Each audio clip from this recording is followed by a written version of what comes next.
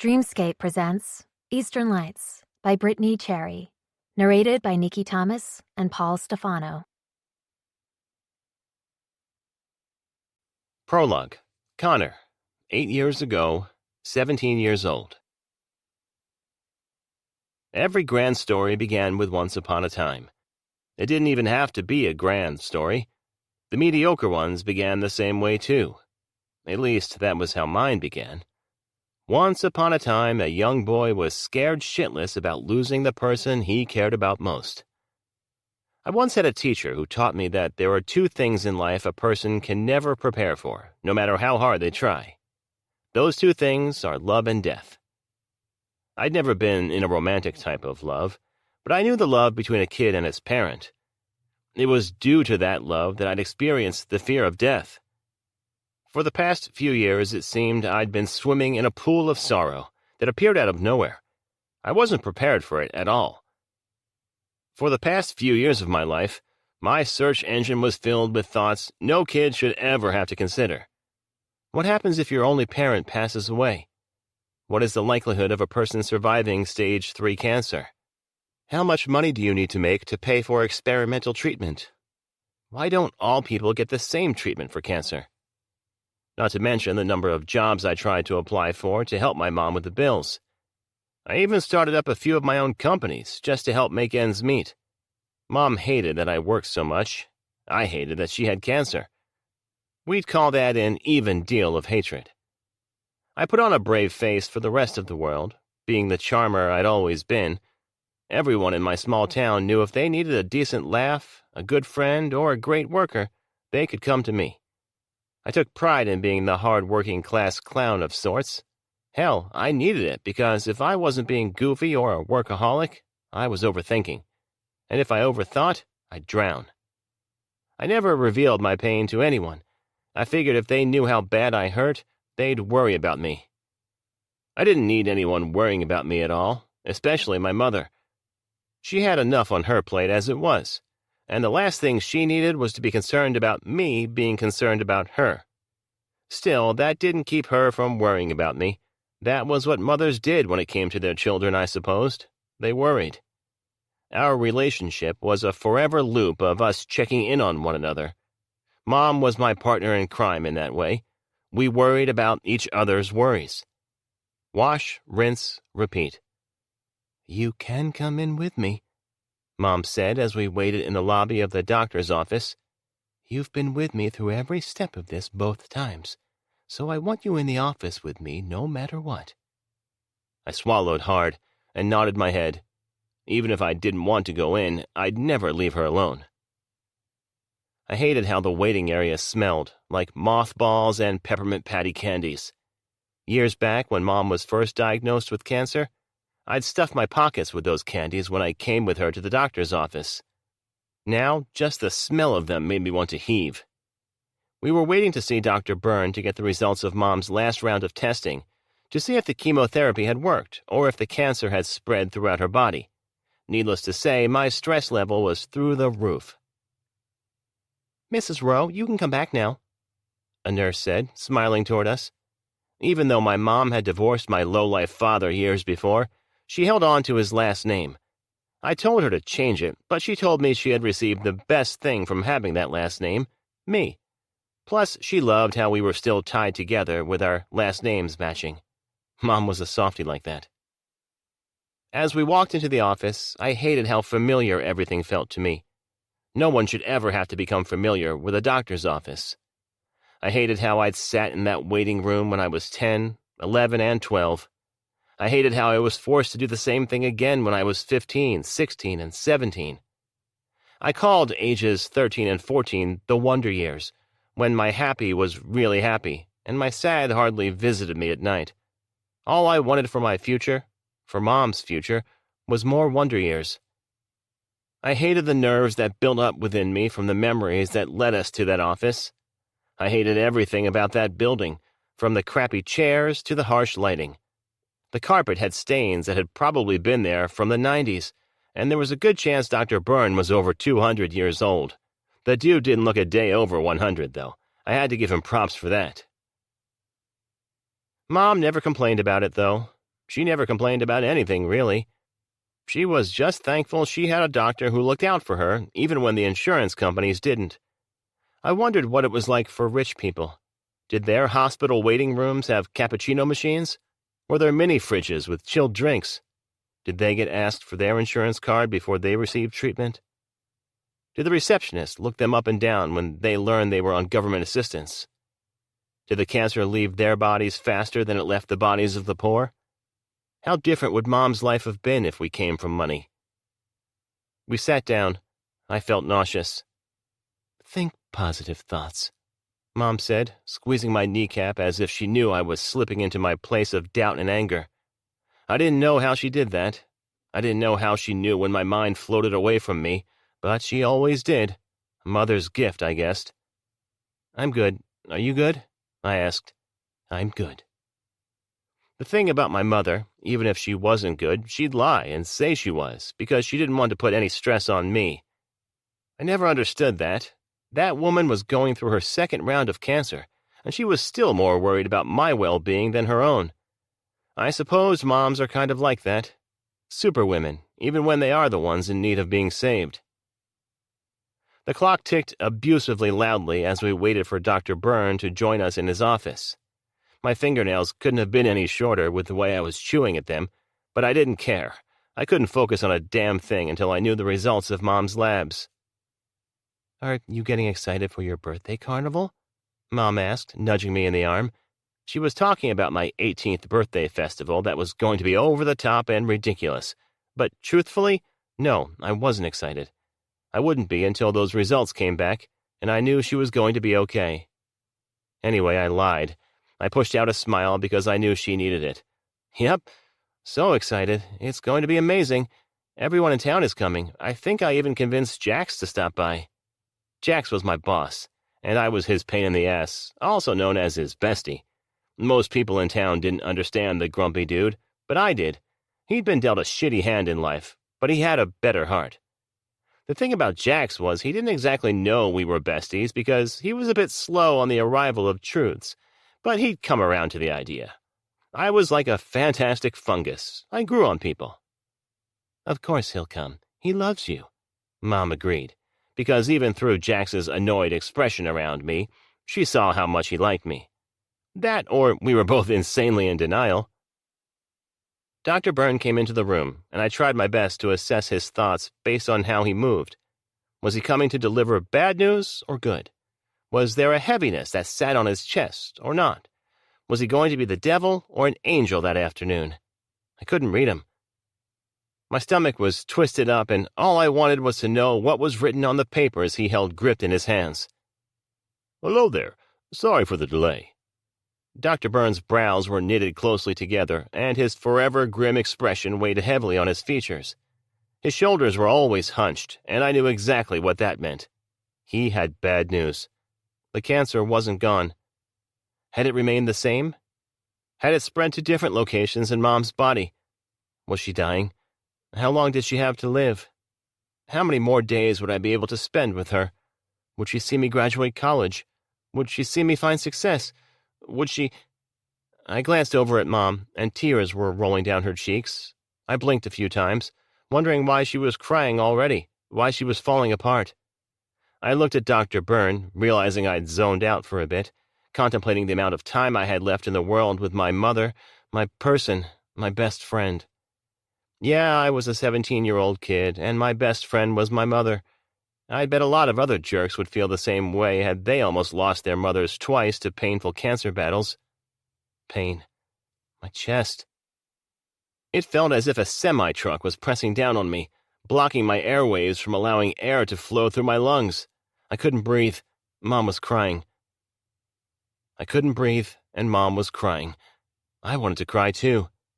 I felt the tears sitting at the backs of my eyes as I swallowed hard and tried to be the strong one.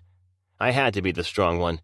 That was what being the man of the house meant. It meant being solid, even when you felt as if your heart was being liquefied into a puddle of pain.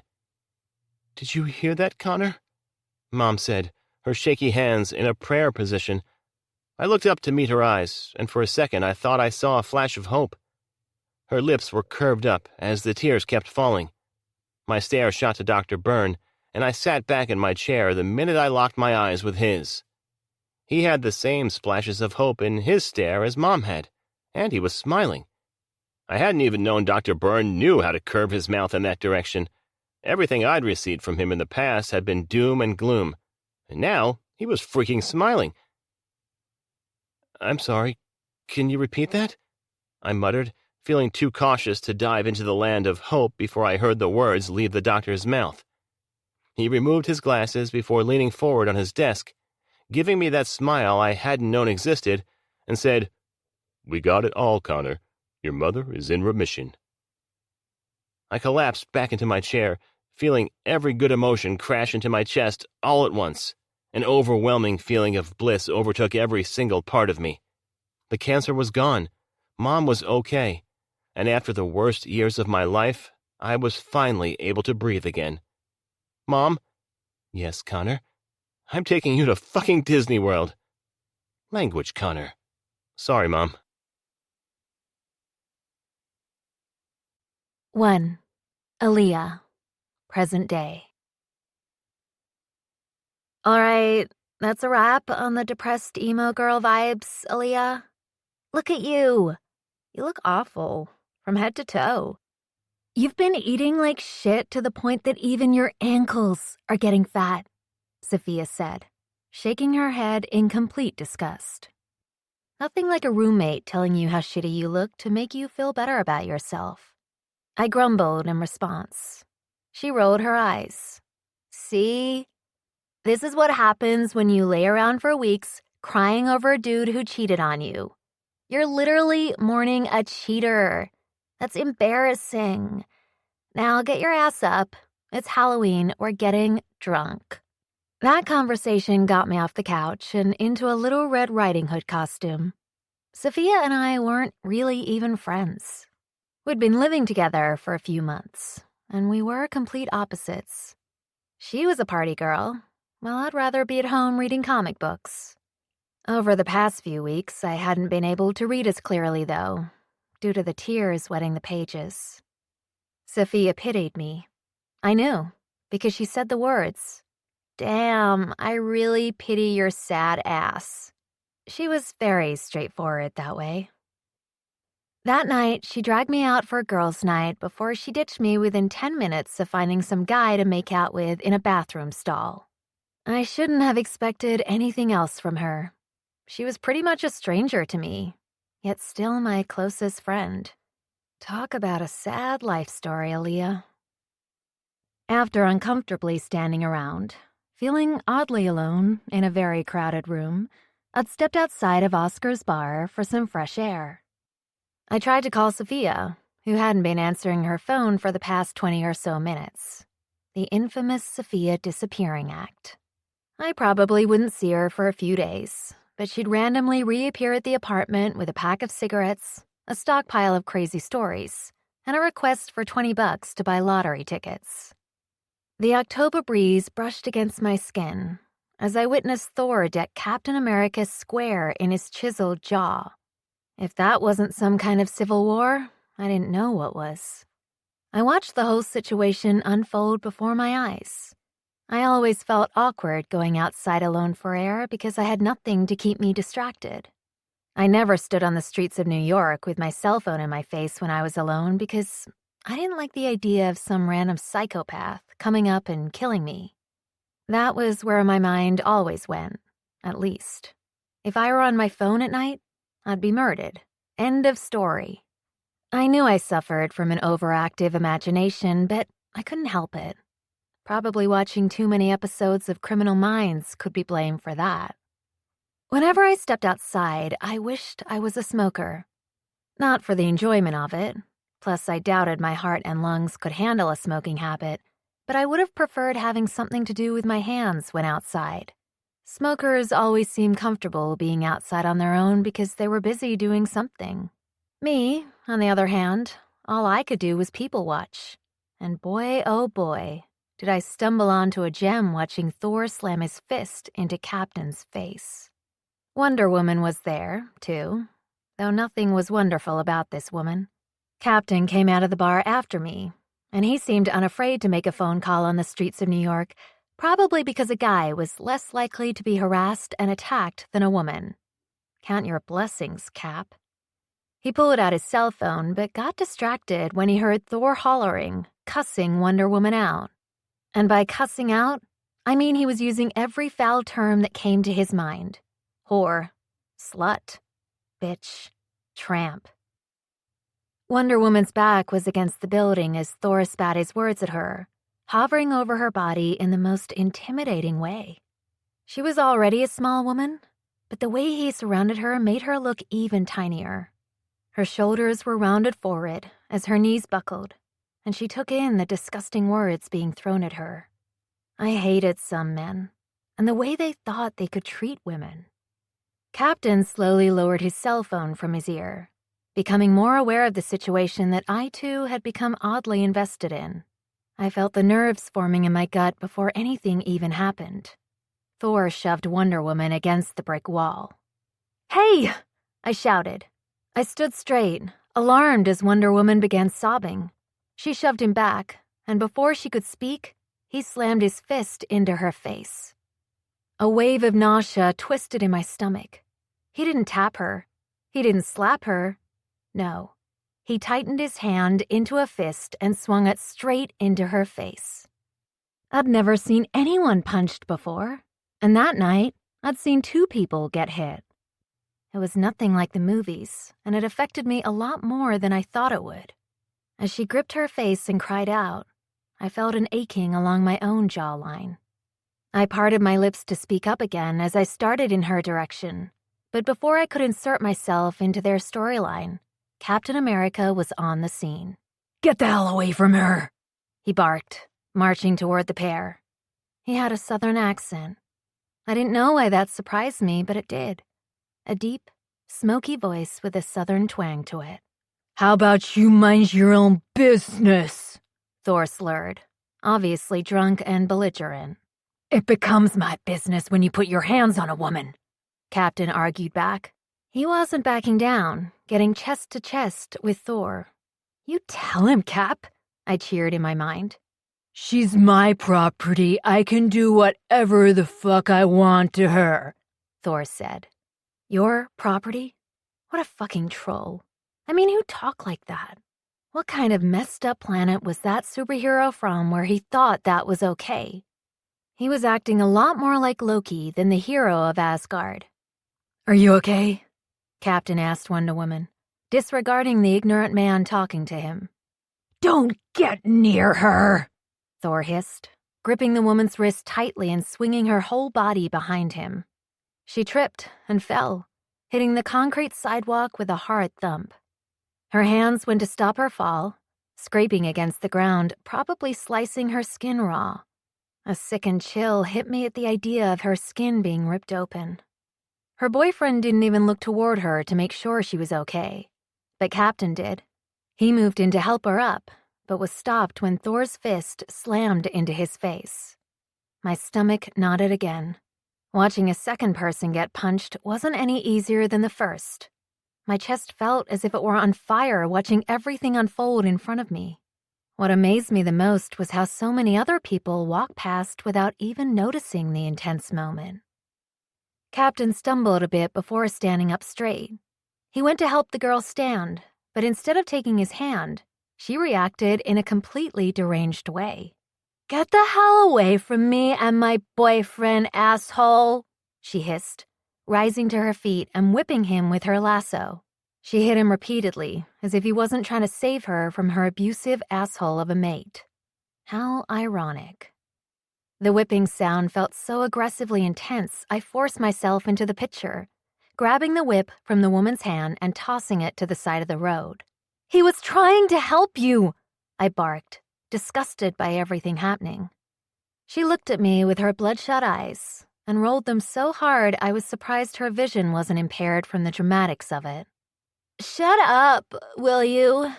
Come on, Ronnie, let's go," Wonder Woman said, taking Thor's hand into hers.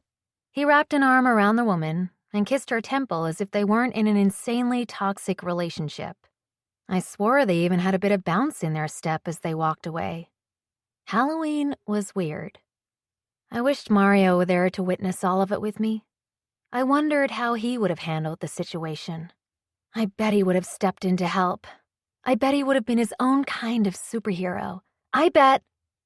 Wait, no, screw him. Why was I thinking about my ex-boyfriend Mario at that very moment? Was I drunk? No, just sad. Funny how my sad and drunk thoughts sometimes were interchangeable. Shit, Captain groaned, rubbing the side of his head. America's sweetheart had really taken a beating. He started walking back toward the bar entrance, and I did something completely out of character for me. I inserted myself into someone else's world for the second time in the span of a minute. Hey, you dropped this, I called out, bending down to the ground where he dropped his cell phone and shield. I picked up his items and walked over to him as he kept massaging his jawline. It was a nice jawline, too. The kind you'd imagine Captain America would have, chiseled to a godly point of perfection. He turned to me, and my breath caught in my throat. He was beautiful. I knew men probably didn't want to be considered beautiful, but that was the only way I could describe him. He had the bluest eyes I'd ever seen in my life, almost as if the ocean had decided to reside right inside his spirit. His lips were full with a small Cupid's bow, and his facial hair was groomed to a T. Unfortunately, his left eye was already swelling from the punch, but that did nothing to take away from his good looks. If he wasn't a superhero, I was almost certain he could land a Calvin Klein ad. I must look like I feel, he chuckled, shaking his head as he took his items from me. I'm sorry, what? The way you're looking at me makes it clear that I look like I got my ass kicked, which is, well, accurate. Did you see that? Every second, I wrapped my arms around my body and tried to ignore the slight chill that hit me. I needed to head inside before I got too cold. For the record, Thor was a dick, and what you did was noble. He held his arms out and smirked. Comes with the suit. His smile disappeared for a moment as he lightly touched around his eye. Though, in my mind, that situation was going to end differently. Let me guess. In your mind, the woman was thankful for you saving her from an abusive man? Yeah, something along those lines. I arched an eyebrow. You aren't from around these parts, are you? He laughed. Does the accent give it away? No, the fact that you tried to help in that situation did. Most New Yorkers keep their heads down and stay in their own lane. I never was any good at that staying in my own lane thing.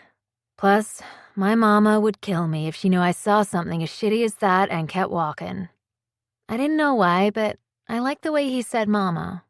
He really was a Southern boy. Well, I'm sorry that moment didn't turn out like the comic books. It's okay. He smiled. Maybe next time it will. His smile somehow seemed to make his eyes brighter than before. He brushed his thumb against his nose and nodded in my direction. Thanks, Red. Red? He gestured toward me. I glanced down at myself and rolled my eyes at my slowness. Right. Red. As in Little Red Riding Hood. Oh, right. Thanks to you, Cap. Doer of good. Doer of good. Could you sound any more lame, Aaliyah? He kept smiling as his eyes traveled up and down my body. Not in an invasive way, but as if he was simply taking note of me overall. It happened quickly, and I didn't feel an ounce of disrespect because my eyes had done the same thing to him. Then his blues locked with my browns. You think I can buy you a drink? He asked, bruised eye and all. The amount of confidence it took for him to offer me a drink after I watched him get his butt kicked was inspiring. If it were the other way around, I'd be on the subway, licking my wounds and avoiding human interaction for the remainder of my life. Perhaps that was how my villain origin story would have begun, beaten up by Wonder Woman and Thor outside a New York bar. But Captain? Nope. He still seemed as confident as ever. I hesitated on the drink invitation for a moment. On one hand, interacting with the opposite sex was at the bottom of the barrel as far as things I wanted to do.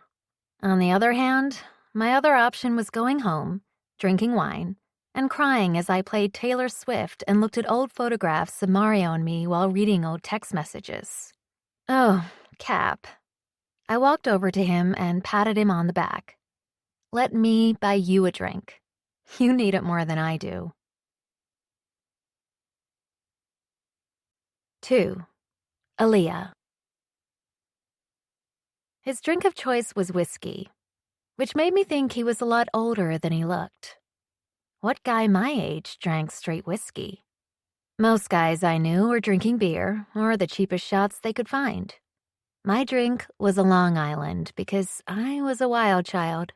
When I reached into my purse to pay for said drink, it somehow already had the bartender put it on his tab. Hey, I argued, shooting him a stern look. He shrugged. Sorry. Where I come from, the man pays for the pretty lady's drink. He called me pretty, and I pretended not to notice. You come from like 1918, sir. Times have changed. So you know your Captain America trivia. I'm a comic book nerd. On top of that, I went through a Chris Evans phase, which, honestly, I'm still in. I can't blame you. Have you ever seen that man's butt? That's America's ass, I joked, lifting my drink. Thanks for this, but just so you know, just because you bought me a drink doesn't mean I owe you anything. Not my time, not my attention, and not my body. He laughed and nodded. Thank you for making that clear. Would that go both ways if you bought me a drink? Oh, no. I shook my head. You would have to give me your time, your attention, and your body. That seems ass backward. I shrugged. I don't make the rules, I just follow them. By the way, how old are you? 25. You? 22. I could tell you were old because you're drinking straight whiskey. He laughed. I'm only 3 years older than you. A lot can change in a person's life in 3 years. You're not wrong there. 3 years ago, I probably wasn't drinking whiskey, but somewhere along the way, I started making business deals with older gentlemen who poured me expensive glasses.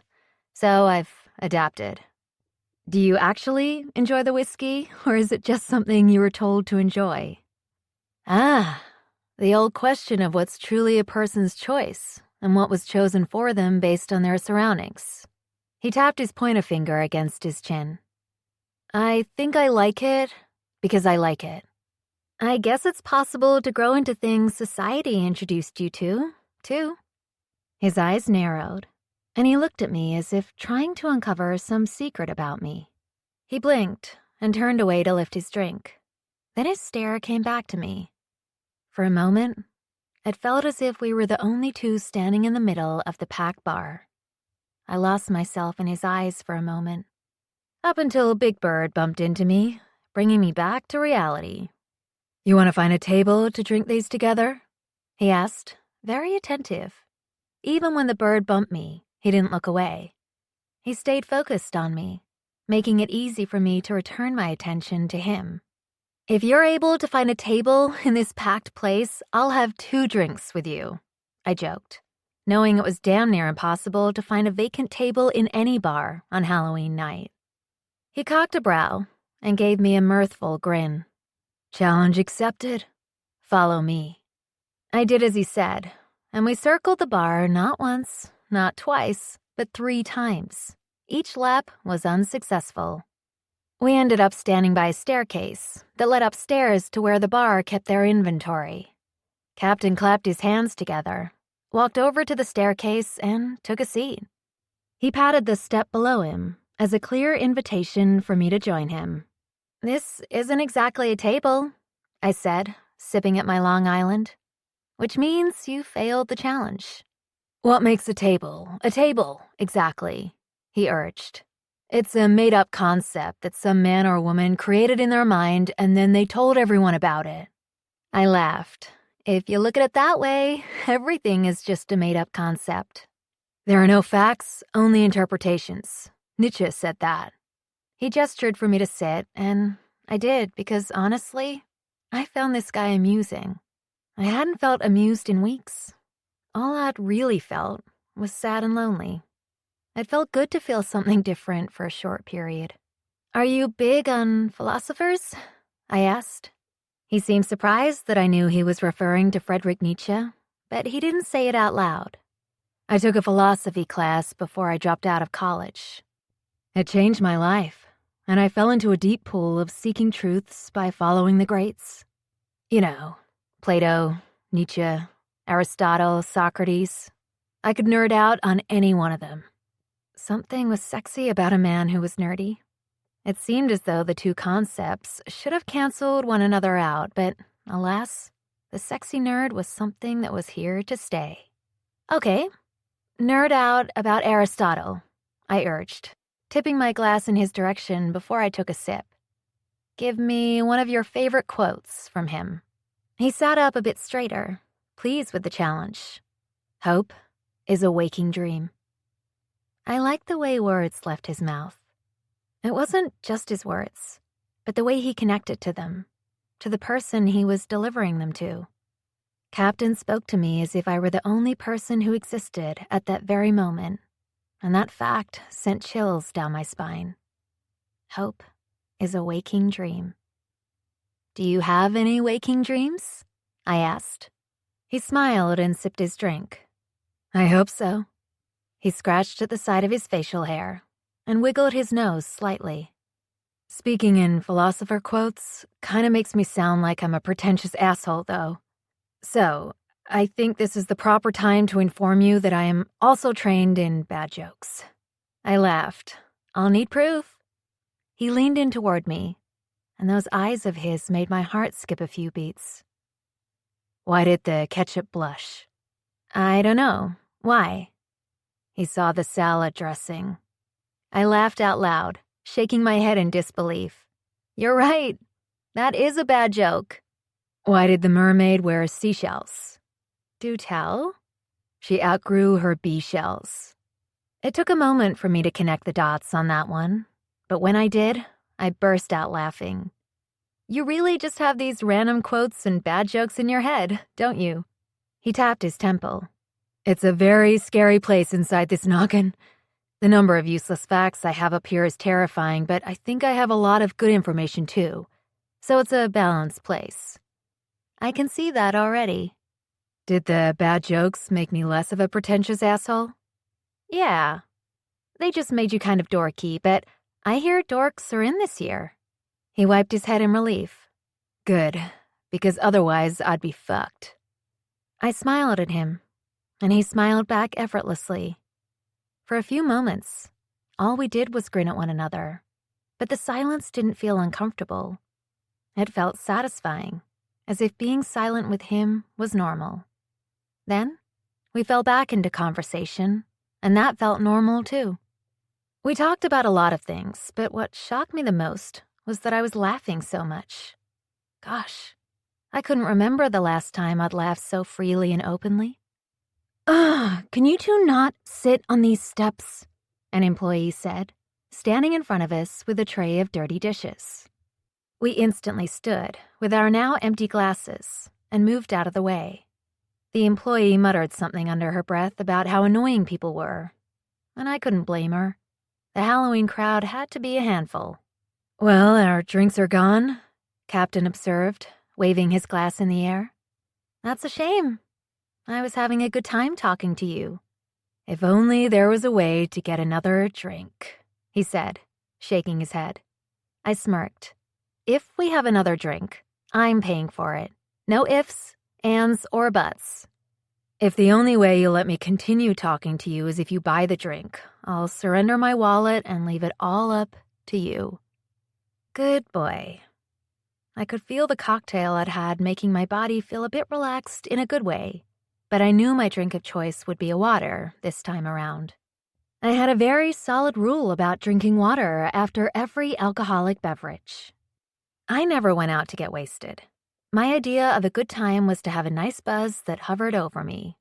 It left me still feeling like myself, but a heightened version of me. We walked over to the bar and I ordered the drinks. I noticed Captain's disappointment about not being able to pay, but he didn't complain or fight me on the subject. A part of me couldn't understand why he wanted to talk to me so badly. Another part figured maybe it was as easy for him to talk to me as it was for me to talk to him. Maybe he enjoyed the effortlessness of it all, too. I just realized we've spent the past 30 minutes talking and I don't even know your name, Red. My chest tightened a bit. I'd realized the same, but it made it kind of fun for me. Don't tell me your name, and I won't tell you mine. I think once we do that, the magic of our conversation will fade. It will make it real. And honestly, at this point in my life, I can't do much real. He arched an eyebrow, but didn't push for me to give my name. Okay, I'll call you Red. And you're Captain for me. Cap, for short, obviously. Holy shit, Captain barked. Breaking his stare away from me, he grabbed our drinks and dashed off to the left of the room, leaving me standing there dazed and confused. As I followed his movements, the situation became clearer as he slid into a booth being vacated by 2 Tinkerbells and a Peter Pan. The way Captain claimed that spot made me smile. A certain amount of pride flooded his face as he puffed out his chest and patted the seat beside him.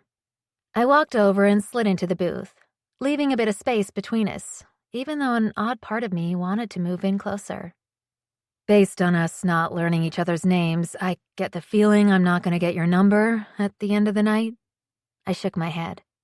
Probably not, no. Okay, so that means whatever we say tonight is probably the last things we'll ever say to one another. Yes. So, he leaned in closer to me and swiped his thumb against his bottom lip as his eyes sparkled with intrigue. What was the happiest thing that happened to you this year? I laughed. That's a big question. I need to ask the big questions now because I won't get to ask them ever again. I think it's important in life to ask the big questions when you get a chance. My stomach fluttered with nerves as I shifted a bit in my seat. He was asking me to be an open book to him for the evening, and most of the time, my thoughts were like a locked diary. Only I had the key, and I never shared it with anyone else. Honestly, no one seemed interested enough to read said thoughts. But still, I told him. I didn't know if it was due to my buzz or the intrigue of him, but I opened up and shared. I got an internship at my dream job. It's a very underpaid and underappreciated internship, but I figured now that I have my foot in the door, I can maybe move my way up to be a junior editor at the magazine.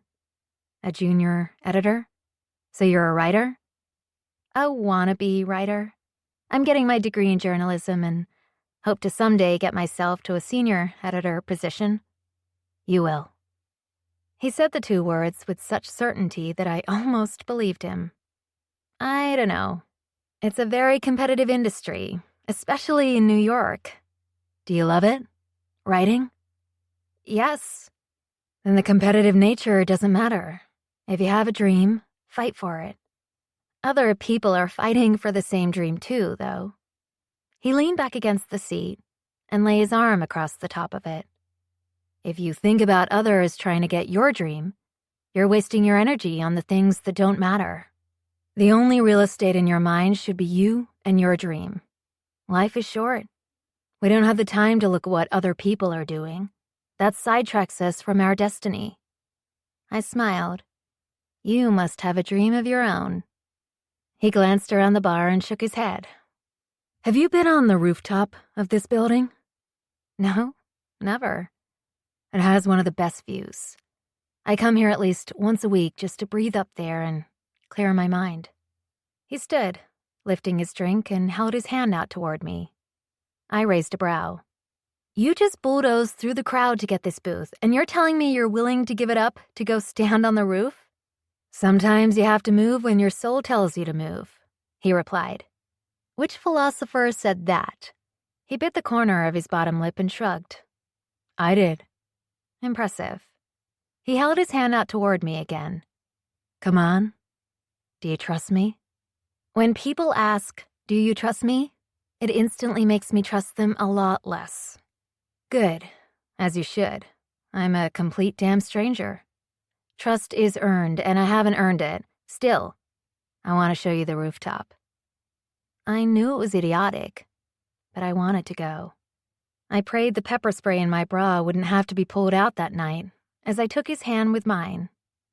The moment our palms met, a wave of warmth shot through my system, as if holding his hand was the most natural thing I'd done in quite a while. He pulled me through the crowded space, and every now and again, I'd look down at our connected hands.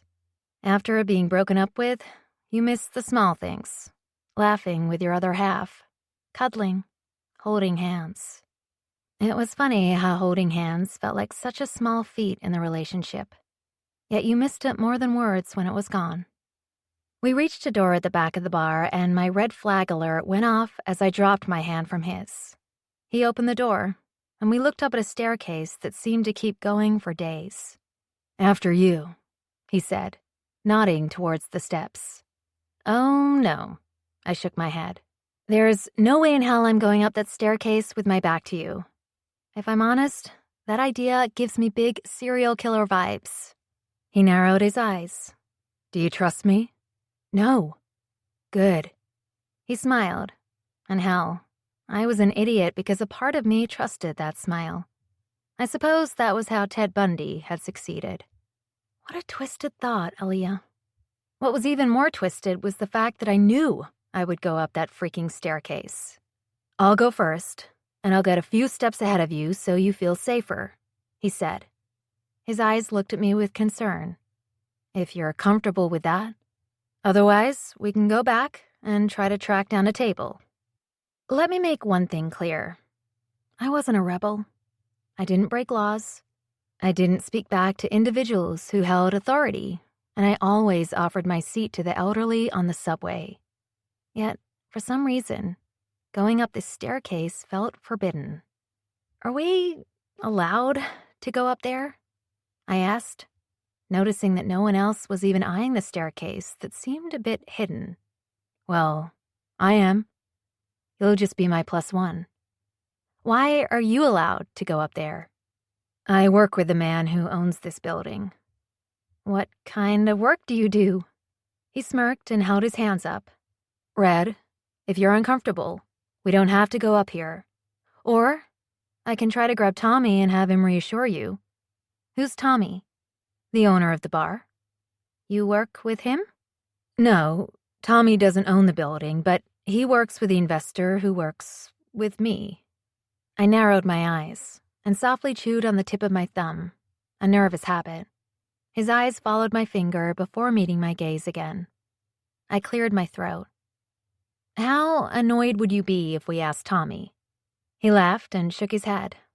I got beat up in front of the building earlier, and you offered me a drink and made me smile after the most humiliating moment of my life. I doubt you can do anything to annoy me tonight, Red. Come on. He held his hand back out to move me toward the office in the back of the bar, and I took his hand in mine, once again. I didn't even know I missed his touch until it was given back to me. We moved to the office, where a man sat behind his desk and was about to stand when he noticed us. His stare met Captain's, and he began to speak. Hey there! Don't say my name, Captain shouted, waving his hands in panic. Tommy cocked a confused eyebrow. Okay, what's up, man? I gotta get back out there to help with the crowd. Yeah, of course. Just a quick question. Can I go up to the rooftop? Tommy chuckled. Since when do you ask permission? I want to take a friend up there, Captain said, gesturing toward me. I swear to God, if you fuck Little Red Riding Hood on top of this building, I'm gonna murder you. My cheeks blushed, but not as much as Captain's, which turned a strong shade of red. Dude, that's not it. I want to show her the view. The view where you daydream like a little bitch, Tommy joked, making Captain turn an even brighter color. My worry began to subside as I watched the two interact. Go ahead and take her. The space is more yours than mine. He looked at me. My apologies if he nerds out up there. The guy's a loser." Captain laughed and patted Tommy on the back. "I love you too, Tom." Captain turned to me and gave me a questioning look as if waiting for my next move. I nodded and smiled. Let's go. Walking up that spiral staircase was a workout from my heart. By the time we reached the top, which took a good while, I was breathing as if I'd run a marathon. Captain didn't seem winded at all, which must have been due to his superpowers. "I should really do the Stairmaster more at the gym," I said as my breaths weaved in and out heavily. "That machine is a devil, child," he explained, as he placed his hand on the doorknob that led to the rooftop. "Are you ready?" "Yes." He opened the door, and a gasp left my system as we stepped outside. "Oh, my goodness," I exclaimed as I breathed out, looking out into the night. We were up so high that I was shocked by how many steps we'd actually taken to make it to the top. You could see everything from the viewpoint we stood at. All of New York City was lit up with the night sky as the backdrop. It was breathtaking. Everything looked so stunning from up so high. "Wow," I whispered. "Exactly," Captain replied, taking my hand into his. Every time he did that, I liked his touch a little more. We moved to the edge of the rooftop, and he pointed out at the busy city, eyes widened with passion. "This is it. This is what I want to do. While I'm in the real estate world, that's not my biggest dream. My biggest dream is to create. I want to create and I want to build. I want to buy buildings like that one right there and flip them into luxury condominiums for the lower class. Just think, Red, how crazy would it be to create something of luxury for people who are so far overlooked?" "That's an amazing idea, but wouldn't that cost a lot of money?" "Yes." He clapped his hands together and was smiling bigger than he had all night. "That's why I'm on a mission to make a shit ton of money. I don't care if I lose some, if I have a crap ton. I want to give back to people who grow up without a lot. Then on top of the buildings, we can have greenhouses, so the community has their own gardens to pick from throughout the summer and fall seasons. Community gardens could change and save so many lives. It would be great. The facilities could have activities for kids whose parents are working 2 or 3 jobs to keep them out of trouble. Plus, the units could have deep soaking tubs for the single parents who need a few moments of solitude to themselves." He stared out at the city lights and placed his hands against the back of his head. "I want this so bad. I just want to help people." His passion sat right there, behind his eyes. Every word he was delivering my way was coming straight from the depths of his soul. When he spoke about his dream, I could feel it increasing my heartbeats. It made me think I wasn't thinking big enough for my own goals in life.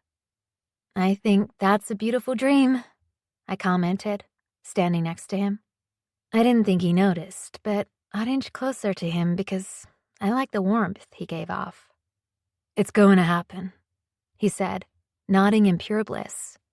"And it's going to be beautiful." "What made you have this dream?" He looked my way and then took a seat on the pebbled ground. I sat right beside him. He bent his knees and wrapped his arms around them.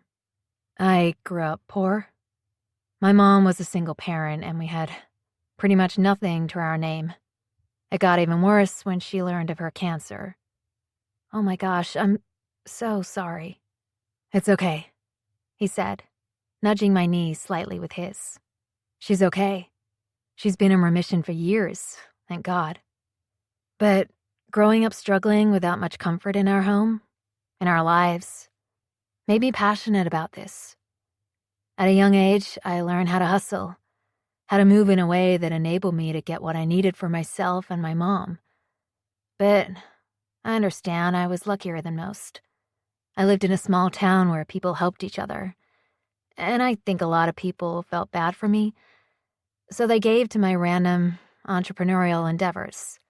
Where I grew up, people took care of each other. So the complete opposite of New York City." He laughed. "The complete opposite." "I think that's noble. I grew up on these streets without a lot, so I know how hard it can be to struggle to keep stable, physically and mentally. I couldn't imagine doing it with a kid. A lot of times, I don't know how my mom did it. Honestly. Superhero, I guess. Must run in the family. I can't help but wonder what Captain America's mother would be like, I said, wrapping my arms around my legs. I would say she's like Wonder Woman, but since I just got my ass handed to me by said woman, I'm not much of a fan anymore. I smiled. You're close to your mom. Not to sound like a punk, but she's my best friend. That made my heart grin. A mama's boy. And your dad? His energy shifted to a more somber tone. He shook his head. Deadbeat. Ran off after cheating on my mom when I was a kid. Have you ever tried to find him? No. I figured if he was a real man, he would try to find me. I spent 18 years of my life sitting in the same place. He knew where I was, and still didn't come. He began fidgeting with his fingers, seemingly a nervous habit, or something he did when uncomfortable. I kind of liked that about him. How I'd seen so many of his different layers within such a short period. I'd seen him happy, I'd seen him passionate, and I'd seen him somber. Somehow that made him more human than the superhero persona he was putting on that evening. What about you? How's your relationship with your parents? I'd known the question was coming, but I still wasn't fully prepared for it. I'd been around for 22 years, and I still was never ready for when people asked me about my family. It wasn't due to my discomfort with the subject. Long ago, I'd come to terms with what had happened to me and how I grew up. What bothered me the most, though, when I told others, was the pitying looks they'd give me. It always seemed as if they were filled with guilt, as if they were the reason I didn't have a family. I grew up in the foster care system. I never knew my parents. Oh. He paused for a moment and looked down at his hands. When he looked back up at me, he didn't radiate the pity I was so used to seeing in others' eyes after said discovery. Instead, he asked, "How did that affect you?" I was so taken aback by his comment. No one had ever asked me that before after finding out I grew up in the foster system. Most people gave me the cliché apologies, then told me I deserved the biggest kind of love. They'd mentioned that we create our own families in life, and the beginning doesn't equate with the ending. All good and fair responses. They never bothered me any. Captain's words hit me a bit differently. It felt like a heavy question, but at the same time, a very honest one. I wasn't certain if I liked it or not. The truth or the nice lie? I asked. He looked out toward the city lights before turning back to me. The truth. Always the truth. It gave me trust issues, sprinkled with a dash of codependency. I hate to admit it, but I think I dream of love more than most people. Not even a romantic kind of love, but any kind of love. Love from my friends, love and admiration from my professors, from my boss. I want people to like me, to love me, because somewhere in my head, I connected the idea that the number of people who love you is what makes you a worthy person. You're a people pleaser. To the extreme. In my freshman year of college, I failed my first history test, and I cried the whole weekend. The following Monday, I took the professor blueberry muffins during his office hours because he'd mentioned once that they were his favorite. I apologized for failing, and I'll never forget what he said to me. He looked at me and said that failing the exam was in no way an indication of me being a failure. I still struggle with that. The idea that one life failure doesn't make me a failure. You're too hard on yourself, Red. How can you tell? You just met me about an hour ago. I think you can know a person based on the first few minutes you meet them if you look closely enough. Is that what you do? You read people? Yeah. It comes in handy for the industry I'm in. I have to get a quick grip on who my clients are when it comes to real estate, so I know which persona I should present to them. You put on a different mask with everyone? That sounds exhausting. He shrugged. Not really. Everyone wears different masks on a regular basis. Some people simply aren't aware of it. Also, I like to think of the masks as different versions of the same person. Humans are complex, complicated. We are so much more than just one mask. The more he spoke, the more I dreaded the fact that I wouldn't get any more of his words after tonight. He brushed his thumb across the bridge of his nose. What was the nice lie? To my question about how being in the foster system affected you. Oh, I sat up a bit straighter and gave him a big fake smile. My upbringing had no effect on my life. I believe we create our own life stories. The past doesn't define us. I see that's a lie in your eyes. I turned to look out into the night. That probably means you're looking too closely. Can't help it. Looking at you feels like the best choice I've made in a while. I laughed, trying to play off the butterflies he was sending through me. Is that a line you use on all the girls? Nah. But seeing how it made you blush, I might start, he teased. Well, you're going to have to try harder. I'm not blushing. My cheeks are just cold. He raised an alarmed brow. We can go inside, it's a bit... I'm not complaining. I'm just trying to find a lie to cover up the fact that I'm blushing. You're beautiful. I rolled my eyes and laughed at his abrupt statement. Shut up. You already got me to blush. No need to dig deeper. No, I mean it. You're beautiful. I don't even mean your looks, but those are spot on too. I mean your spirit, that's beautiful. A wave of shyness found me as I shifted myself and crossed my legs like a pretzel. You don't even know me. As I said, I'm good at reading people. You aren't the only one gifted at that. I grew up a solid introvert who prided herself on being a people watcher. I learned to read people at a young age. Is that so? It is. That, paired with the knowledge I picked up from watching Criminal Minds, and, well, I'm pretty much a professional people reader. Okay, Red. He turned to face me directly and crossed his legs in front of him. Our knees brushed against one another as he raised a brow in intrigue. Read me. I rubbed my hands together. Game on. Okay.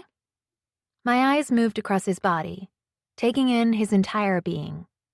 His shoulders were relaxed. He was fit, as made clear by the bicep muscles showing through his costume. He had a nice-sized, don't look at his package, Aaliyah. Stop staring at Captain's America.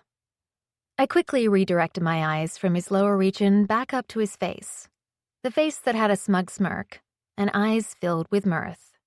He'd definitely caught me looking at what he was packing, and the embarrassment building inside me was enough to make me want to crawl into a cave and die.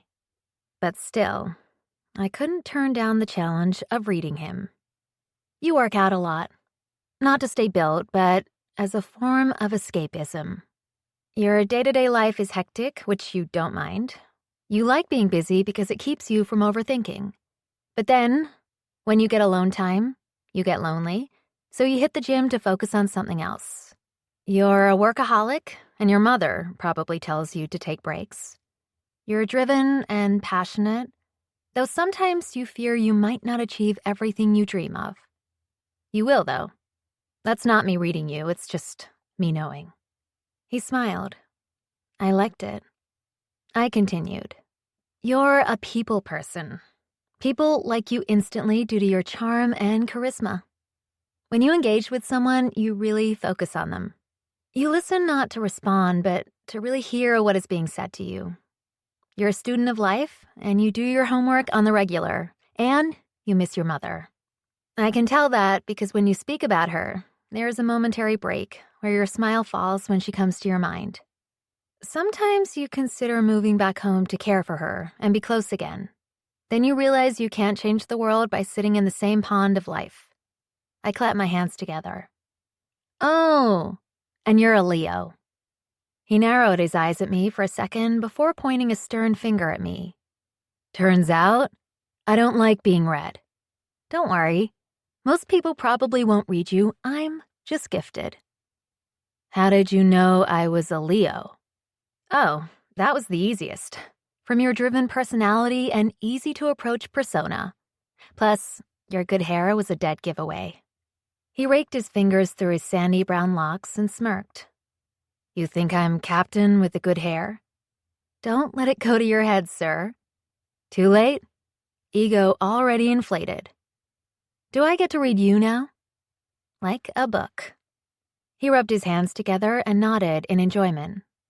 All right. You didn't fully want to come out tonight, but the idea of being alone was a sadder thought. You recently went through something heavy. A breakup, maybe. The way your mouth just twitched in the corner makes me think I'm right. You struggle with abandonment issues, which is why you try to hold on so tight to those in your life. Though, the people in your life are few and far between. It takes a lot of trust for you to allow someone into your world, let alone into your heart. But when you let them in, you pray they'll never leave. The discomfort began to buzz throughout my system at how spot on he was. But I didn't want to make it obvious because I wanted him to continue. I didn't know why it was important to know what he saw when he looked at me, but I needed to know. He continued. When you decide to love, you consider it a forever thing. Even people from your past that left your side still hold a place in your heart, no matter how hard you've tried to get rid of them. You're afraid of letting people down, but you also undersell your own talents. You think you don't deserve the success you dream of because someone else might be more worthy. You love animals. I don't know if that's actually true, but I definitely get that vibe from you. You hate seeing people struggle or hurt and want to make the world better, but you're not exactly sure how to go about doing that. You like scary movies, but you hide under a blanket. That one made me smile. You're too hard on yourself. You keep your deepest hurting to yourself. You worry about your friends worrying about you, so you don't let them deep into your pain because you don't want to be a burden. Oh. He placed his hands against my kneecaps and leaned in toward me. And you're a Gemini. I just say that because it's the only other zodiac sign I know. I don't know anything about astrology. I laughed. Pisces, over here. Ah, they must be known for beautiful eyes. Stop dropping compliments in. Stop deserving them. His hands were still on my knees, and he had no clue the sparks he was igniting with a seemingly gentle touch. How did I do? You did good, but you were wrong about one thing. Oh? I hide under a pillow and a blanket when watching a scary movie, not just a blanket. Close enough. His playful look shifted a bit as he looked my way and nibbled on his bottom lip. So, there was a recent breakup. He broke up with me about 5 weeks ago. What an ass. Yeah, but I love him. I wish I could say past tense, but here we are. My roommate Sophia said the best way to get over a man is to get under another one, but I can't even consider that right now. The last thing I want to do is sleep with someone else. Plus, sex wouldn't fix a broken heart and... Holy shit! He clapped his hands together and hopped up from the ground to a standing position. The grin on his face was so big, but I didn't understand what caused his sudden shift. I got it, Red. I know what we can do to help you. I arched an eyebrow and stood. I'm confused. I know, and you're gonna think I'm crazy, which maybe I am, but here's the deal. You can't bang your way out of a heartbreak. That's not how love works. Love isn't a physical connection, it's an emotional one.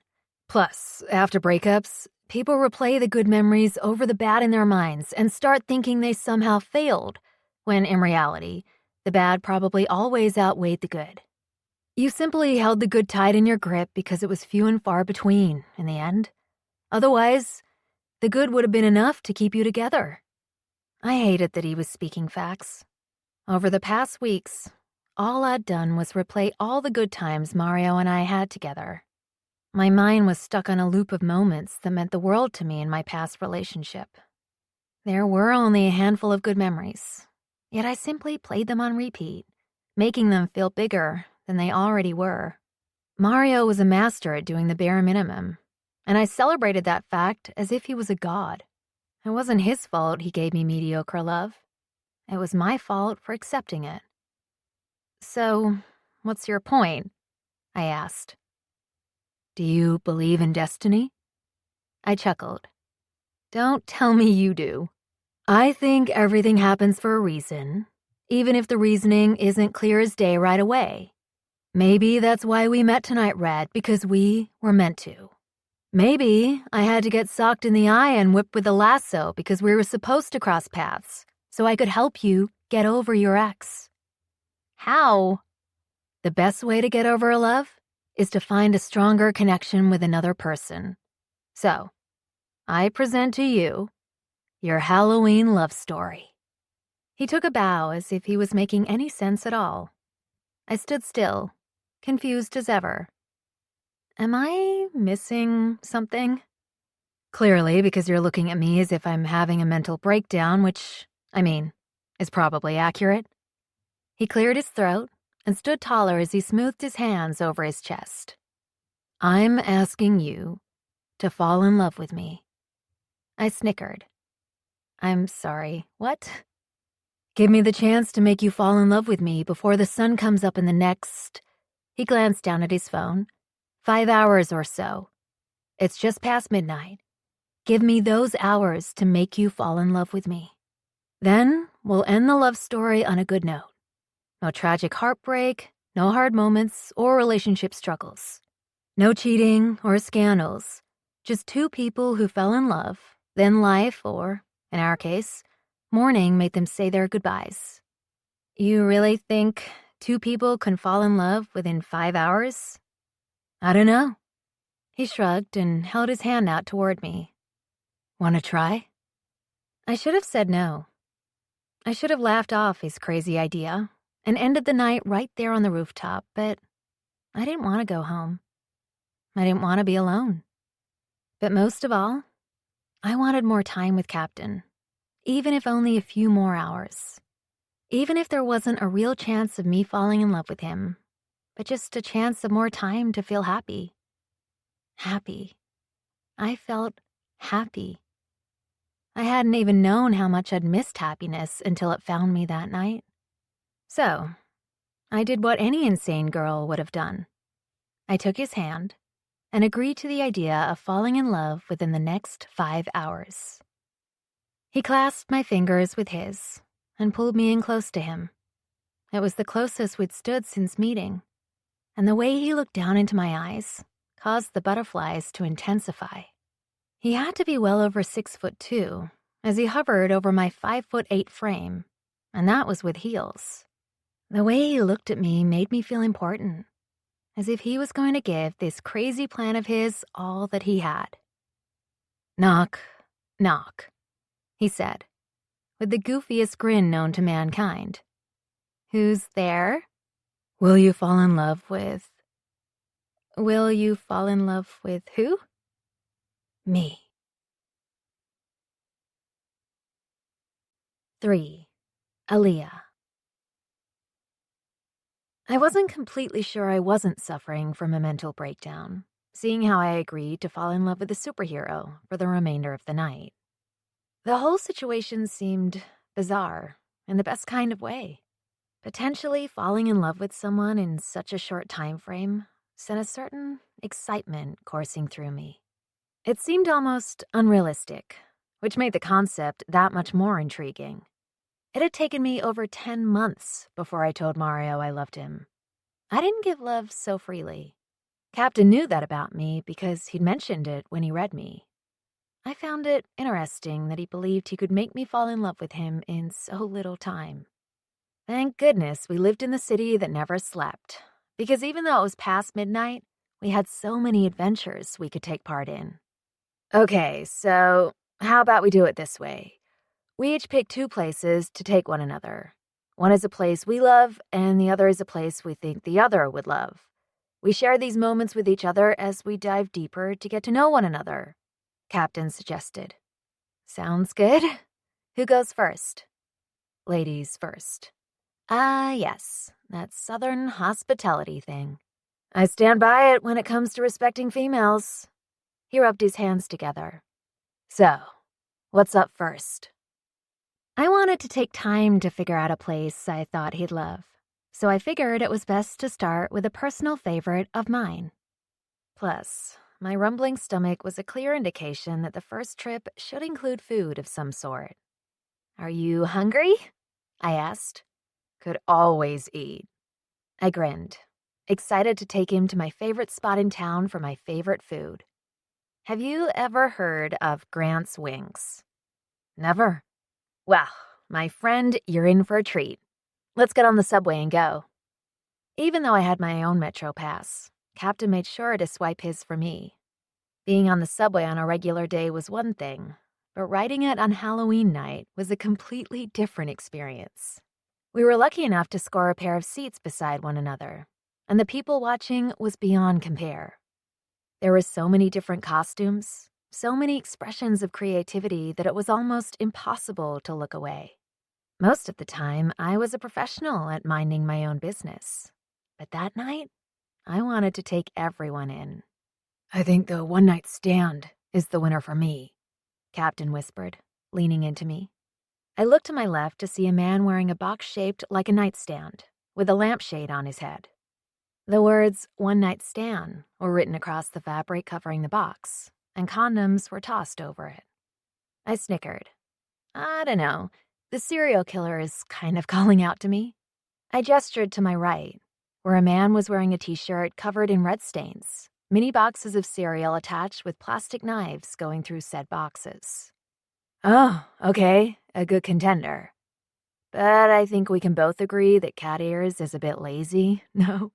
Absolutely, but she's wearing them with pride. Can't fault her for that. As we came to a stop, an older woman dressed as a slice of pizza climbed onto the subway. Without hesitation, Captain stood to give her his seat, taking hold of the standing pole in front of us. She sat down beside me and heard the rumbling of my stomach. I placed my hands against my angry belly and smiled at her, silently apologizing for the noise. Her stern look pierced into me as she pointed a finger. "Don't you dare try to eat me, you psychopath," she warned. At first, I thought she was joking, but she dramatically turned her back toward me and huffed in irritation.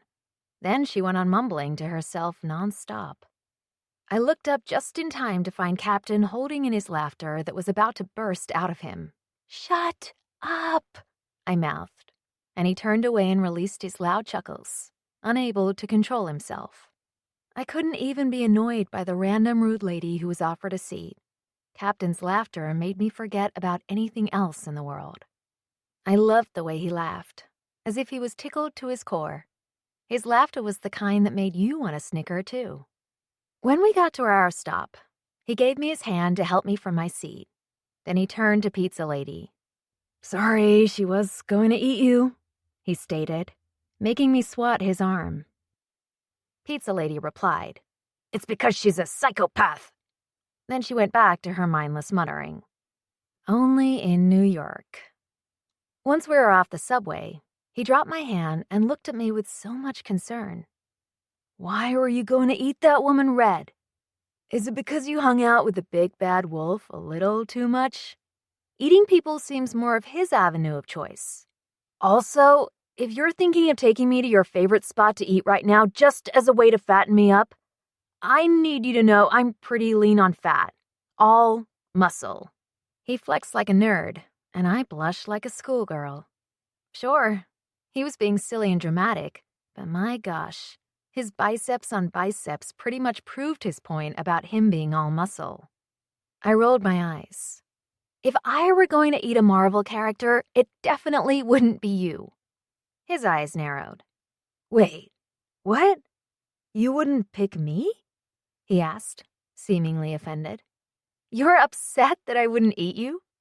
He grimaced a bit and nodded as we walked down the street.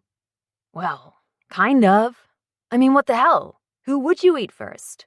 Are we really having a conversation about me being a cannibal? We absolutely are. Now come on, fess up. Who would you be eating? I shrugged. I don't know. Thanos, probably? Thanos! He shouted, causing a few bystanders to look our way. Of course, they quickly looked away because New York. Don't shout. People are looking, I whispered, nudging him in the side. They should be looking, he kept hollering. You just said you would eat Thanos. I did, and I stand by that. Sure, he's a supervillain who tried to kill half of the planet, but he's a bigger guy, which means more meat to consume. Plus, I like darker meat. He's not dark meat red. He's frickin' purple. I'm just saying he's my choice. I don't have to explain my cannibalism to you. He released a hot breath of air, shaking his head back and forth. It disgusts me that you would choose the world's most hated villain over the best superhero. I laughed out loud. The world's best hero. Don't flatter yourself. What? He gasped again, still loud as day. Are you kidding me? I'm Captain America, doer of good. Yeah, but that doesn't make you the best. Your moral compass often gets in your way. You can't be good all the time, but don't worry. You are at least in the top 10 of best superheroes. I hear what you're saying, but it doesn't soothe my bruised heart. I'm sorry if I hurt your feelings by claiming I wouldn't eat you. It's okay. I forgive you. Not everyone in life makes good choices. But I just want you to know one thing before we continue this walk. He placed his hands on my shoulders, pausing my steps, locking his beautiful blue eyes with mine as he gave me the most serious tone he'd delivered all evening. I would eat the hell out of you. A pool of heat filled me up as these words simmered in my head and in my lower region. Is that a sexual reference? What? No. All I'm saying is that I would willingly eat you. He cocked a brow with a smug smirk. I would eat you all night long. I shoved him away from me and continued walking. You're annoying. Maybe you should eat me to shut me up. No, I'm going to feed you to shut you up, I explained, right as we stopped in front of Grant's Wings. Welcome to Grant's. This, my friend, is where all dreams come true. I gestured toward the small restaurant as if we'd just found our way to Disney World. Captain got a goofy look on his face, and I was learning fast that whenever he got a goofy stare, his mind was thinking something ridiculous. I sighed. What is it? Nothing. It's just that you called me friend. Oh, gosh. Don't let it go to your head. I'm not. I mean, I am, but I'm not. All I'm saying is that we've already progressed from perfect strangers to friends. He wrapped his arm around my shoulders and gave me a tight squeeze. And everyone knows every great love story begins with friendship. Ask Harry and Sally. He ordered 3 different types of wings, and I was deeply offended when he got boneless. Boneless wings was just a code word for chicken nuggets. He watched me as I taught him how to successfully remove all the meat from the bone of a wing, and then I sucked it down, cleaning the bone completely with one swipe. Captain's eyes were wide with amazement as he witnessed me taking care of the bone. I know that wasn't supposed to be a sexual experience for me, but holy shit, that was quite the sexual experience. I smirked and shrugged, grabbing another wing and pushing the meat down the bones. What can I say? I'm good with my mouth. His eyes widened with intrigue. Is that a sexual reference? He asked, using the question I'd asked him before we walked into the restaurant. What? No. All I'm saying is I'm good at sucking. After my words, I sucked the chicken wing clean, then slowly licked my fingertips, one at a time, very, very slowly, because I knew he was watching. You're a damn tease, he said, shaking his head in disbelief. Says the man who talked about eating me all night long. Touché, Red. Touché. He slightly readjusted his superhero suit below his waist, and I couldn't help but think that my small actions might have actually awakened something in him. I didn't know why, but that idea kind of made me smile. I liked the idea I was able to turn him on, even if it was from just eating a freaking chicken wing. He went back to eating his wings, clearly not wanting to push the sexual comments too far, and asked, "When did you find this place?" "Oh, gosh, it's been years. I think I was like 15 years old when I ran away and came here." "I'm sorry, what? Ran away?" "Yeah, I was placed in a bad home for a while. I wasn't the easiest kid to deal with, but they were cruel. So after a night of them belittling me, I ran away. I didn't want to go back to a group home either. I didn't know where I was going, and I didn't know what I was doing, but I packed up the few belongings I had in a backpack, and I left. I wandered the streets for a while. I spent one night sleeping under a fire escape behind a building. The following day, I walked up and down this street, feeling scared and alone. Then I ran into Gran, who was standing outside the shop. He asked me if I was hungry. I was starving, so he took me in and fed me. He did the same the following week, and he allowed me to sleep in that booth right over there. He brought me blankets, pillows, and everything. He never even talked to me after the first night I showed up for food. It was like an unspoken connection. That's amazing. I nodded. He was amazing. He's the one who bought me my first comic books, actually. After the first week passed, he spoke to me again. Sat right beside me after making me chocolate chip pancakes, my favorite. As I was shoving the food into my mouth, he said, "It's time to go home." I told him I didn't have a home. He told me I needed to go back to the group home. If I did that, he'd give me a job and send me to college. I laughed because I'd never thought I would ever go to college. My grades weren't impressive, and I never really felt as if I had anything worth being driven about. I told him I didn't believe in myself. What did he say? I laughed lightly. Looking down at the glass of water both of my hands were wrapped around. My fingers were wet from the condensation, cooling off my system as I thought about Grant. He said it didn't matter if I believed in myself. He'd believe in me until I learned how to do it myself. And he followed through? Yep. I graduate next spring because of that man. I owe him my life.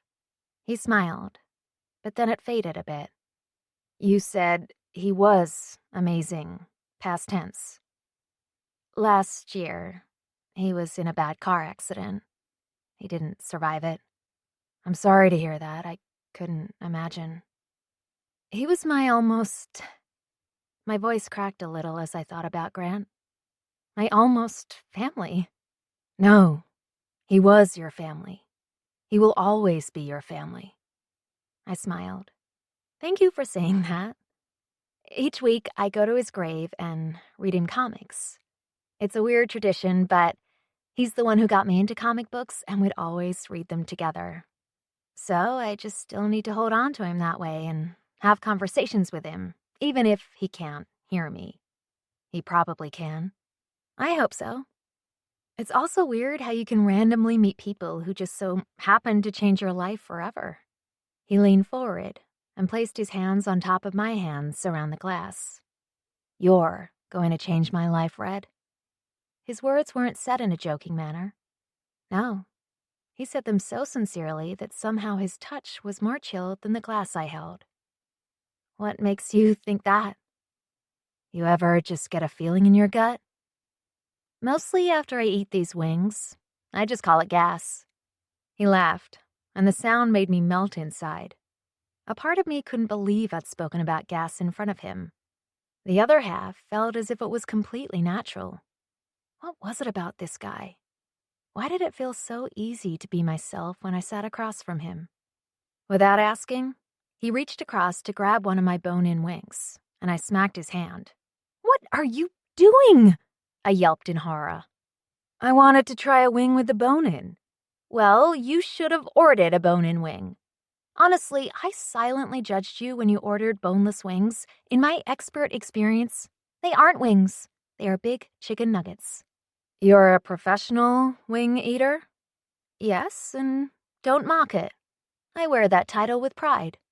He held his hands up in defeat. Okay. Sorry. I never mean to offend a woman and her food. I sat back in my chair, smiling in pleasure that he knew when to let up. At least, I thought he had. Right when I got too comfortable with his defeat, he leaned forward and swiped one of my wings from my basket. After waving it in the air with pride, he licked it as a way to indicate I wasn't going to get it back. You're a jerk, I said, glaring his way with the death stare. A jerk you're going to love soon enough. Don't hold your breath. I wouldn't dare. I'd end up choking on my chicken wing. I rolled my eyes and sighed. At least eat it like a champ.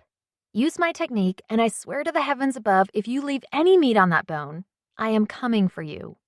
But no pressure, right? He laughed. Then he looked up at me. Dare or dare? He asked. Don't you mean truth or dare? Yeah, but I don't want to give you the chance to back out and choose truth. So, dare or dare? I snickered under my breath.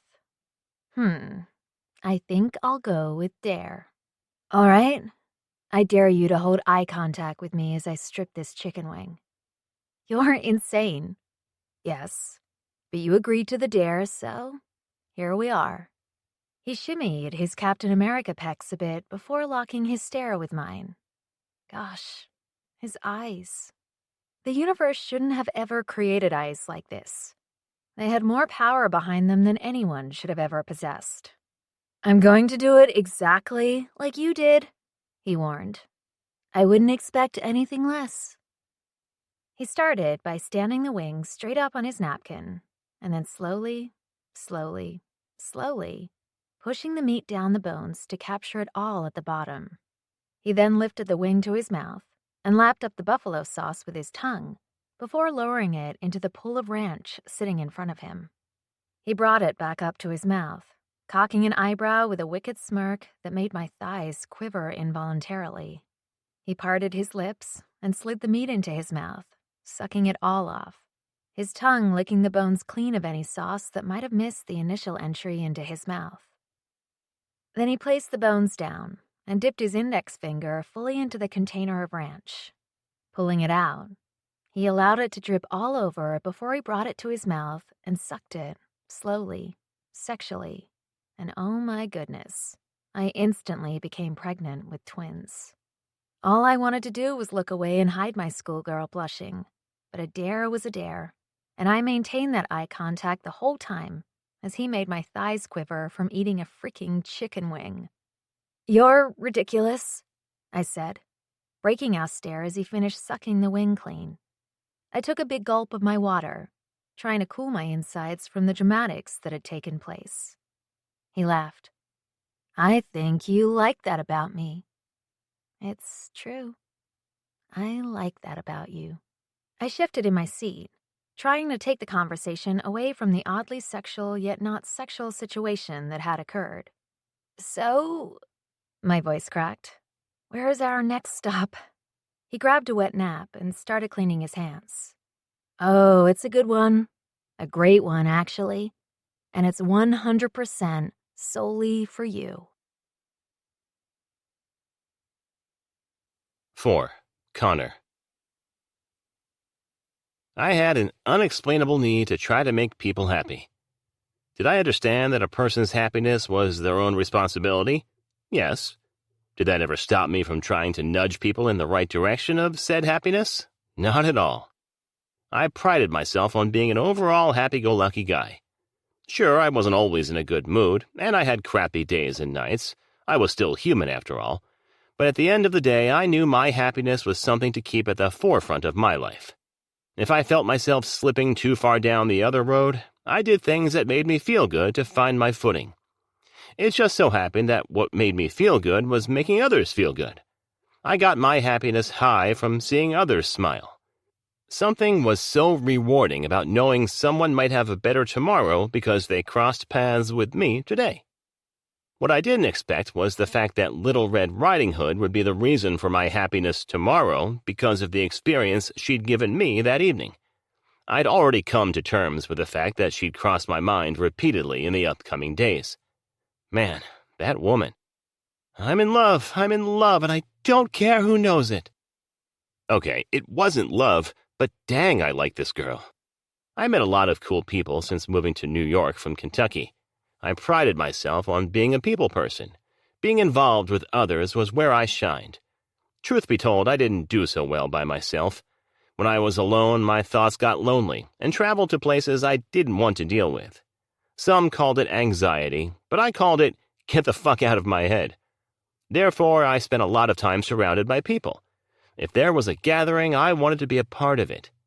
Look up the word extrovert in the dictionary, and there would be a cheesy-ass photo of me grinning ear to ear. I felt as if Red was different.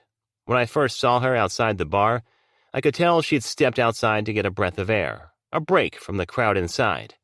Every time we moved through it, she cringed a little, even squeezing my hand a bit tighter as I guided her. She wasn't the same level of extroverted as I was, and I liked that. I liked how calm she was, how deep she seemed without even trying. As I said, I liked her. Plus, outside all the parts of her I'd discovered from conversation, she was beautiful. Her black hair was long, with bouncy tight coils. Her lips were full, and when she smiled, it highlighted the golden brown glow of her cheeks. Her body had curves in all the places I loved. And goodness, did I mention her smile? Yeah, I did, but it was worth another mention. She smiled in a way that could make the saddest person feel happy for a few moments. It pulled me in and made it almost impossible for me to look away. A part of me was shocked when she agreed to my crazy idea of falling in love before sunrise. But something within me didn't really want to face the possibility of never seeing her again after the bar closed. If we were dealing with limited time, I wanted to fill it up with experiences outside of drinking in some bar. Did I hope by morning she'd give me her number? Yes. Did I also hope she wouldn't? Also, yes. I knew what my current life situation was. I was a workaholic, trying to make the craziest dreams come to life. The amount of success I'd found in the past few years had come from me making sacrifices to build the empire that lived in my mind. That meant personal relationships weren't really on my radar. I wasn't boyfriend material. And if I couldn't give Red the time and attention she deserved, I wasn't going to waste her time. But damn, tonight was turning out to be one of my favorites. Had you ever lived in a moment you knew was going to be one of your favorite memories? That was exactly what Halloween night was becoming for me. I was almost certain no Halloween night could ever live up to the situation I was experiencing that night. The craziest part of it all? I still didn't know her name. "Are you going to give me any clues about where we're going?" she asked as we walked down the streets. We'd taken a subway to Queens, and I could tell she was confused about what was going on. I had to thank my first New York roommate for putting me on to the location I was taking her to, and I prayed she would like it. "Don't worry, we're almost there. It's right around the corner." I saw as she shivered a bit and placed a hand on her lower back, pulling her in closer to me to try to help keep her warm. Before the night was over, I needed to search out a store that might have a coat for her to wear. She didn't complain about being cold, but it was clear her small frame was freezing. To my surprise, she leaned into me, allowing me to wrap my arm around her. She fit against me as if she was always supposed to be there, too. As if she was a missing puzzle piece I hadn't known belonged to my world, at least temporarily.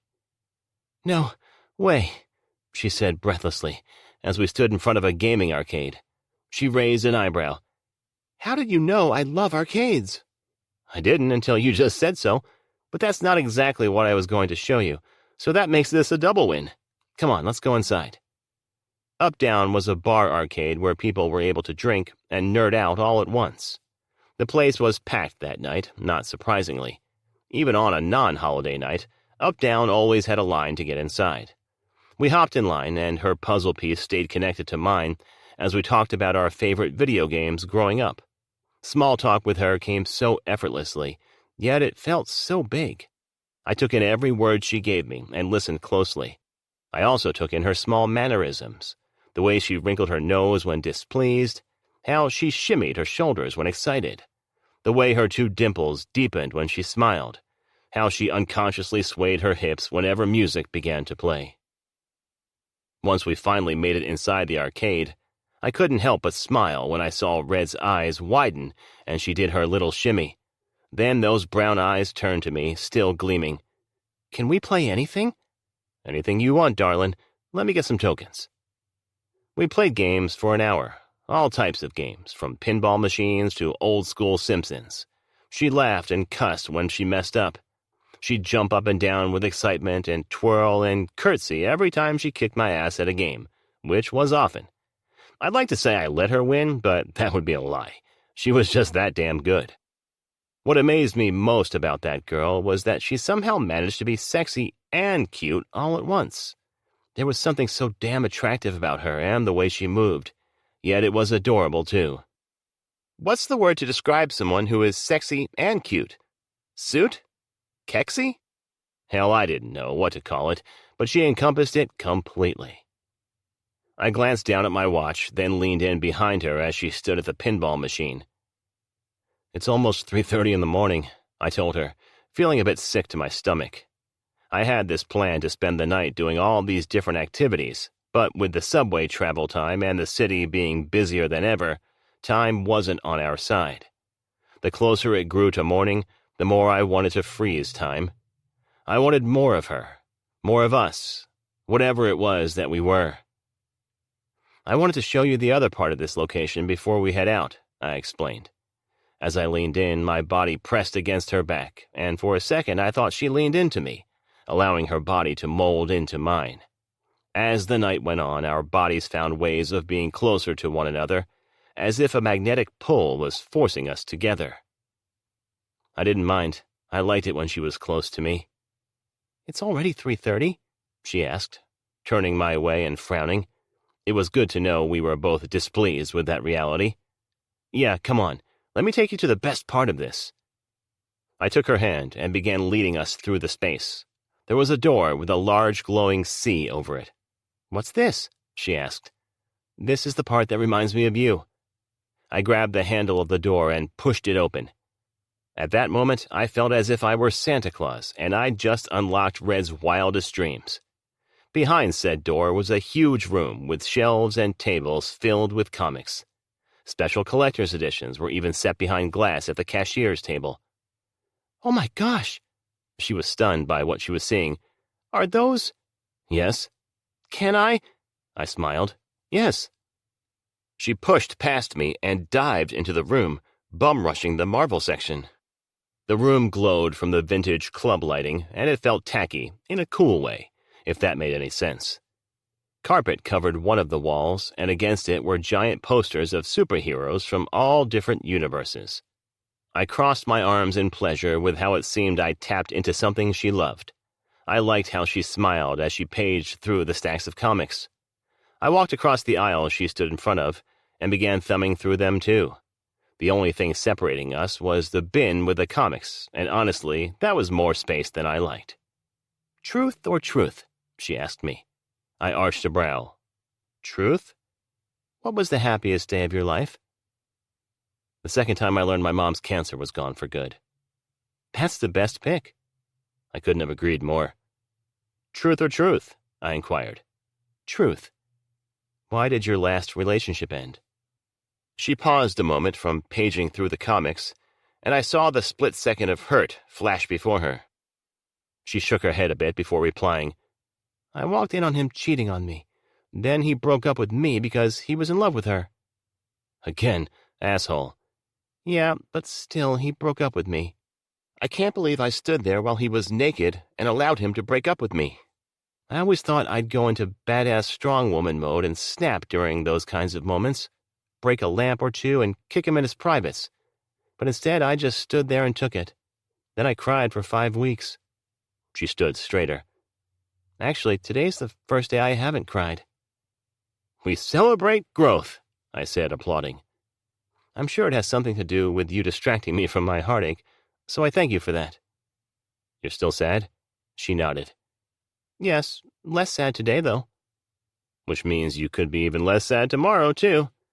Yeah, it's just that breakups make you doubt everything about yourself. I keep thinking about how I could have been better for him, or how I could have been his heroine instead of Monica. She made a gagging face.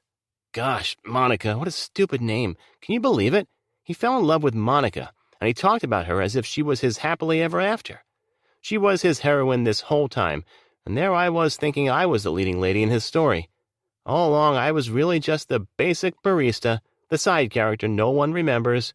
I don't know, maybe that's my role in life. Maybe I am destined to be nothing more than a background character in people's main stories.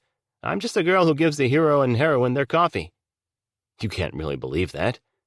Her shoulders shrugged, and she said nothing else.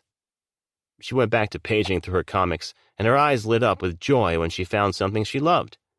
Her whole mood shifted when she held it to her chest and hugged it. "Do you see this?" she excitedly asked. "I can't exactly see it because you're squeezing it to death." She turned it around to reveal it to me, and there I was. Well, not me, but my alter ego. "Captain America, a 1950 edition. This is a gem." "Get it, I'll buy it for you." "No, you don't have to do that." "I know, I want to. While you're at it, build a collection for yourself to take." "Captain." "Please, Red." I sounded as if I was begging. I was pleading because the way her eyes lit with joy looking at those comics was something I wanted to keep her feeling. I know it's a different time from 1918 when I was around, but I just want to do this for you. "Why?" "Because it's you. What's so special about me?" I walked around to her so we stood face to face, and I slowly moved a piece of hair that was dangling by her cheek and placed it behind her ear. "Everything's special about you." "What scares you?" she asked, throwing me off, clearly changing the subject from her to me. "Oh, a lot of things. Snakes, turbulence on airplanes, being late for important meetings, kangaroos." "Kangaroos? Have you ever seen a kangaroo fight? Thor has nothing compared to a kangaroo." "Fair enough. But I was hoping for less surface-level fears, so I'll ask again. What scares you?" My brows knitted together. I didn't talk about my fears out loud often. I believed that once you put words to something, once you gave voice to the monsters you kept locked away in your head, they were uncaged and able to be brought to life. Even so, Red had been open with me, so she deserved the same respect. Maybe if I whispered it, my fears would stay only against her eardrums. "Letting people down?" I confessed. "My mom's cancer coming back, and her dying from it. Losing people I care about. Leaving this life without making an impact." She smiled. It was small, but felt massive in my chest. Her big smiles were amazing, don't get me wrong, but those small, almost secret grins made me want the sun to stay down a few more hours. "What about you?" "I'm afraid of never having a family, of dying alone." "It seems we both fear the idea of death, huh?" Her brown eyes gleamed with a bit of mirth. "You got a philosophical quote for that?" "What worries you masters you. John Locke. Which is why," I explained, flipping through the bins some more, "I don't speak about my fears very often. The more you feed them, the more they grow. Yeah, I have my fears and my worries, but I have more hope than that, too." She paused for a second and stared at me. Her eyes searched mine as if she were trying to decode something within me. "Just ask, Red, and I'll tell you my secrets." Her body straightened as she stood taller with her comics pressed to her chest. "I know where I want to take you next for the place I think you'll love." I arched an eyebrow and glanced down at my watch. "We're inching closer to sunlight." "Well," she walked around and held her free hand out toward me. "We better hurry." "Wish Alley?" I asked, raising an eyebrow as we stood at the end of a very well-lit alleyway. People in costumes were standing around the alleyway, chatting, talking, and writing on Post-it notes. The smoke from the sewer drains intermixed with the people's cigarettes, creating an unmatched vibe. The laughter that filled the space was powerful, but then I'd look around and notice one or two individuals who were alone, who looked more somber, more heartbroken than the others surrounding them. They stared at the walls of Post-its before writing out their own and walking away.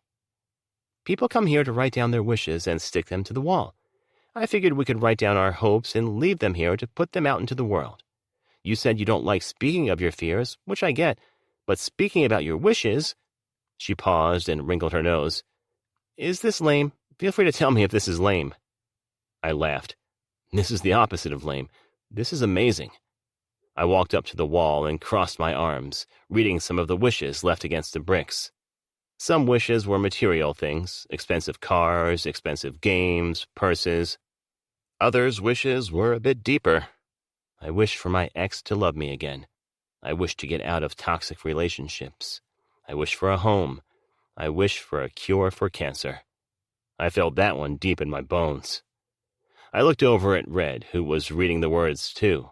I loved the way she took them in, holding her hands over her heart as if she were connecting personally to each word written upon the pieces of paper. "Ready?" I asked her, walking over to the stack of unused Post-it notes and grabbing a pad and a pen for us to use. She took a deep breath, stepped away from the wall, and nodded. "Ready." "How many do we get to write?" 3 seems like a magical number to me." 3 wishes. If I had 3 wishes, how would I use them? Number 1, I wish my mother's cancer would never come back.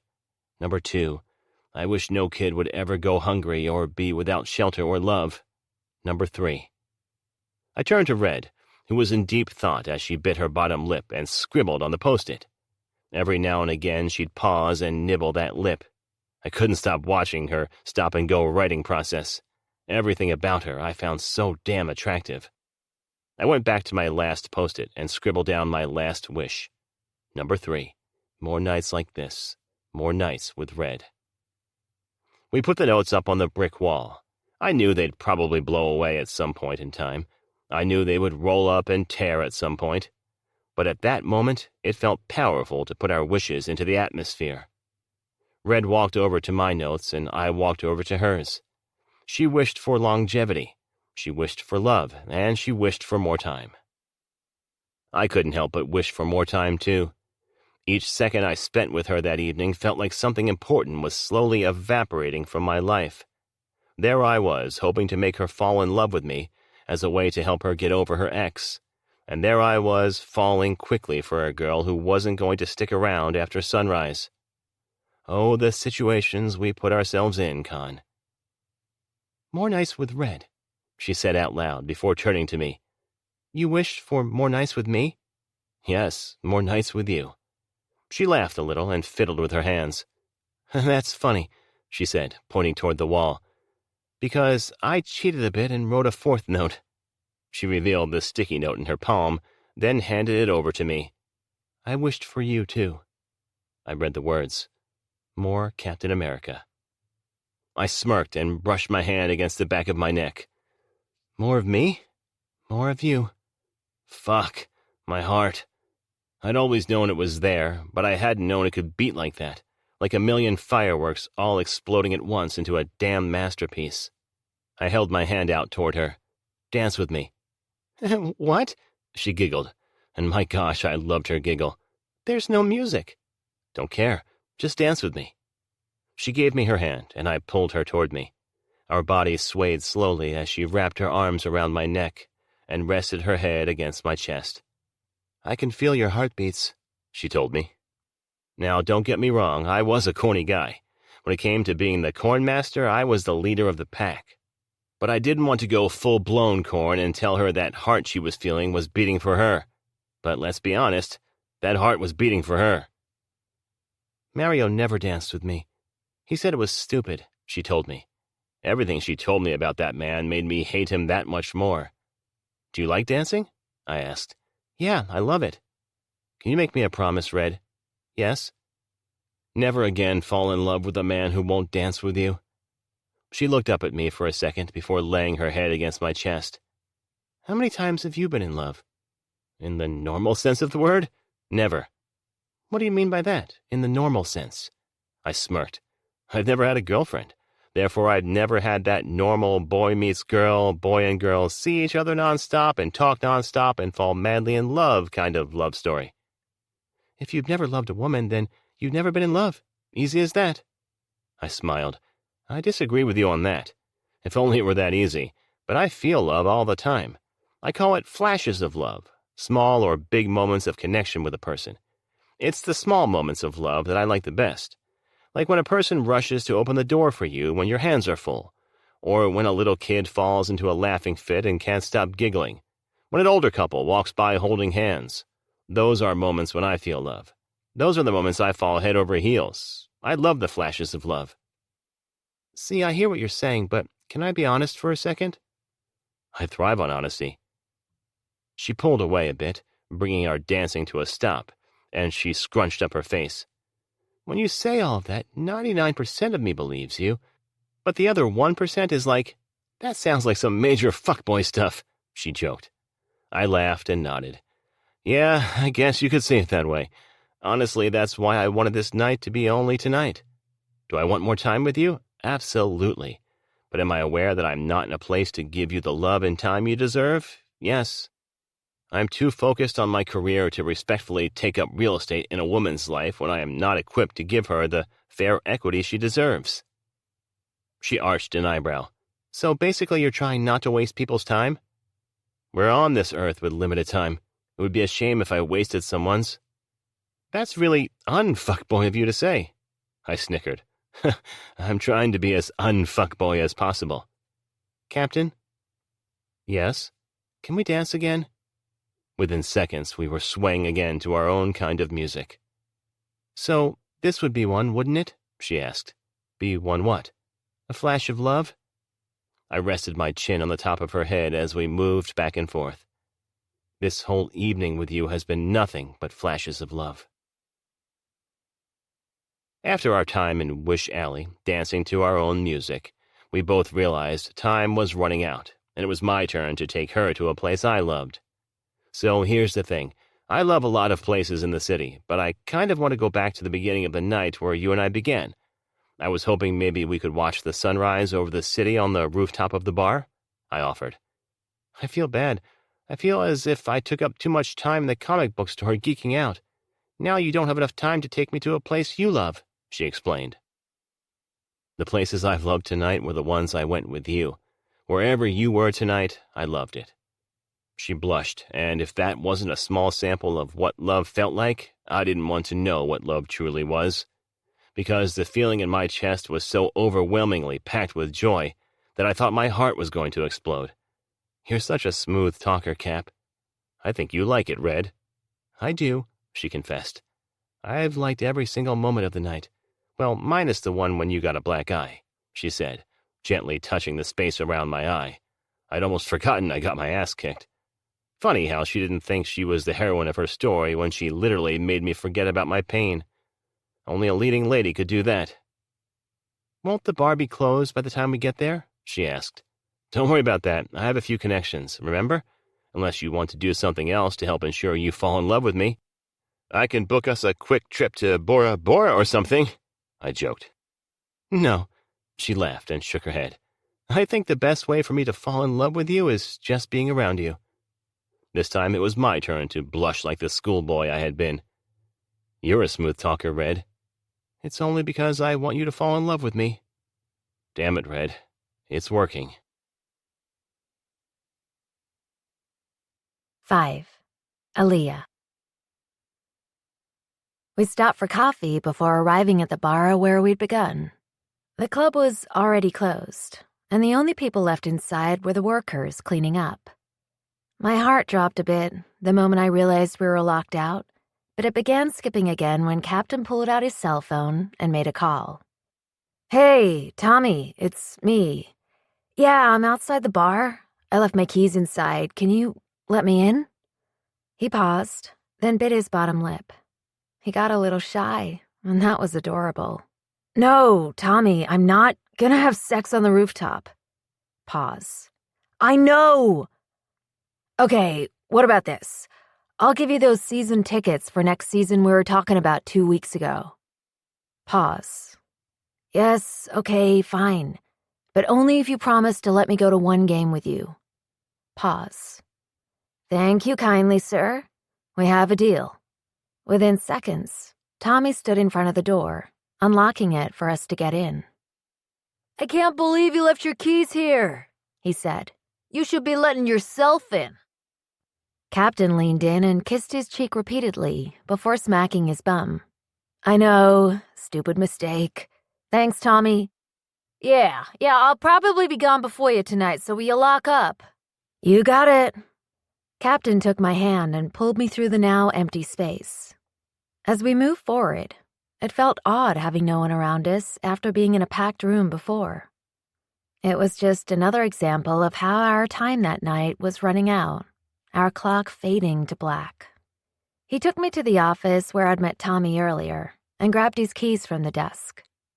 He also grabbed the jacket hanging on the back of the door and placed it over my shoulders. Ready? He asked. Time out. Why would you have keys to this place? And why would he let you lock up? What am I missing? Oh. He rubbed the back of his neck and shrugged. I own the building. I'm sorry, what? He smirked, and his dimple deepened as he took my hand. Come on, let's go. We began our hike up the staircase, and my chest felt tight halfway up the stairs. I hated how winded I got. I knew I wasn't in the best shape, but I felt as if my heart was racing faster than normal. I took more breaks than I was proud of, but Captain didn't judge me. When I stopped my steps, he stopped his too. I need to get back to the gym, I joked, 3/4 of the way up the stairs.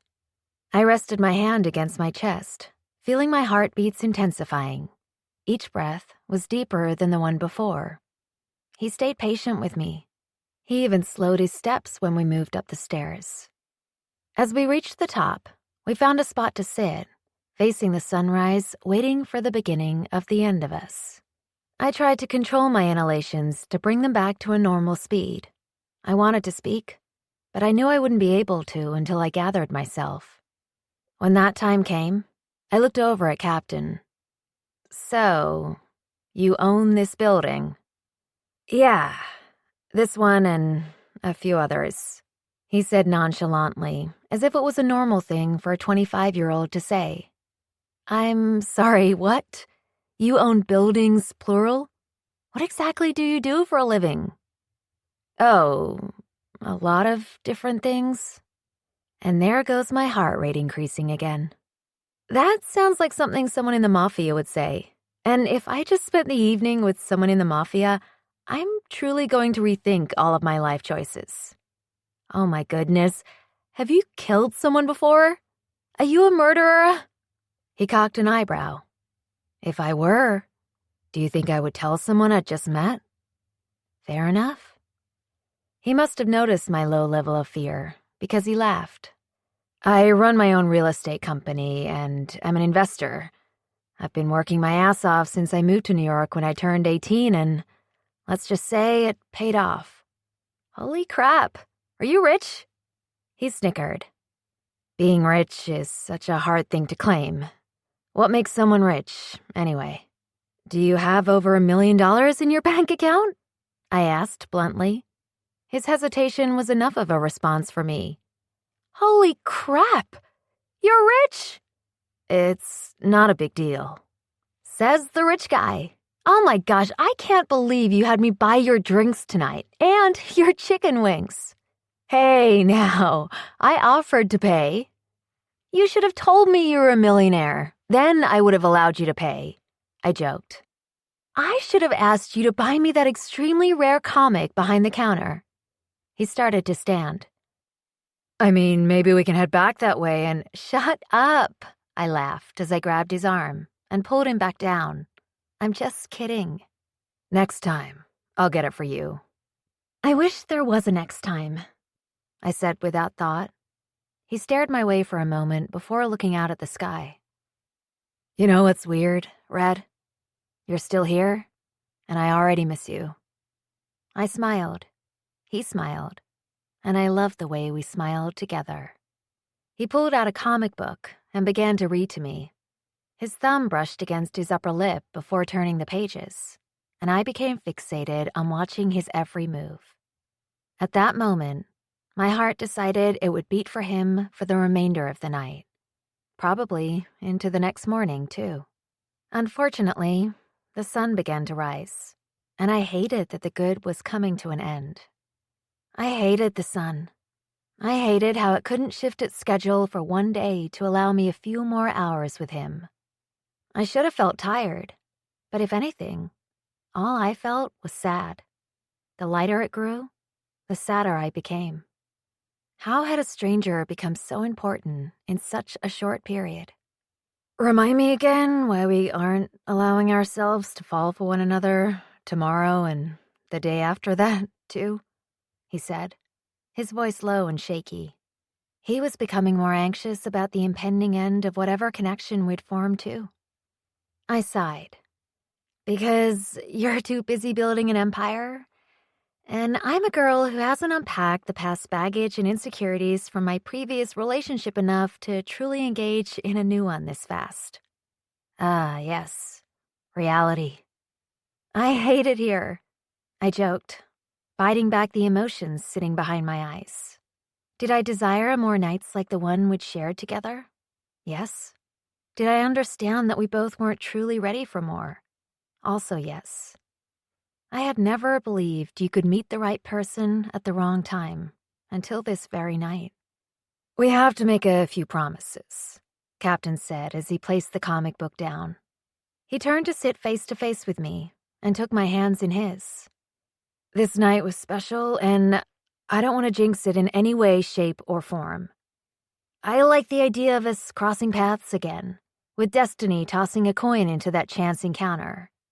So, we have to avoid the places we've gone to tonight. We can't force the universe to push us together. We gotta trust the stars that somehow we'll cross paths again. And if we don't? He turned my palm up. Well, then, Red. He kissed my palm, causing a wave of butterflies to flutter through my system. Thank you for the happiest night of my life. My eyes felt like watering because he'd done the same, given me the happiest experience, which I needed more than words.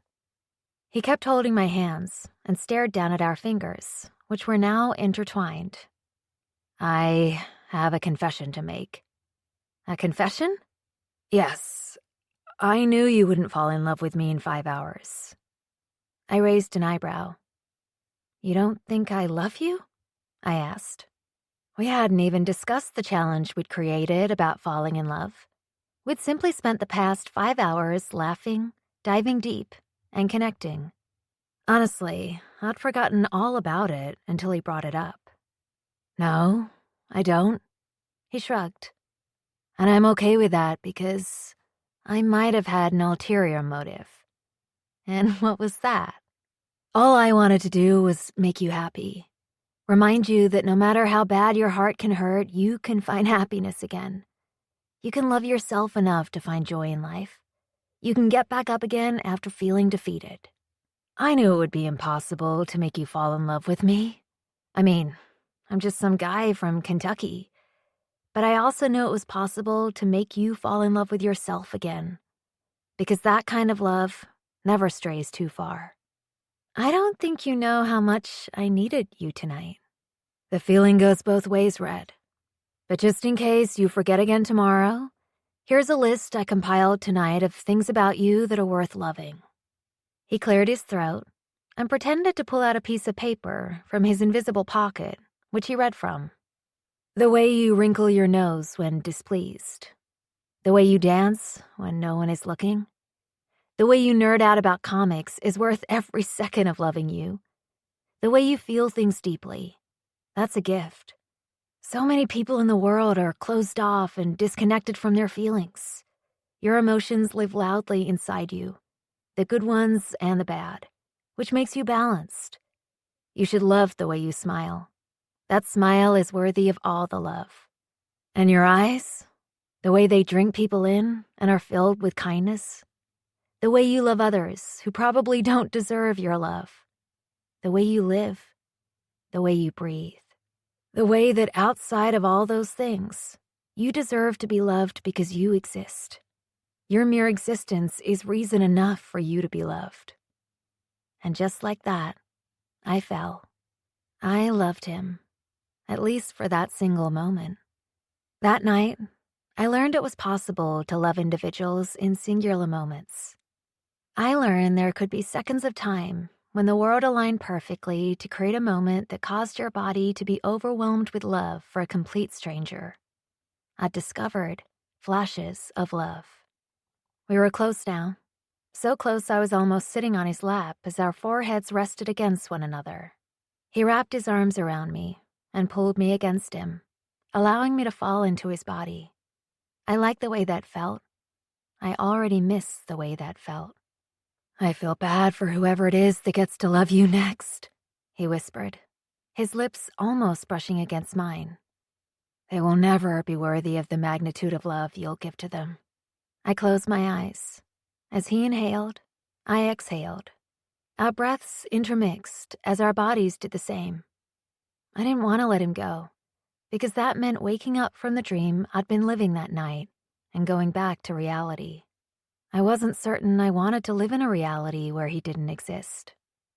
The sun is up, he said softly. Yeah. It's time to let go. I know. Still, we stayed frozen together for a little bit longer.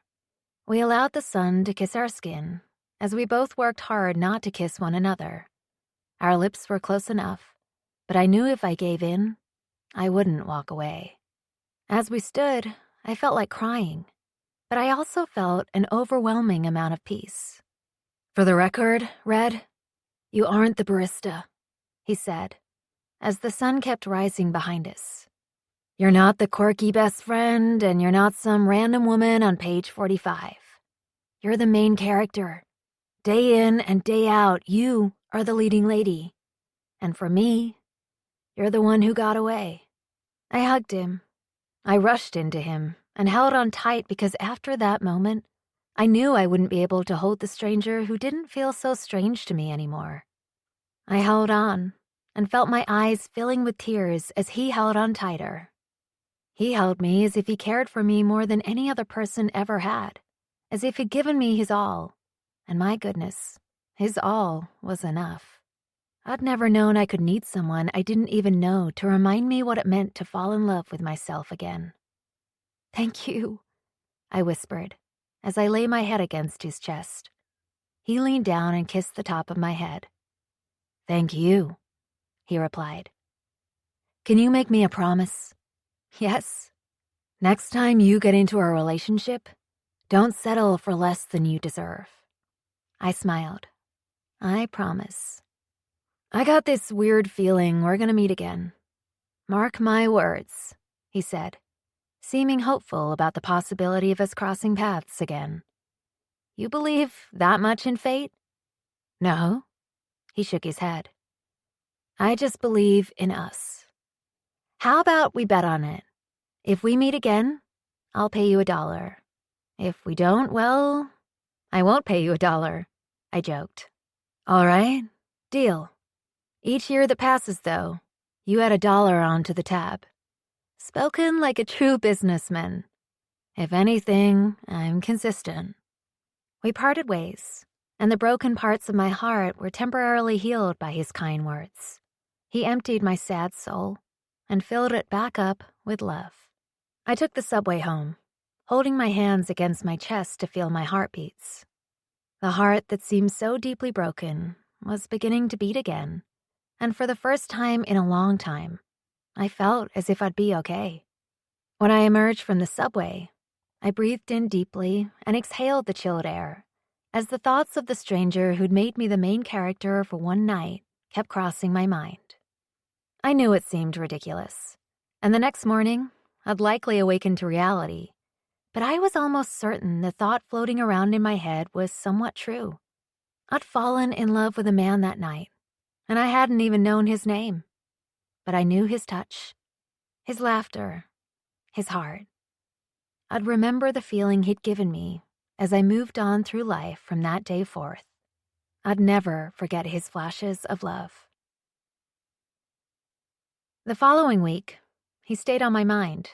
I moved through my internship with more smiles on my face, and each day I worked at the coffee shop, I felt as if I were floating as I brewed coffee for individuals. Excuse me, Can I get a few extra sugar cubes for my coffee? And maybe a cinnamon roll, too? A woman asked me as I stood at the counter of C&C Cafe. She broke me away from my thoughts of Halloween night, forcing me back to reality. I smiled at the warm grin she was giving me. She'd been a regular for the past few weeks, a beautiful black woman who had the most striking brown eyes I'd ever seen. When those eyes looked at me, they seemed so welcoming, as if one of the best moments of her day was looking my way, almost the same way Captain had stared at me. It blew my mind that some people were born with such gentle, caring eyes. Of course, let me ring you up and I'll bring it right over to your table, I told her, punching numbers into the keyboard. Thank you. She looked down at my name tag, then back up at me. Aaliyah. That's a pretty name. I smiled. Thanks. She moved back to her corner table and sat down, pulling out a novel. She'd been reading the same book for the past week, The Rule of Magic by Alice Hoffman. Each week, she'd bring in a new book, falling deep into the pages. As I brought over her chai tea and cinnamon roll, she didn't tear her eyes away from the page. Sometimes, she seemed somewhat invested in her novels, but she was more than intrigued with this go-around. She was melting into each word that came to her, flipping the pages with speed. It must be a good one, I said, placing her order on the table. She looked up and laid the book down. Oh my goodness, it's such a good one. I'm part of a book club, and this is our current read. Oh, that's fun. I'm a big reader, too. Are you? She raised an eyebrow. What kind of books are you into? Personally, comic books. But I do dive into thrillers from time to time. Comic books? She asked, surprised. That's fun. Well, you know me, I have good taste, I joked. Enjoy yourself, and if you need anything... I paused as my chest tightened a bit. Everything came to a rushing stop as my knees began to buckle. My hands flew to my chest as I began gasping for air. My heart was pounding at an irrational speed, and as I fell to the ground, I was quickly surrounded by my coworkers. Their lips were moving fast, and I saw the fear in their eyes as I tried to control my labored breaths. I shut my eyes and knew nothing good was going on. My heart felt as if it were on fire, as if it were shattering right inside my chest and trying to pound its way to freedom from the chains that seemed to be suffocating it. I passed out at some point, wanting nothing more than the pain in my chest to disappear. I awakened to bright lights shining down on me. My arms were hooked up to machines, and a nurse stood with her back to me as she was filling out something in her hand. What happened? I asked, dazed and confused with cottonmouth. Nothing was making any kind of sense as I tried to get a grip on the situation. Everything seemed so fuzzy in my mind as I tried to connect the dots. Flashes. I remembered flashes that took place before my arrival at the hospital, yet none of them were flashes of love. No. I had flashes of pain, flashes of fear, flashes of death. The nurse turned my way with a big, bright smile. There you are. It's good to hear you talking. You're at St. Peter's Hospital. Do you have any family you'd like me to call? I shook my head. No, it's just me. What happened? She smiled, walked over to me, and took my hand in hers, squeezing it lightly. You're going to be okay. You had complications with your heart and... Complications? I asked, panicked about her word choice, and the worry that hid her eyes made it clear she wasn't the right one to deliver the news. Let me go get your doctor so he can explain everything to you, okay? I'll be back with answers for you. How long have I been here? I asked, moving only slightly but feeling intense pain shoot down my spine. About 12 hours. What? I spat out, sitting up straighter, terrified. Had I been out for that long? What was happening? The doctor will be in shortly. She left me to sit by myself, scared about what was happening to me. I looked at the numbers on the screen, my vitals. My hands were clammy, and my mind spun as I tried to figure out what exactly was going on. The last thing I recalled was being at work, and then everything went black. It took over 45 minutes for the doctor to arrive, leaving me with nothing but anxiety-packed thoughts. "Hi, Aaliyah, I'm Dr. Brown. It's nice to meet you." The doctor walked in with a half grin, and a few others followed, including the nurse who greeted me before. "I hear you're a bit confused about everything going on?" I wrapped my arms around my body in a protective stance because I felt emotionally exposed and needed the tight hug I'd given myself. "Yes, I don't understand why I'm here." "Do you recall what happened?" "I remember being at work and then blacking out. I woke up here. That's all I know." He pulled up a chair next to my bedside and clasped his hands.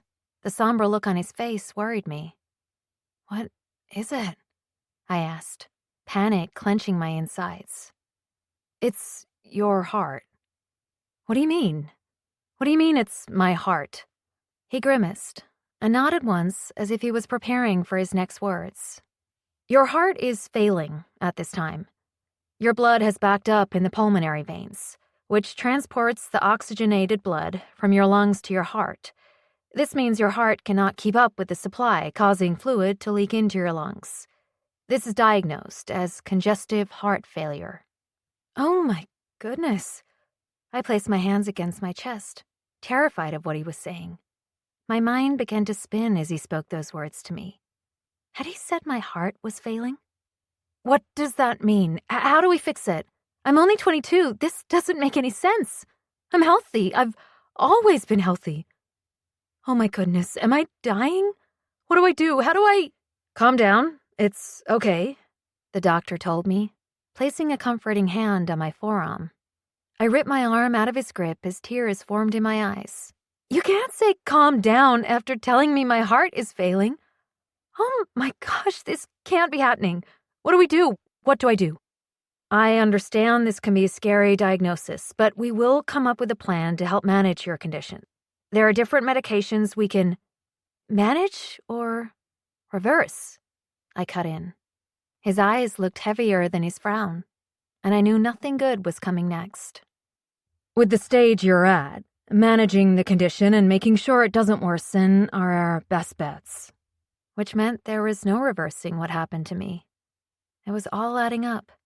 The swollen ankles, the exhaustion, the shortness of breath. How long had my heart been struggling to beat?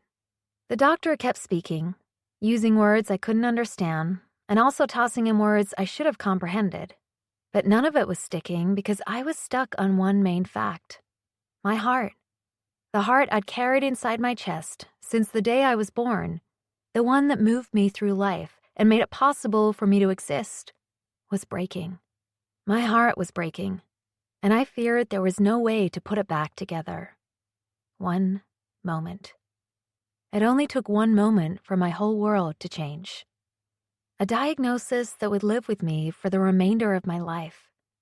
How long was that? How much time was left for me? And would I be able to achieve all the things I wanted to achieve now that I had this impending doomsday clock ticking in my chest? I went home and pulled out my laptop and began searching for more information on heart failure. I dived deep, and by the end of my searches, I felt a level of fear I wasn't certain how to face. 5 years. Only half of the individuals who'd been diagnosed with congestive heart failure survived past 5 years. 10% made it 10 years. 10 years. I'd only be 32 in 10 years. Time. It would have been almost comical how time worked if it hadn't been so tragic. 6 weeks earlier, I'd been heartbroken over a man who never truly loved me. 1 week earlier, a stranger had reminded me how to love myself. Then that afternoon, I'd found out my heart was truly broken. Funny how a real broken heart hurts more than any pain a boy could cause me. I grieved that night. I grieved for all the life I'd miss out on. I grieved the loss of my future goals and dreams. I grieved the idea that I might never celebrate my 30th birthday. I allowed myself all the time I needed to truly sit with my grief, and I let it swallow me whole for a bit. I stayed sad and depressed for a good while, Sophia couldn't stand my mood. She said I was bringing down her energy. So shortly after I found out about my heart, she moved out. Never in my life had I felt more alone. During the silence, my anxiety hit new heights. Still, each day I woke up. If only I could have realized what a blessing that had been. After some terrible nights and harsher days, I pulled myself together the best I could. I took a deep breath and tried to find a way to be grateful for the sunlight that poured into my skin to wake me up each day. I returned to a place I told Captain I wouldn't visit to avoid us crossing paths, but I needed to go back to Wish Alley to write down another wish upon a post-it. This time, my wish was simple. I wished for more time. 6. Aaliyah. 2 years later. I could count the number of facts I knew about my mother on one hand. 2 fingers, as a matter of fact. I knew she gave birth to me, and I knew she gave me my name. That was the extent of my knowledge about the woman who brought me into the world. Everything else, I made up in my mind. Millions of fictional stories I told myself throughout the years. For example, maybe I'd gotten my eyes from her, or perhaps my nose. Maybe she had named me after the gone-too-soon musician Aaliyah, which is why I listened to her soundtracks throughout my teenage years, wondering if my mother would have dedicated a certain song to me. My fictional mother loved brunch, which was why I found a new brunch spot each week, and she loved to travel, too. I didn't have much time or money to travel the way I wished I could have, but I had a vision board with photographs of Greece, Spain, and Bora Bora hanging over my desk at home. Fake mom must have hated spicy things. She couldn't stand Brussels sprouts. And the way she loved? She probably loved so much it hurt her. She loved me so much, she let me go. At least, those were the lies I told myself. In my thoughts, she had tight coils of hair dipped in black ink. Her laughter was infectious, the kind that made others chuckle just from the enjoyment of her sounds. She danced, too. Poorly, like me. But oh, how her body swayed. Sometimes I pretended she was African royalty and was forced to give me up after an affair with some B-list Hollywood actor. They'd met on a Roman holiday and fallen in lust within days. Then he'd left her behind to pursue his dreams of becoming an A-list star. At least, those were the stories I'd tell myself throughout my adolescence. I didn't create many stories about her now that I was in my early 20s. Most of the time, I only thought about her whenever a big life event happened, during which I wished to have a mother by my side. I wondered how she would have felt about how my life was shaping up recently. I wondered if she would have been proud of the choices I was making that afternoon. Get out of your head, Aaliyah, and pull yourself together. You can't be serious, Maeve said, staring at me as if I were the most idiotic woman to ever exist in the world. You're quitting your job here, at Passion Magazine, a position any sane human would kill for in order to... I'm sorry. Explain your reason again, she said, as she waved her hand toward her head, as if trying to recollect my words. To get married to my fiancé. I recently learned we'll be moving to California full-time, and since we're getting married, I figured it would be best to be in the same location as newlyweds, I explained, as my stomach twisted in knots. The disapproval of my answer, and the way her lips turned upside down, made me want to vomit. With one look, she made me feel like a child who'd misbehaved. In reality, the only misbehaving I'd done was falling in love. Maeve Kong was terrifying.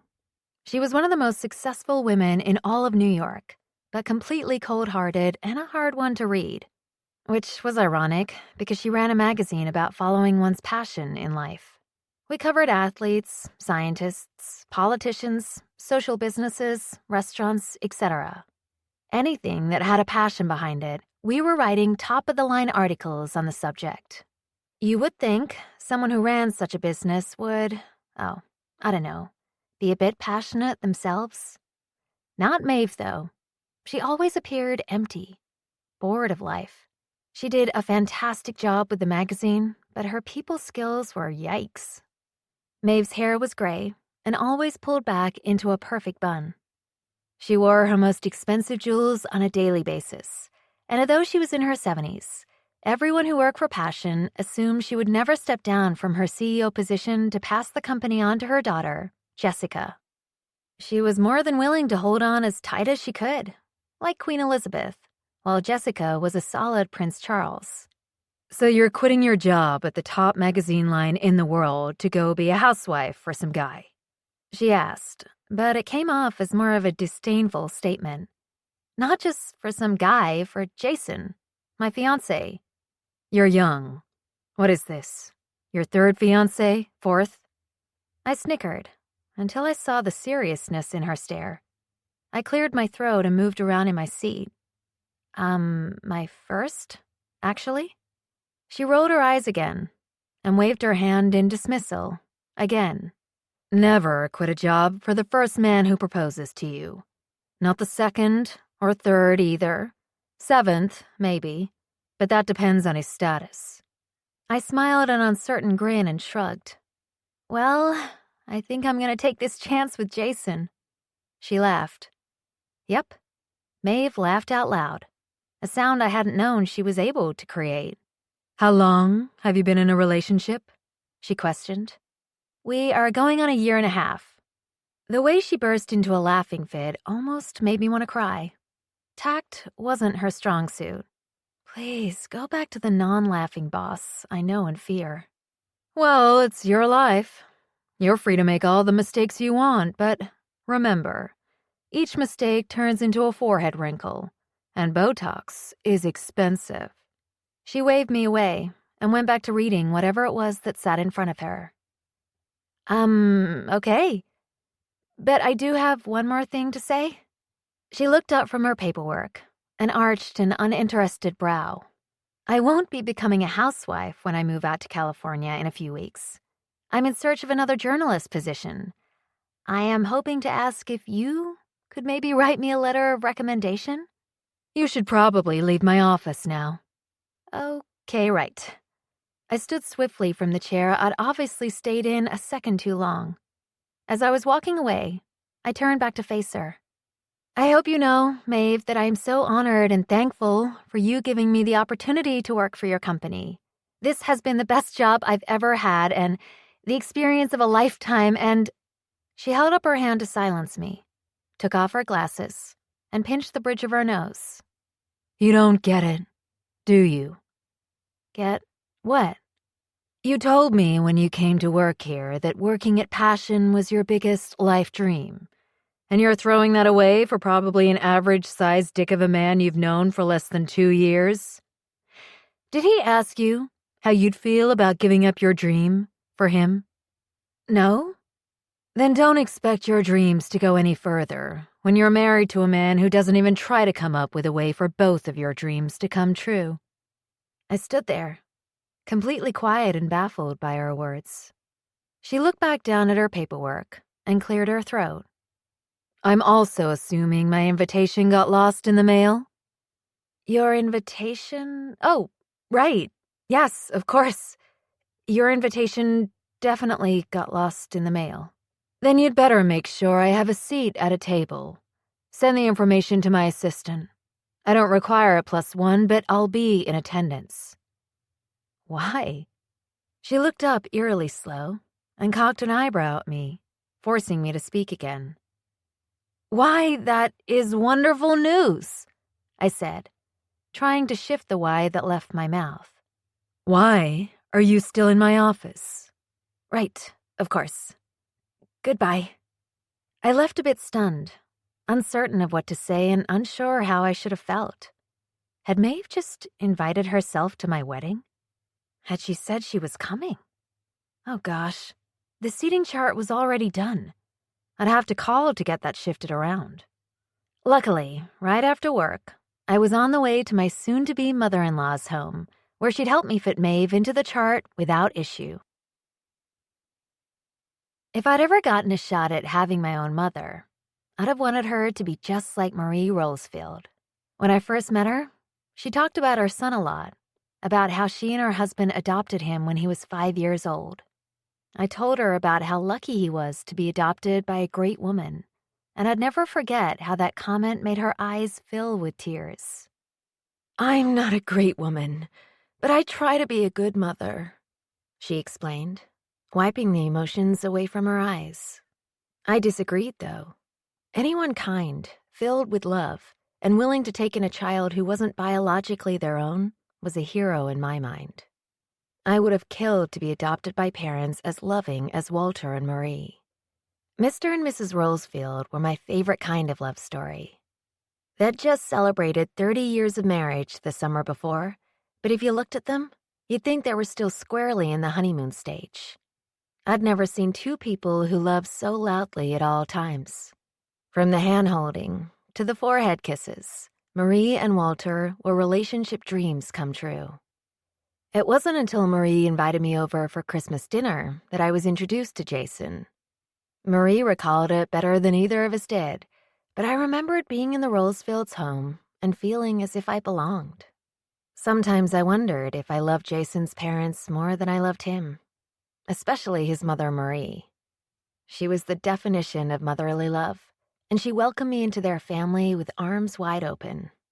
When I still worked at the coffee shop, she was the one who actually called 911 for me when I had the episode, and from that moment on, she had a special place in my heart.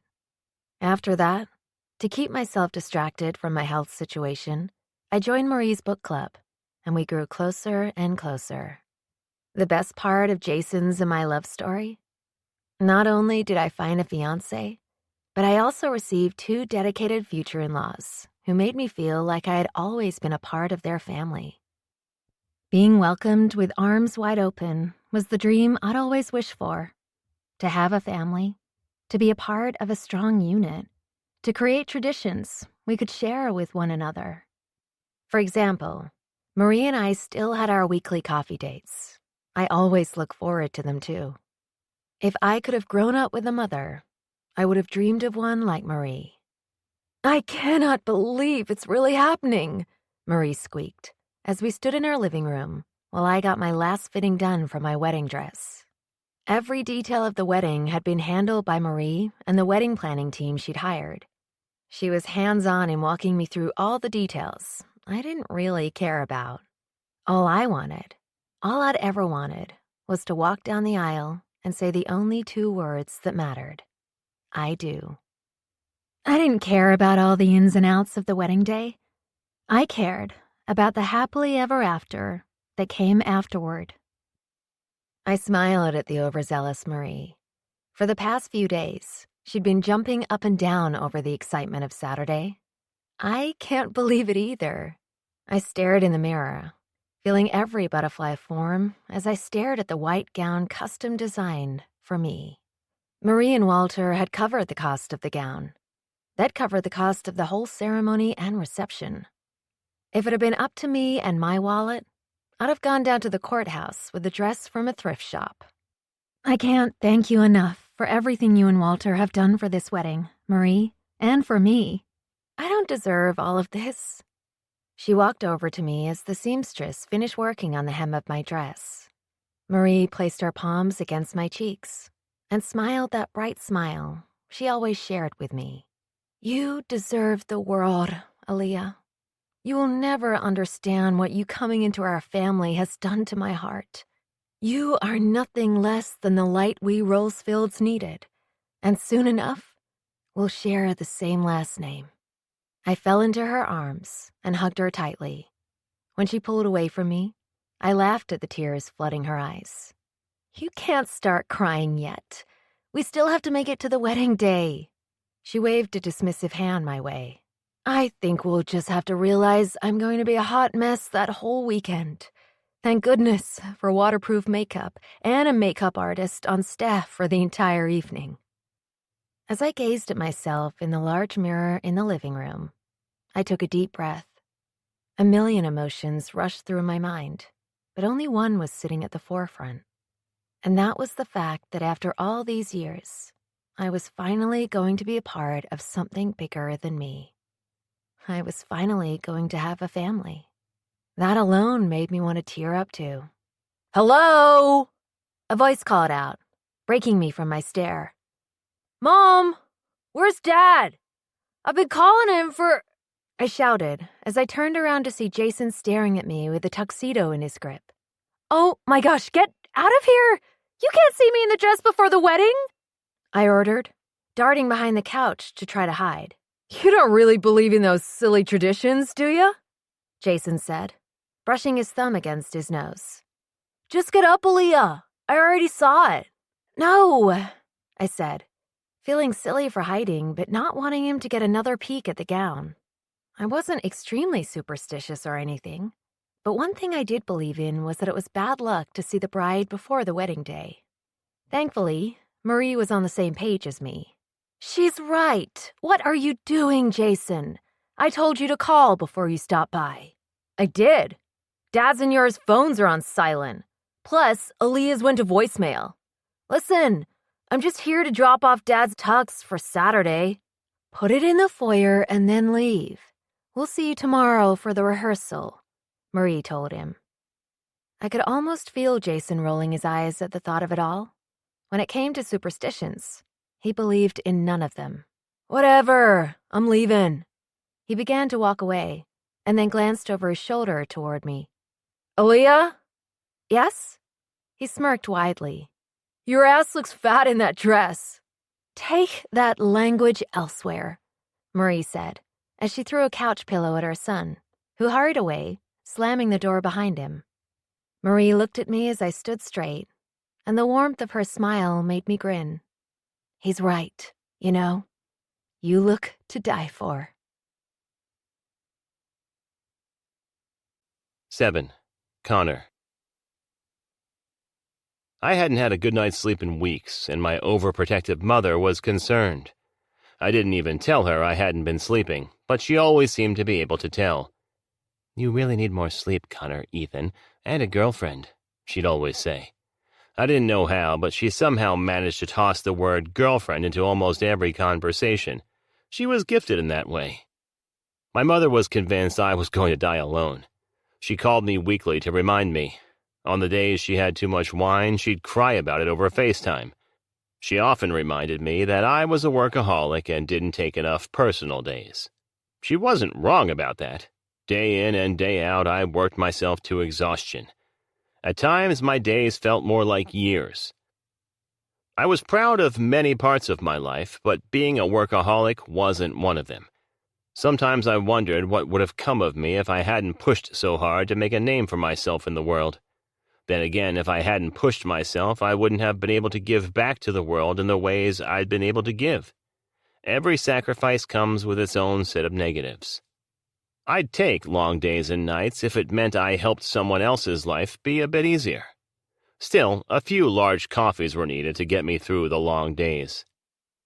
"I have the afternoon reports and coffee for you, Mr. Rowe. I mean, if you aren't busy. Because if you are busy, I can come back when you aren't busy, and if you're not busy, I can update you now on the calls that came in and the emails that, Slow down, Rose," I said, looking up toward the nervous girl who stood in the doorway of my office, pretty much shivering in her heels.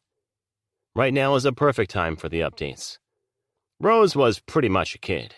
It seemed odd to say because she was 19 and I was 28, so there were only 9 years between us.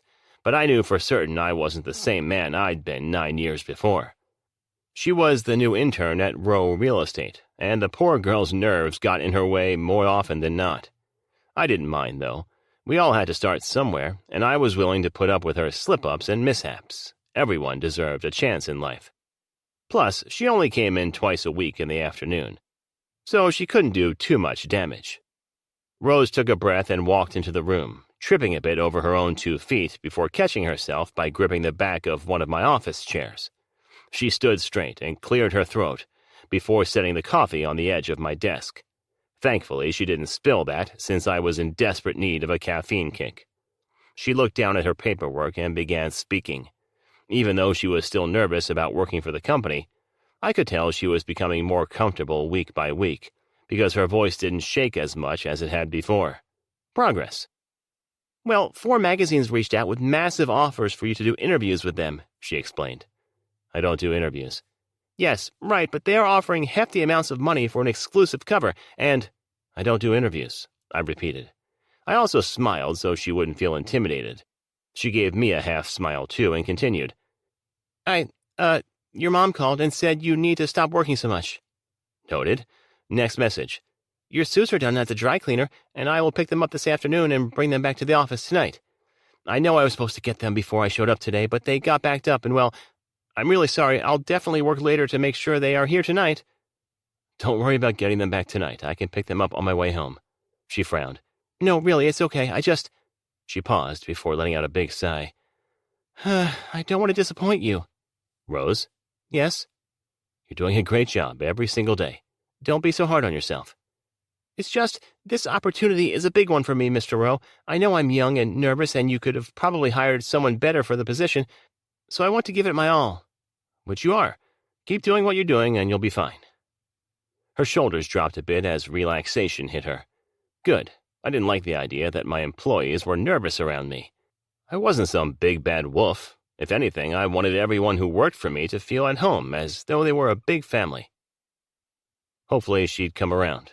Earning trust goes both ways. Okay, well, thank you. She paused for a moment and nibbled her bottom lip. I arched an eyebrow. Is there something else? Well, it's just that one of the magazines offered you a lot of money, and I mean a lot, like over $100,000 a lot.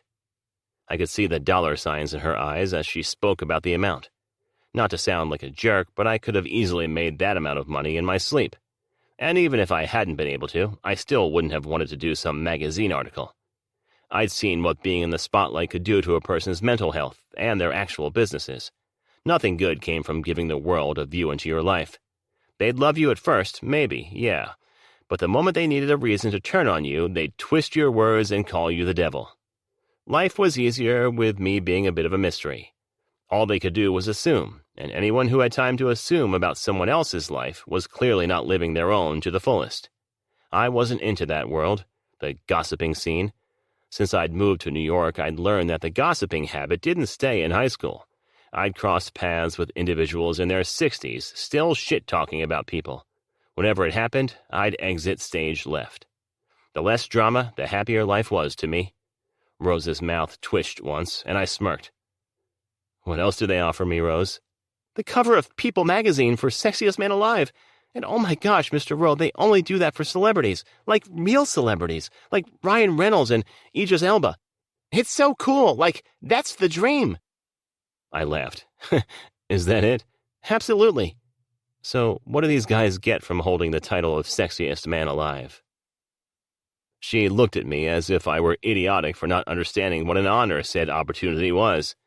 The Sexiest Man Alive title? You literally hold that title for life. Wow.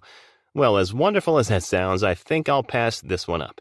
But thank you, and please let each outlet know I am honored, but kindly turn down the offers.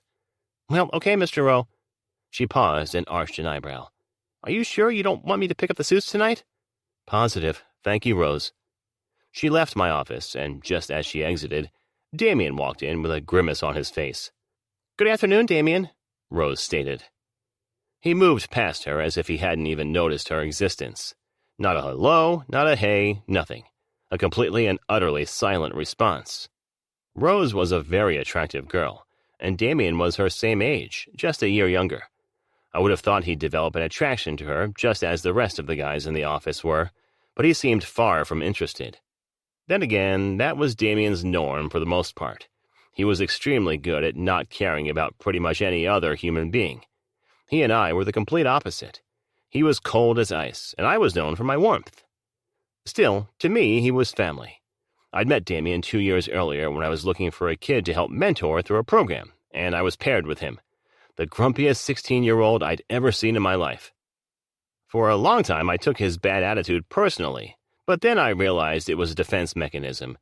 He'd grown up in the foster system, being tossed around from home to home, never really finding a stable life, so he closed himself off to everyone around him. He had trust issues that ran deep. He tried his hardest to push me away because so many people had pushed him away in his lifetime. Too bad for him that I was an annoying motherfucker who didn't give up when something was challenging. I'd stayed in his life for the past 2 years, and I had no plans of exiting anytime soon.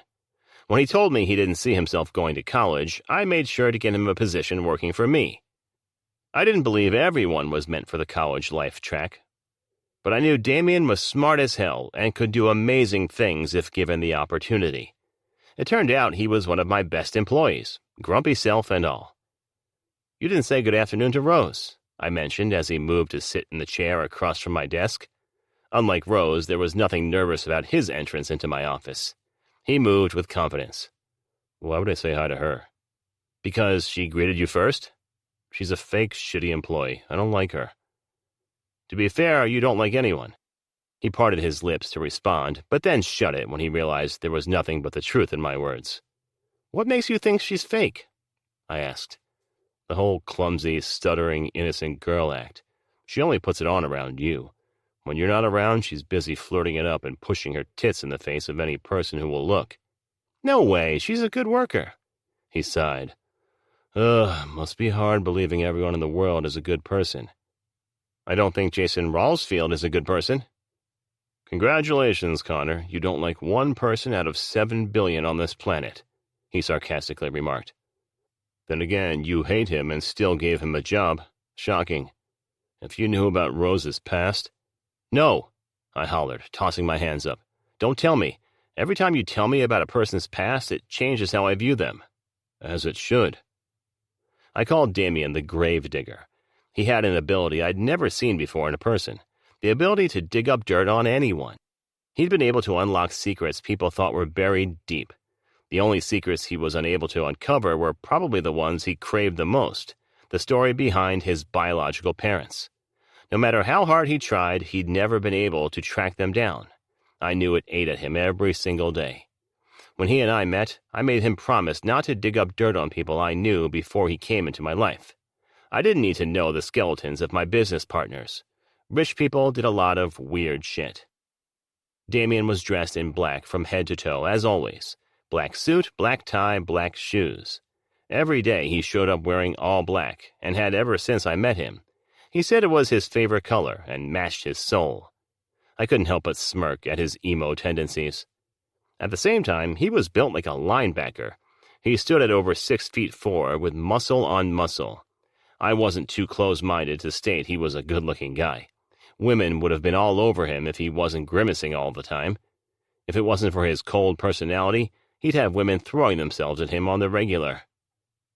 "Anyway, got bad news," he said, brushing his thumb against his nose. "First, I didn't get to tell you the joke of the day." He gave me a blank stare. "Are you serious right now?" "I've told you a joke every day for the past 2 years. Of course I'm serious." "You won't be in a joking mood after I tell you the bad news." I stood from my desk and slid my hands into my pockets. "Which is exactly why I should tell you the joke now." He sighed and shrugged. Okay, whatever, go." "Did you hear about the new restaurant called Karma? There's no menu, you get what you deserve." I snickered, smacking the side of my leg. "Get it? Karma, you get what you—" "I get it, it's just far from funny." "I'll get you laughing one of these times, mark my words." "Don't hold your breath. Now can I tell you the shit news?" I nodded. His brow furrowed, and I could tell whatever he was about to say was going to be bad. Whenever Damien's brows got closer during our meetings, nothing good was coming from him. The Brooklyn property fell through. I moved toward the edge of my desk, feeling as if I'd been sucker punched. Every inch of mirth evaporated from my body. "What do you mean it fell through? We had that in our grip. It was all but a done deal. Besides, no one even knew about it except us." "I know. Don't know how it happened, but they decided to sell the building to another buyer." "Who?" "They wouldn't say." Damn it, Damien was right. After that news, I was far from in a good mood. "I'm going to find out, though," Damien said, resolute and sure. "Yeah, thanks." He grimaced, of course, and stood from his chair. His gray eyes locked with mine as he shrugged again. "Your joke was kind of funny," he dryly stated, trying to make me feel better. "You don't gotta lie, Damien." "All right, it wasn't funny at all." I rubbed my hands over my face and sighed. "When you find out who bought the property, let me know." I moved back around to my desk and plopped down. "You coming to the dinner party on Friday night?" Am I coming to a dinner party for an asshole I hate to the depths of my core to celebrate him getting a job he doesn't deserve? I think I'll pass. I don't even know why you hired someone as incompetent as that douche to run the West Coast division. I could do a better job than he ever could. He's a joke. Was he wrong about my new business partner, Jason? No. He was the only person I truly couldn't stand in my life. Everything about the spoiled jerk rubbed me the wrong way. But was I giving Jason the opportunity because his father offered to partner with me on my dream of building luxury, low-income properties if I hired his son? Yes. Jason would be taking over Row Real Estate West Coast in the coming weeks, and my anxiety about it all was through the roof. That Friday night, we were having a celebration dinner for Jason, where I'd do some kind of passing of the keys to him. It was a photo opportunity to paint Jason in a good light, and probably his parents' idea, seeing how most of the time Jason was in the press for being a trust fund idiot. Over the past 2 years or so, he'd seemed to tame his party animal ways, but that didn't mean I put any trust in him running a part of my business. Still, I respected his dad enough to give it a shot. Walter Rolesfield was one of the richest men in the world, and he was the first person who ever invested in me at a young age. Since then, he'd been like a father figure to me. His son, on the other hand, a hot damn mess who left a disaster everywhere he went. I had my fears about hiring Jason, but my hope was that he would get bored with the job over time, just like he got bored with everything else, and I'd be able to hire a real leader for the position. Plus, I'd have both Walter's and my wallet to build my dream properties. It was a risk to take Jason on, but the bigger risk was losing Walter's backing for my next business endeavor, which reminded me how perturbed I was that I'd lost the property that afternoon. If only I knew who'd gotten in the way of my Brooklyn dream. The moment I found out, I was going to raise some hell. What a shit-tastic day. I was in a mood. I'd been in a mood since Damien informed me about the lost property. A mood bad enough that I doubted any of my favorite things would have been able to pull me from my grump fest. Whenever I was in a mood, I needed 2 things: Mom and Cheetos. After stuffing my face with Cheetos Puffs, I picked up my cell phone and called the only woman willing to have heart-to-hearts with me when I was cranky, my number 1 spot on speed dial. "Hey, sweetheart, how's it going?" Mom asked when she answered my call. I sat back in my chair and groaned. She knew exactly what that groan meant, too. "Oh, honey, I'm so sorry. Do you want me to fly out to New York to make you some chicken and dumplings? You shouldn't be alone right now." I almost took her up on the offer.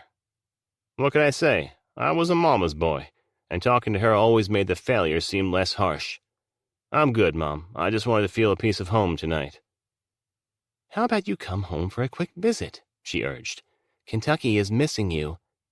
I'd been in NYC since I was 18 years old, and just last month I turned 28. With each day that passed, New York felt more like home base. The only thing missing was Mom's love and cooking. I'll be down there in a few weeks for a visit. Until then, I have a lot of work to do. It was her turn to groan, and I knew exactly what that groan meant, too. "Work, work, work," she complained. "Don't you ever make time for play?" "Play doesn't bring you income," I said. "But it brings you the important things. Don't you think it's time you settled down with someone? Maybe give me a few grandbabies. Or heck, I'll take a grand fur baby at this point. You can't stay cooped up in your house and office all the time, Connor. You have to put yourself out there to experience real life." You know how I said Mom was almost always in my number 1 spot? She only slipped a little when she'd scold me for not having a life outside of work. I wasn't built to be the family man. I decided that a long time ago when I chose to give myself to my work. I was only 28 years old, but I had the income of an 80-year-old man who'd worked his life to death.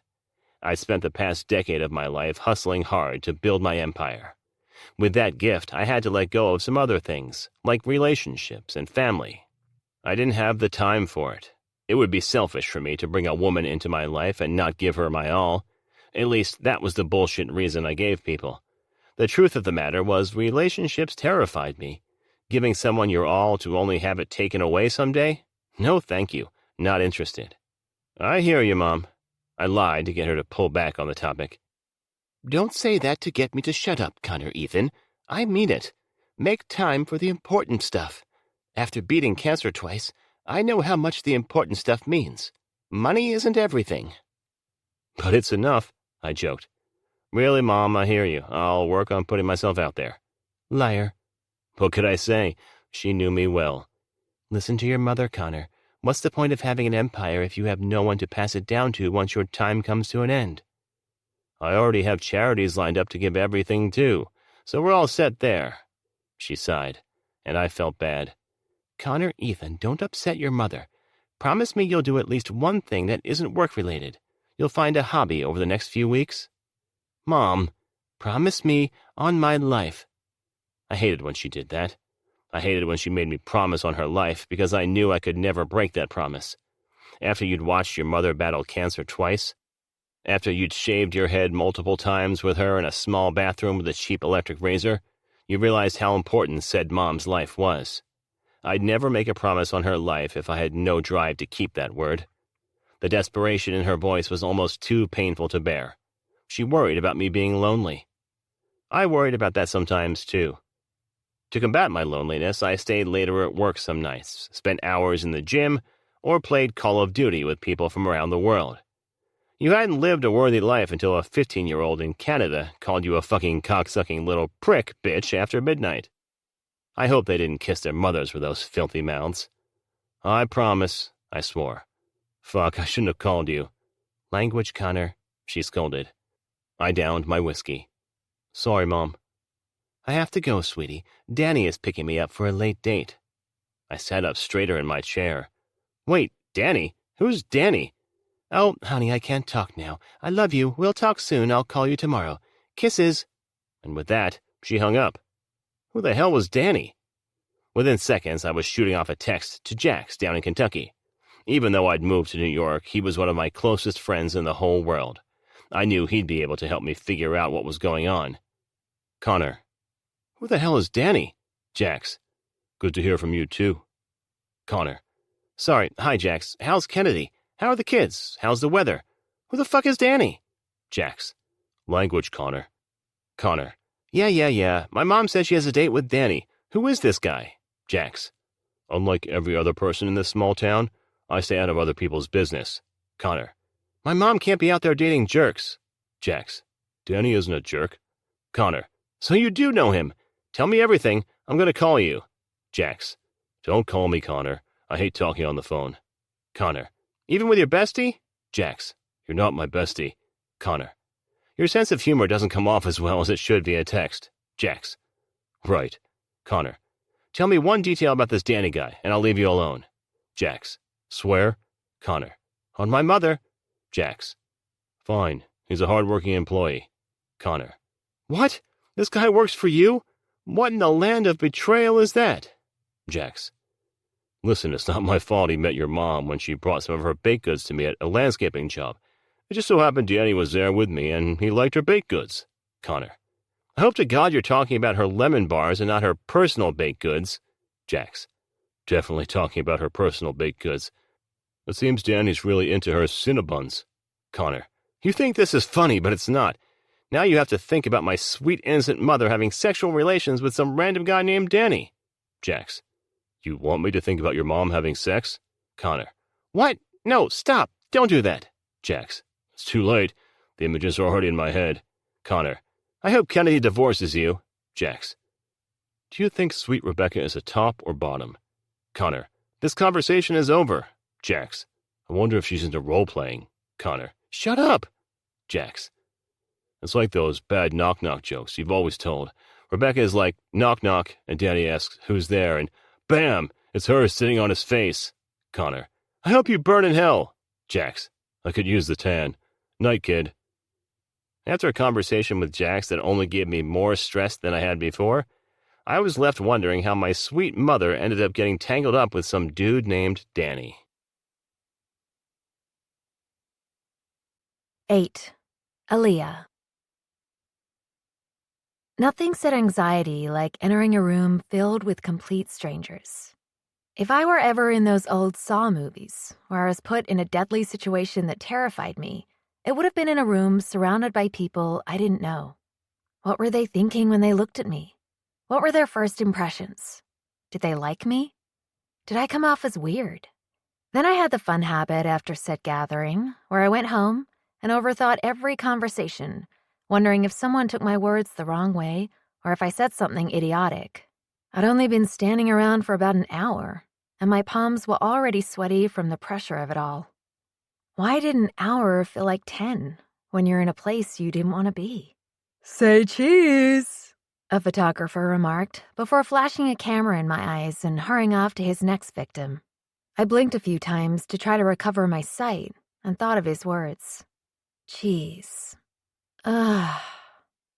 What I wouldn't have given to have some deep-fried, bad-for-my-hips, good-for-my-soul cheese in my mouth right at that moment. I daydreamed about cheese oozing out of a mozzarella stick as I placed a tiny slice of sweet potato into my mouth.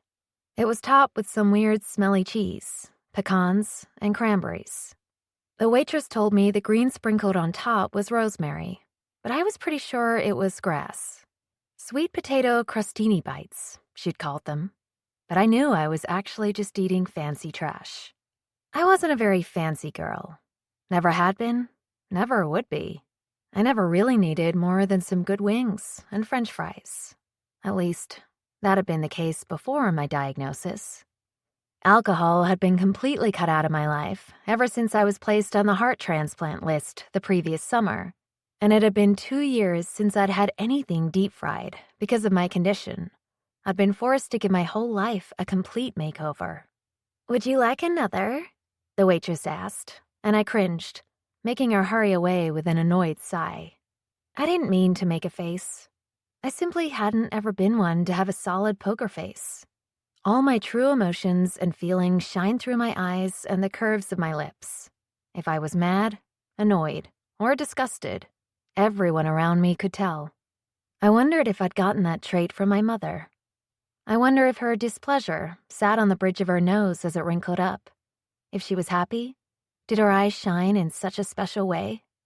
I shook the thought of her away before letting it settle in my heart. The last thing I wanted to do was make myself sad during an event meant to be a happy occasion. Therefore, heavy thoughts were strictly off limits. With a deep breath, I surveyed the room before me. Over 100 people had shown up to a dinner to celebrate my fiancé's new position, running Row Real Estate West Coast. It was the first work event I'd been to with him, and I was terrified. I didn't know a soul outside of Jason's parents. The dinner was extremely fancy. Or, more so, it was a gala. Everything was so over the top, for truly no reason at all except Jason could afford it. We could afford it. Jason hated when I called it his money, but at the end of the day, it was his. He was the extremely successful businessman, and I was the junior editor his mother had met 2 years earlier, then introduced to her son. A whirlwind romance, set up by Marie. True, we'd only been dating for 1.5 years, but it felt longer. "Cucumber bites?" a woman asked, shoving a tray in my face with literally just pieces of cucumber sprinkled with paprika. My nose obviously wrinkled up. "No, I'm good." The problem with galas was the lack of food and the abundance of liquor.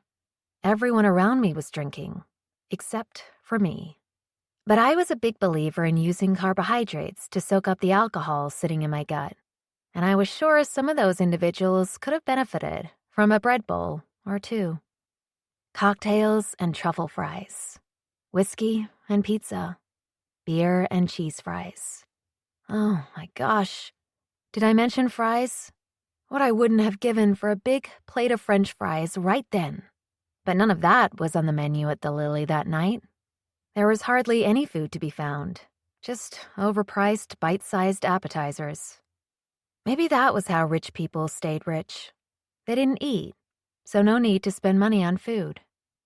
2 hands landed on my hips, and my body melted into the touch. I knew it was him before he even spoke. Jason always smelled like smoky rosewood dipped in sex appeal. I turned to face him, and my heart skipped a few beats when I found his frown, which in turn made me frown. "What is it?" I asked. "Your hermit crab vibes are strong tonight," he whispered, leaning into me. "People are talking, saying you seem uppity." "Sorry, my brain's shutting down. I can't survive on air." I placed my hands against his chest and gave him my best puppy dog eyes. can we just ditch and find some real food?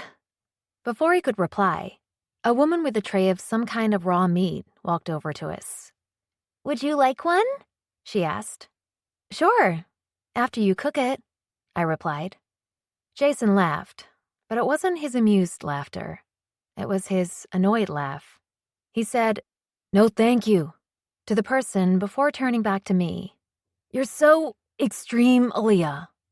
He wasn't wrong. At times, I could be dramatic. Other than the lack of food, everything else is pretty great, yeah? The event turned out well. I'm so proud of you. Jason smiled. Yeah, if only you'd actually talked to some people other than me. I've talked to your parents all night long. I think we both know that doesn't count as putting yourself out there. Aaliyah, you have to talk to people. Jason sighed, pinching the bridge of his nose.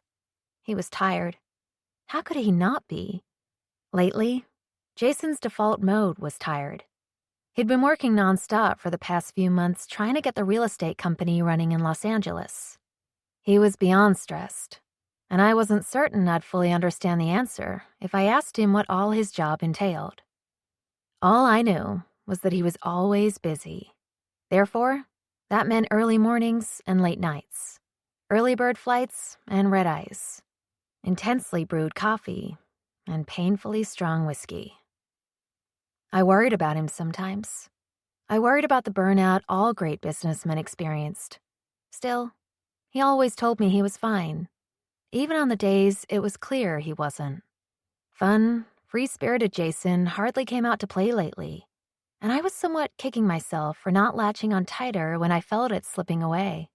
When we'd first started dating, he'd been so energized and full of life. Yet after we moved in together, it felt as if I was living with a stranger. He was short with me a lot, but then he would apologize, saying it was due to his workload. You know how I feel about socializing, I explained, fiddling with my fingers. He nodded. Yes, only with your friends. Exactly. Ross, Rachel, Phoebe, Aaliyah.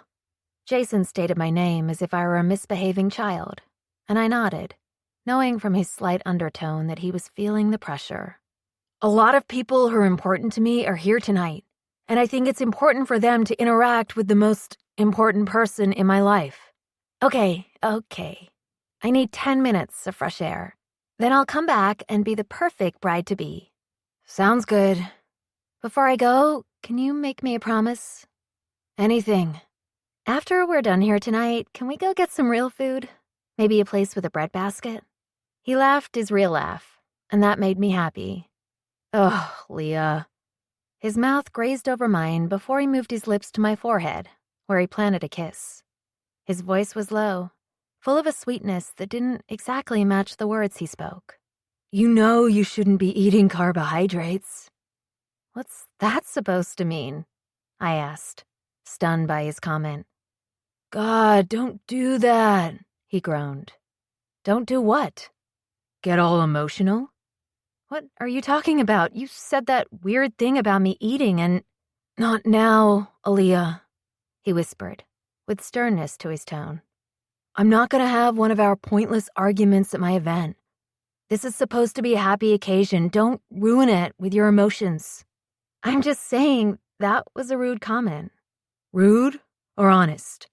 I mentioned the other day that your ass looked fat in your dress. I frowned, feeling extremely self-conscious. I thought that was a compliment. The smell of liquor fell from every exhalation he had. I loved Jason, but I didn't like the man he was when he drank. Some nights, I wondered if I even knew him.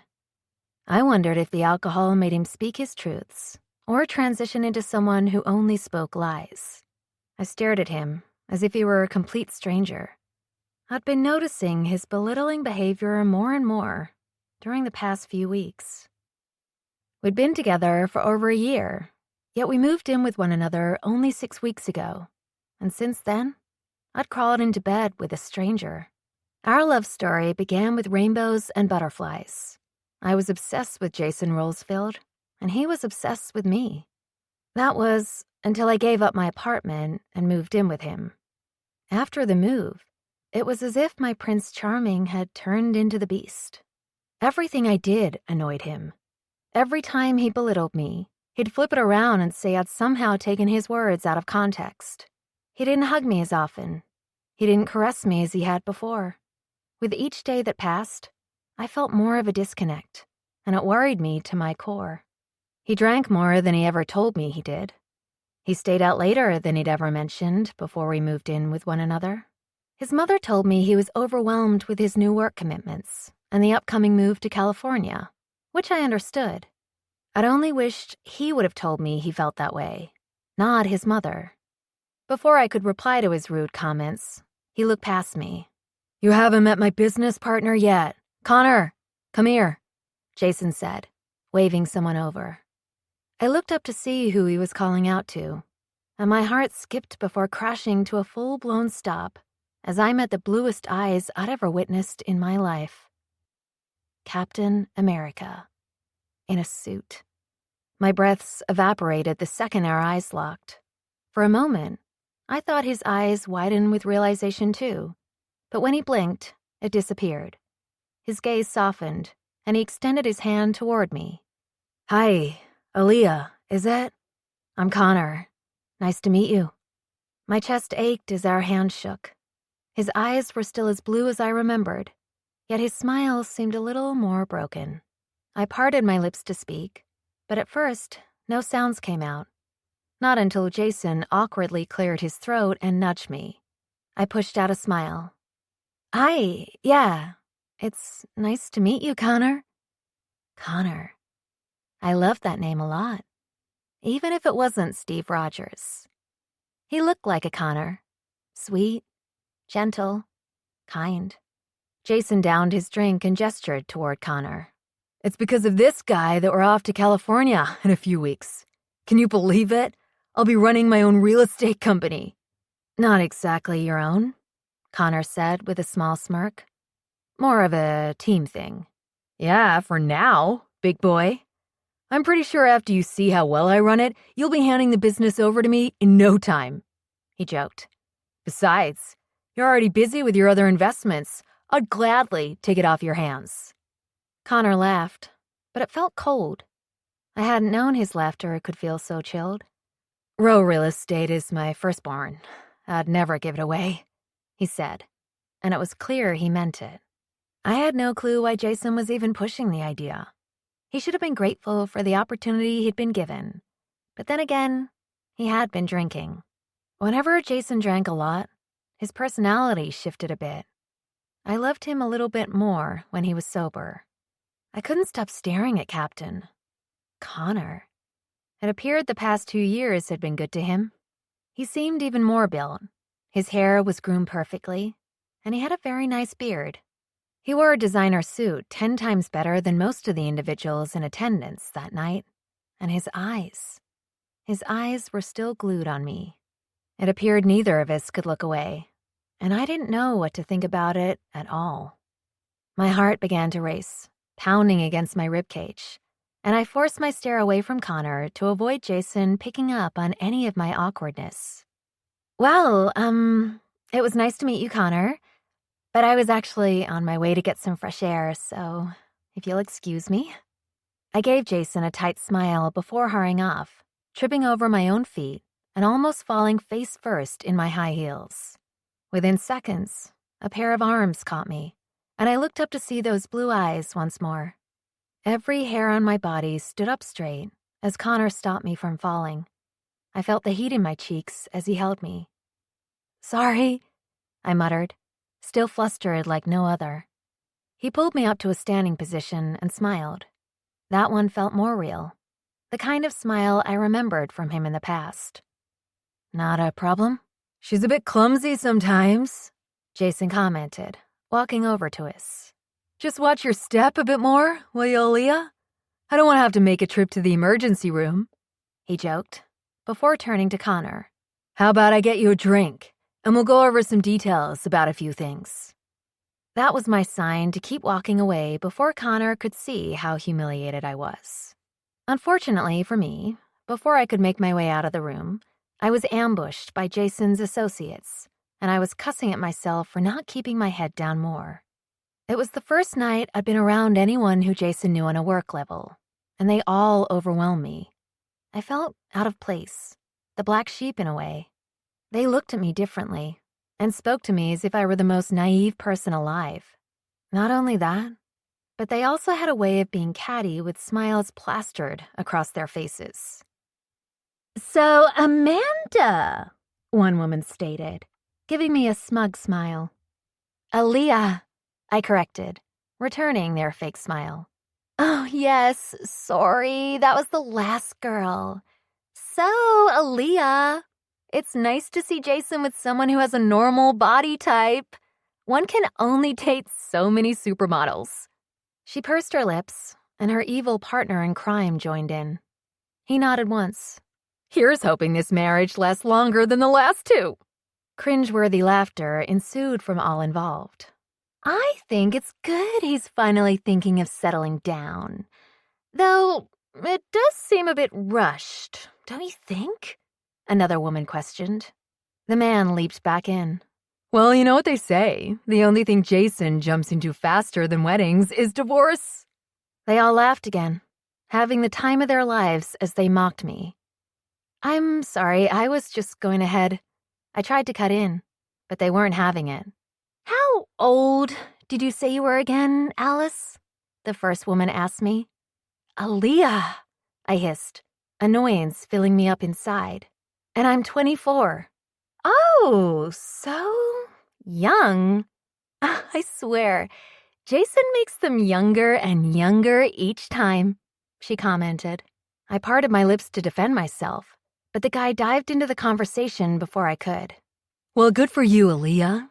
You're living the new American dream.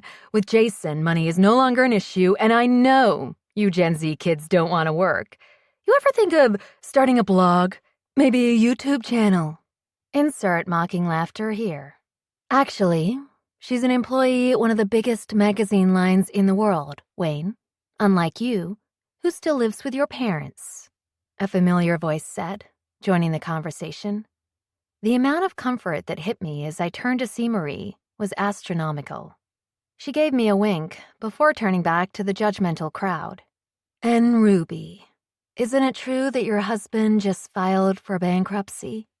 Perhaps you shouldn't cast stones when you already have rocks in your own garden." Ruby huffed and puffed, but didn't say anything in response to Marie. It was clear who the queen bee was, and Marie Rosefield sat on top of the throne. She stood like royalty, and the bullies retreated as if they were unworthy to take in the same air as her. "A word of advice, love," Marie said, turning to me with the brightest smile. "Don't ever let peasants intimidate you. You are more than they could ever dream of becoming." I'm quickly learning that I don't think I really fit in with this business side of Jason's world. "Good," she agreed. "These people are animals. You don't need or want to fit in with this world." She gave me a sideways hug. "But you do fit in with our family, and that's all that matters. I always wanted a daughter." If she knew how much I'd always wanted a mother, too. "What about Jason's business partner, Connor? Is he one of the good ones?" I asked, trying to seem nonchalant about it, but curious about what kind of business person he was. "One of the most genuine human beings in this world. He's a good person, which isn't common to come across in our world. I'm a bit shocked that the dark side of the business hasn't crushed him yet, but he always seems to make mountains out of molehills. It seems he has angels in his corner. I'm glad Jason is working with him. Even though Jason is older, Walter and I hope Connor can be a bit of a mentor to him. He has a good head on his shoulders. With his help, Jason can do big things." I smiled, pleased with the knowledge that Connor was just as good of a person as he had been when I crossed paths with him 2 years earlier. Marie lightly nudged my arm and whispered, "Now, go get your breath of fresh air before the hyenas come in and attack again." I smiled. "How did you know I was running to get some air?" "Oh, sweetheart, don't forget. I was you once upon a time. The outsider, brought into a world unknown where people judge me for my looks, for my skin tone, for my lack of finances. I remember needing a few quick escapes from time to time. If you go to the left, take the elevator to the rooftop. The view is beautiful. Just remember, when you take those breaks, strengthen that invisible crown of yours, and remember who you are. And remember, you have a whole team in your corner now. 9. Connor. If you looked up the definition of a people person, you would find a picture of me smiling ear to ear. I prided myself on my extrovert ways and how I loved meeting people of all types. One of my superpowers was my ability to find common ground with anyone and everyone, except for Jason fucking Rolesfield. When it came to my disdain for an individual, he was at the top of my list. He was the only one on the list, honestly. The unstable hothead had recently been placed in charge of running our West Coast division by yours truly. Thankfully, now he wouldn't be in New York, and I wouldn't have to cross paths with him as often as I had over the past few months. But knowing he was taking her with him to California sent a silent rage through my whole system. How in the world had an asshole like him landed a woman like her? Her. Red. My Red. Not mine, but still. My thoughts began to flood with anguish as the realization that Aaliyah was his settled inside me. Even worse, I thought about how he hadn't even flinched when she tripped. He had stood there glaring like the disappointment he thought she was, and then passively aggressively put her down instead of asking if she was all right. How did she think that kind of treatment was okay? Surely she knew she deserved more than someone like Jason out of life. I stood at the bar with him as he waited for our drinks, and like a creep, my eyes darted across the room looking for her. She stood with a small group of wealthy individuals, ones Aaliyah was too good for. I knew each one of them. They were all snakes, but Aaliyah appeared too nice to walk away from their trap. I noticed the hesitant discomfort weighing heavily on her shoulders as she engaged with them, and my sudden sense of protection shot through the roof. I took a step in her direction, but I stopped the moment I saw Marie move into the situation. The moment that happened, Aaliyah's shoulders relaxed, and an authentic smile spread across her lips. Good. She seemed more at ease. Unlike her dick of a son, Marie was a good person. I knew she was standing up for Aaliyah based on how the rats scurried away. Once they were all gone, it was as if the light came back to Aaliyah's eyes, and she began to shine once more. Aaliyah, what a perfect name for her. It was very fitting and beautiful. She was beautiful, even more so than 2 years before. Her long, now ombre hair was in micro braids and had golden string woven throughout. She wore a skin-tight black satin dress with a high slit, highlighting her long brown legs with her gold high heels. With those heels, we were almost eye to eye with one another. Her eyes, still as powerful as they were back then. "Did you hear me?" Jason asked, patting me on the back. I broke my stare away from Aaliyah and turned to take the drink from Jason. The smile I hadn't even known I was wearing as I stared at Aaliyah evaporated once I looked at him. "Sorry, what were you saying?" I asked, even though I didn't care. I wanted my stare to move back to her. I wanted to talk to her. I wanted to ask how she'd been. I wanted to ask her why out of 7 billion humans on the planet, she'd chosen him. "I said, did you notice the bombshell to your left wearing the blue dress?" he said, nodding in that direction. I turned to spot the person he was looking at, and the minute my eyes landed on her, I wanted to claw my eyes out. That's Rose, my new intern, and she's only 19. She's barely of age. "But she is of age," he smirked and nudged me in the arm. "I gotta tell you, old Jason would have been all over that woman if he had the chance." "She's a girl, not a woman. A bit young in age, don't you think?" He shrugged. I've dated younger." He paused and tossed his hands up in the air. "They were always at least 18. I'm not some creep." Could have fooled me. Besides, I wasn't pointing her out for me. I'm a happily taken man. I was pointing her out for you, big guy. Plus, with her being your intern, I bet she'd do anything to please you." He nudged me again. I wanted to slam my fist into his face. God, Red, why him? I rolled my eyes and looked away from Rose. "That's disgusting, unprofessional, and completely out of line, Jason, and I hope you don't plan on running the company in that manner when you get out west." "Whoa, whoa, whoa. Easy there, buddy. I was just joking with you. From the rumors, it appears you don't date much. I was just trying to be your wingman." He was drunk, already stumbling a bit, and I could tell that with a few more drinks in, he'd be his normal mess of a self. "I'm good, Jason." He tossed his hands up in surrender. "All right, suit yourself." He glanced once more in the direction of Rose, and I watched as his eyes moved up and down her figure. What a piece of scum. He caught me watching him, and he smirked. "Just looking, not touching."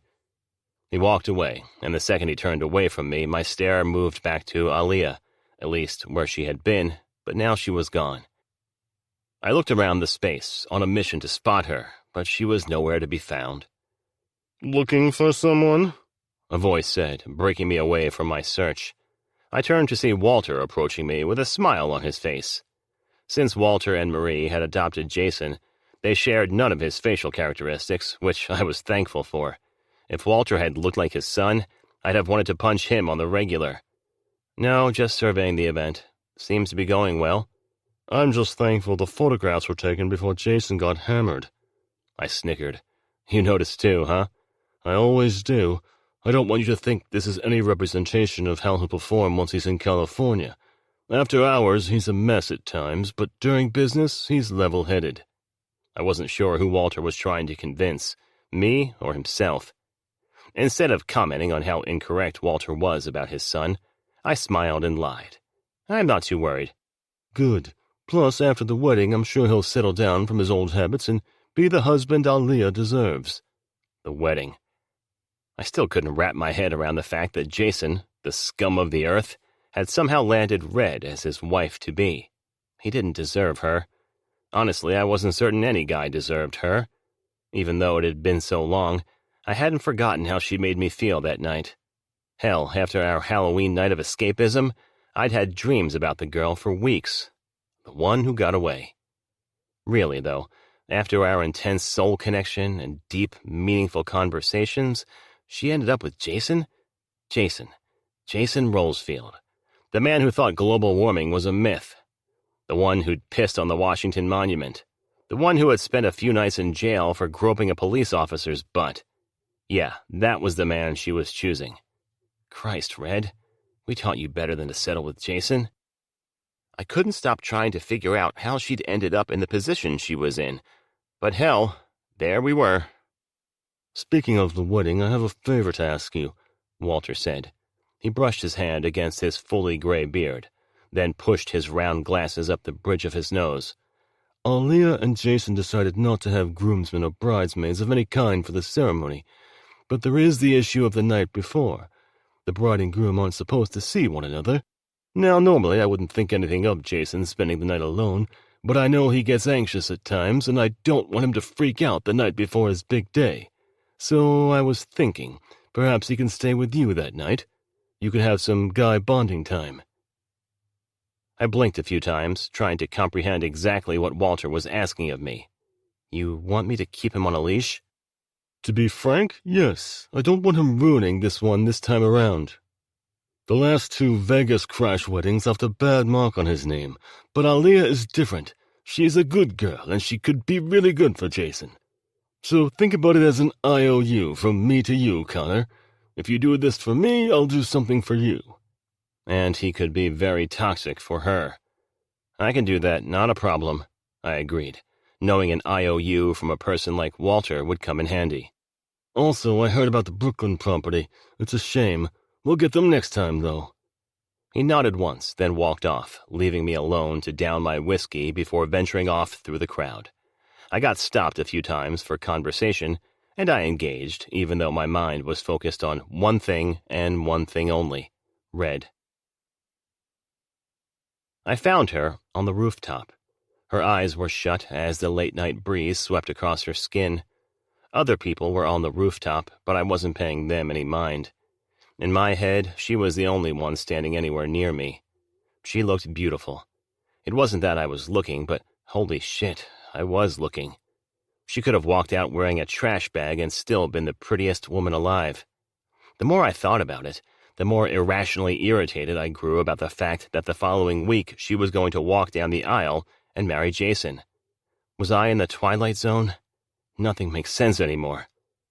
I hesitated a few moments before building up enough courage to walk in her direction.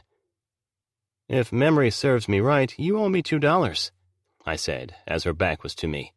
She jumped, looking startled as she turned to see who was standing behind her. The moment she realized it was me, her eyes grew gentle, and she smiled. "Hi," she said as she breathed out. I smiled. "Hi."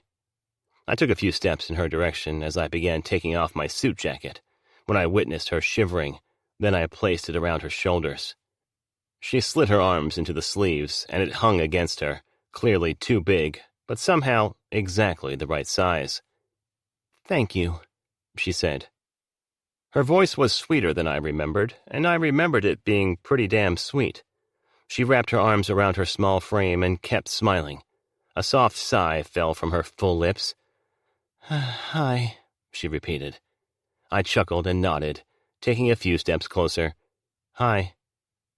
"So," she swayed back and forth in her heels, "this is weird, right?" "Very."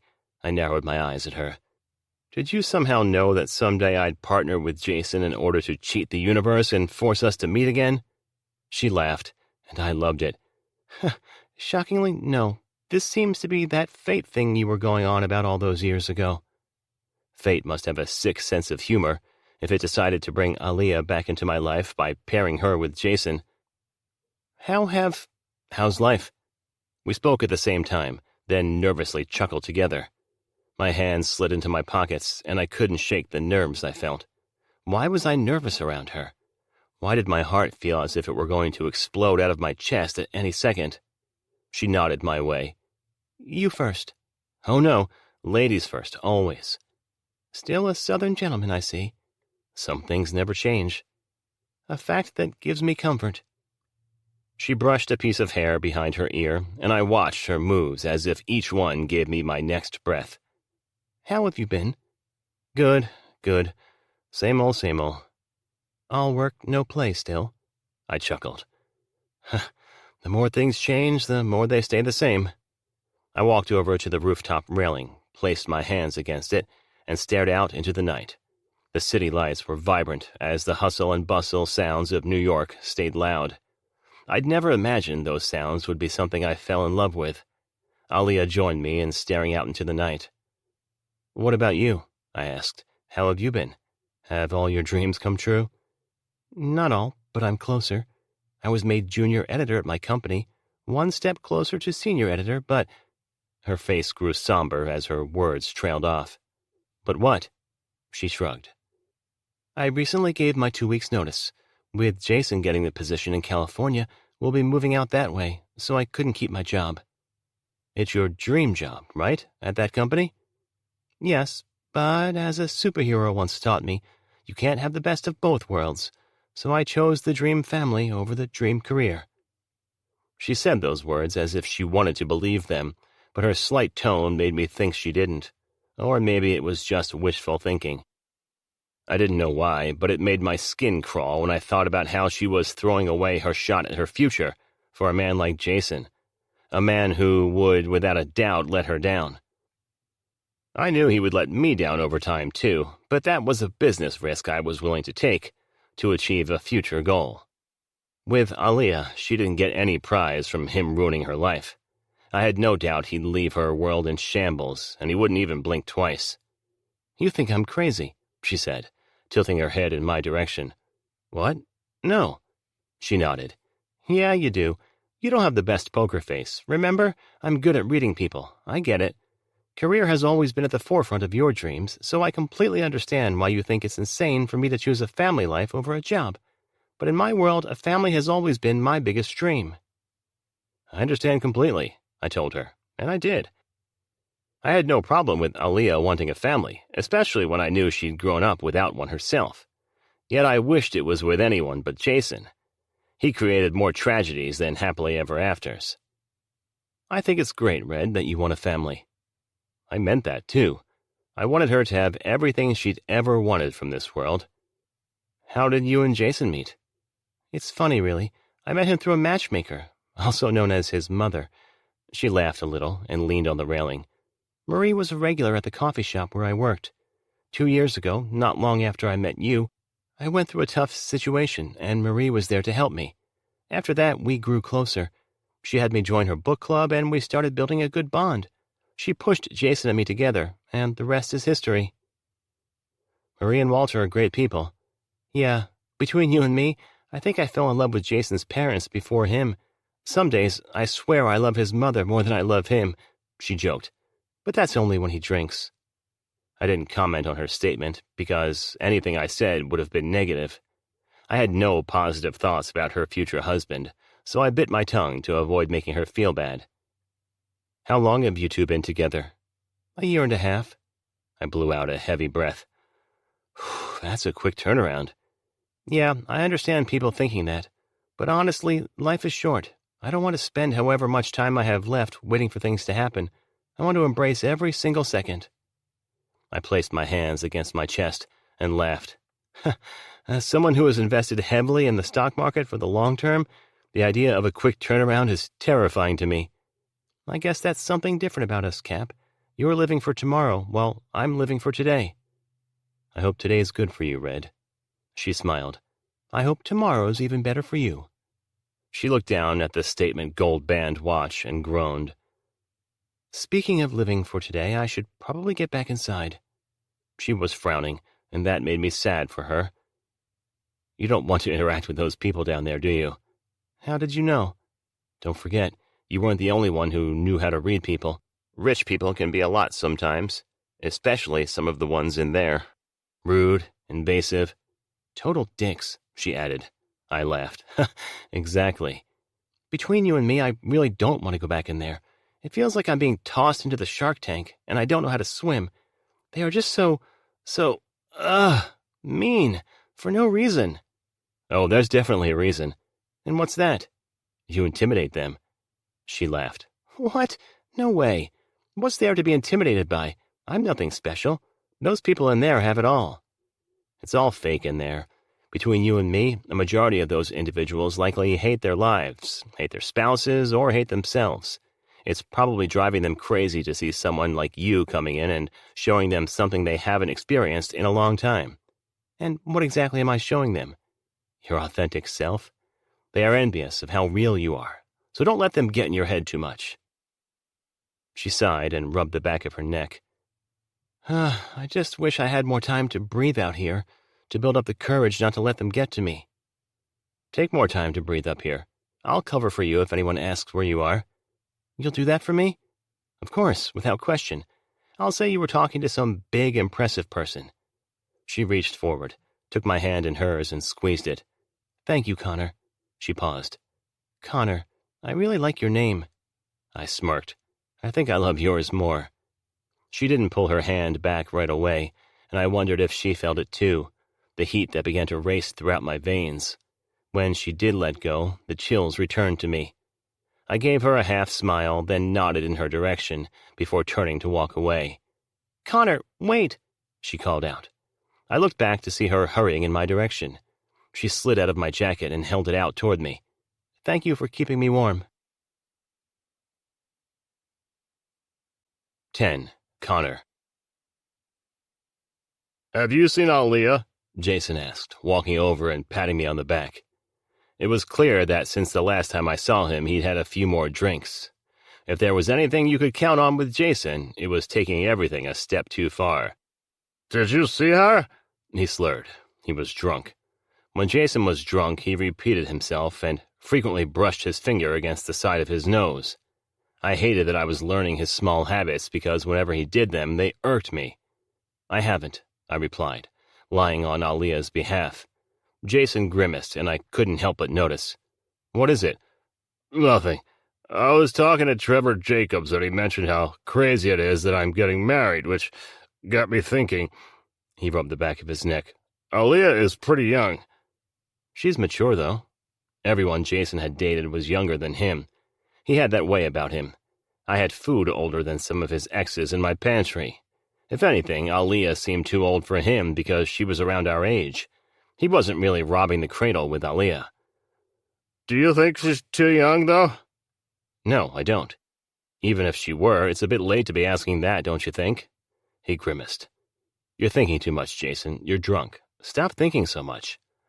Yeah, it'll be fine. He nodded somberly to himself. Have you seen Aaliyah lately? She's so damn unsocial. He asked me about her location, as if he had already forgotten he'd asked me that question twice. I parted my lips to lie once more, but I was cut off. I'm right here. Jason and I both turned around to see Aaliyah. She looked refreshed. I assumed a few moments of fresh air had been exactly what she needed to clear her head while spending the night with some of the worst humans on the planet. Babe, where were you? I thought you said you'd be back in 5 minutes, and that was like an hour ago. Where were you that whole time? Jason repeated, his brows knit with concern. Oh, she fumbled with her words.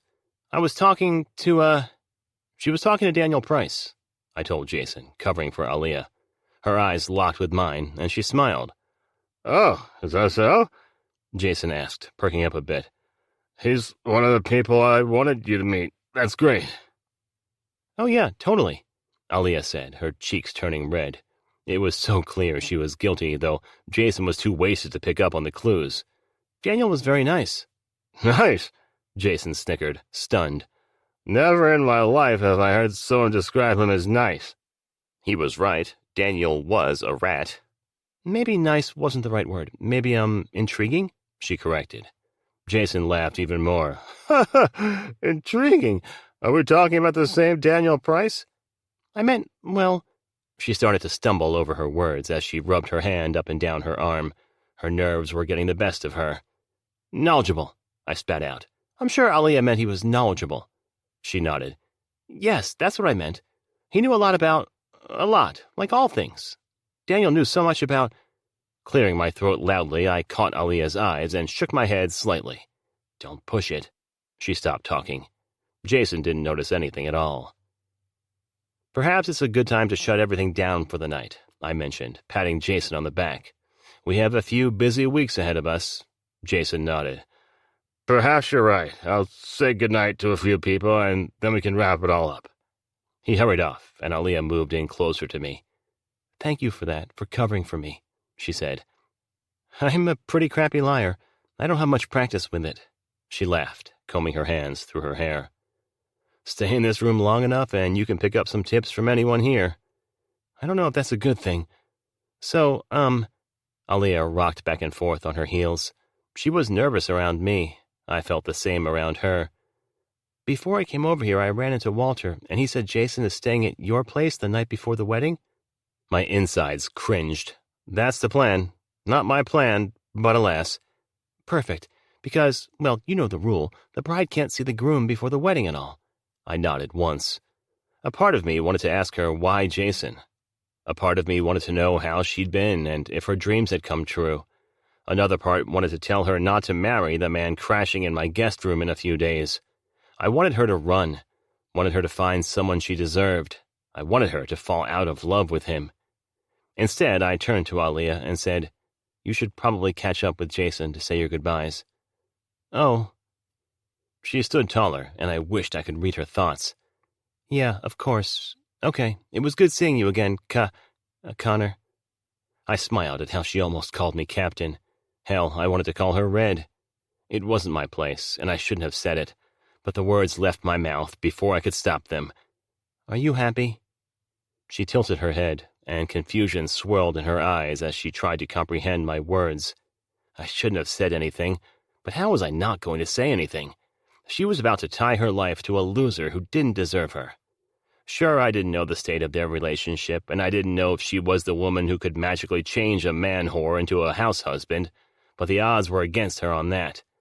No matter how good a woman could be, a bad man would always mistreat her and try to devalue her strengths to make himself feel bigger. There was nothing big about Jason. He was a small man with an unstable mind. There was no way he'd be deserving of Aaliyah's love. Am I happy? She repeated the question as if hearing her own voice would make it clearer. She smoothed her hands over her dress, and I watched as she did it, because every time her hands moved across her figure, I wanted to see exactly where they'd go. "I'm getting married in a few weeks," she said, smiling. That smile. I remembered that smile, the one that made others want to smile along with it. What's there to be sad about? I nodded. If she was happy, then I was ecstatic for her. Okay, maybe not ecstatic. Not in the least. Run, Red, run. I pushed out a broken grin as I slid my hands into the pockets of my slacks. Good, I'm glad. The best of luck with everything. Thank you. I turned to walk away and was surprised when she called out my name. I looked back at her, and her eyes held a bit of worry. Did she know? Did she know she was about to make a big mistake? Yes? I asked. Can you, it sounds silly, but can you make sure Jason doesn't drink too much the night before the wedding? He doesn't really know his limit at times, and I'd hate for him to be hungover. You know, big day and all. Fuck. She was really going to marry that man. I gave her that fake smile again. Of course. Relief hit her, and at least I was able to give her some comfort. Thank you, Connor. That means a lot to me. Are you happy, Red? I wanted to ask her again, but this time I wanted to really focus on her eyes because those eyes had a way of telling the stories her lips seemed to refuse to reveal. As she turned to walk away, I reached out and grabbed her forearm without thought. Red, wait. She appeared confused by my sudden action. I was confused by it myself, but I didn't let go. My fingers stayed glued to her arm as my lips parted. What is it? She asked. Please don't. Please don't what? Marry him. Her eyes grew dull as the words hit her ears. She stumbled back and pulled her arm away from me, staring as if I'd slapped her right across the face. I didn't want to make her feel that way. I didn't want her to look at me as if I were a complete stranger, but she did. Because I was a stranger. That hurt more than I could have expected it to. Aaliyah, come on, we're leaving, Jason called out with a tone I didn't like. Shit. I hated all of his tones, but I loathed how he used them to order her around. She kept her stare on me, appearing hurt by my insane but warranted request. Her eyes stayed with me as she spoke to him. I'm coming. And with that, she left. 11. Connor. It had been 2 weeks since I told Aaliyah not to marry my business partner, and I still stood by my request. The day before Jason's wedding, I learned that he was even more of a trash human than I could have imagined. I couldn't stop him from drinking because he showed up at my house already drunk and high. He came 5 hours later than he was supposed to and crashed in my guest room. Then came the morning, when I realized how much I truly hated him. Jason Rolesfield was, without a doubt, a piece of shit. That was nothing new to me. Still, when I woke on his wedding day, I was somewhat shocked at the level of shittiness he'd proven himself to be. I woke up early in the morning to the sound of something shattering. I sat up straight in my bed, shaken up a bit from the sudden crash, when I heard 2 voices. That was almost more alarming than the sound of the crash. Shh, don't wake him up, Jason said, causing me to wonder exactly who he was speaking to in my house. What kind of person invited others into a home that wasn't theirs? Jason, of course. I couldn't wait until this man moved out to California to run the branch there. Sure, I had my fears of him screwing up, but I wanted him as far away from me as possible. My curiosity pulled me out of bed, and I walked into the living room space, where I found 3 things that stressed me out.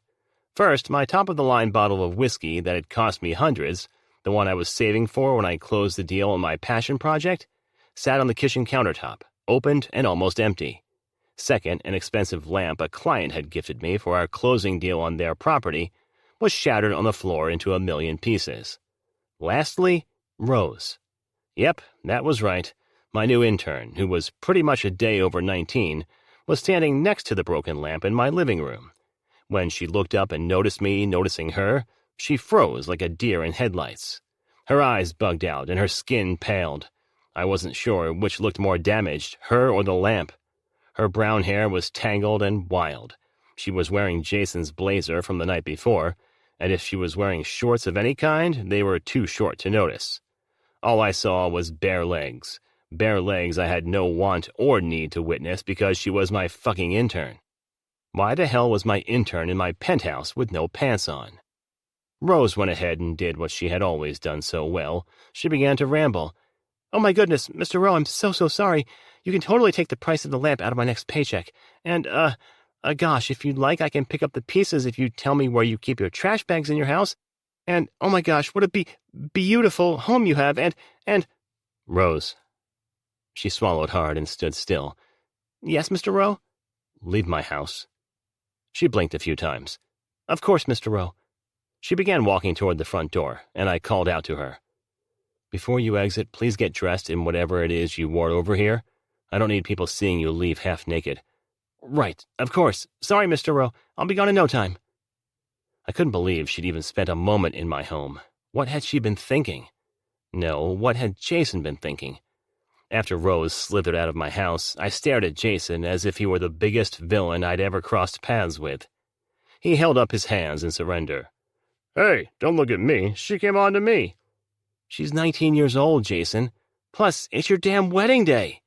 "Don't remind me," he muttered, pinching the bridge of his nose as he walked to my kitchen, swung my fridge door open, and took one of my water bottles.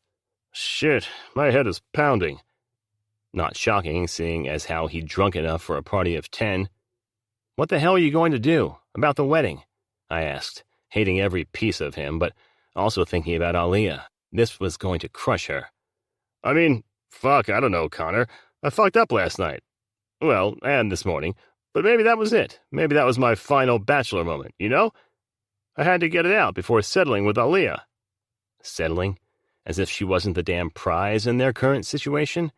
If anything, she was the one doing the settling. I brushed my thumb against my chin and sighed. "You should tell Aaliyah." "Tell her what?" "About Rose." He snickered out loud and huffed. "Yeah, okay, Connor. That's how I want to start my wedding day." "You don't want to start a marriage with that kind of lie." "If I tell her, there won't be a marriage. She'll hate me." "Maybe, but if anything, she deserves to know the truth. Just think about it, all right?" "Yeah, I will." "Good, now go take a shower. You smell like whiskey and ass. I'll be back to grab you in a bit. We have to get a move on." He headed off to take his shower, and I shook my head, glancing over at the thong lying across the floor. I supposed Jason had found his something blue for the day.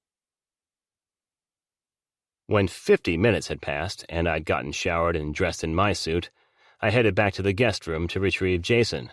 The whole time I was getting ready, I couldn't stop thinking about Aaliyah and the shit situation she was about to be in by marrying an ass like Jason.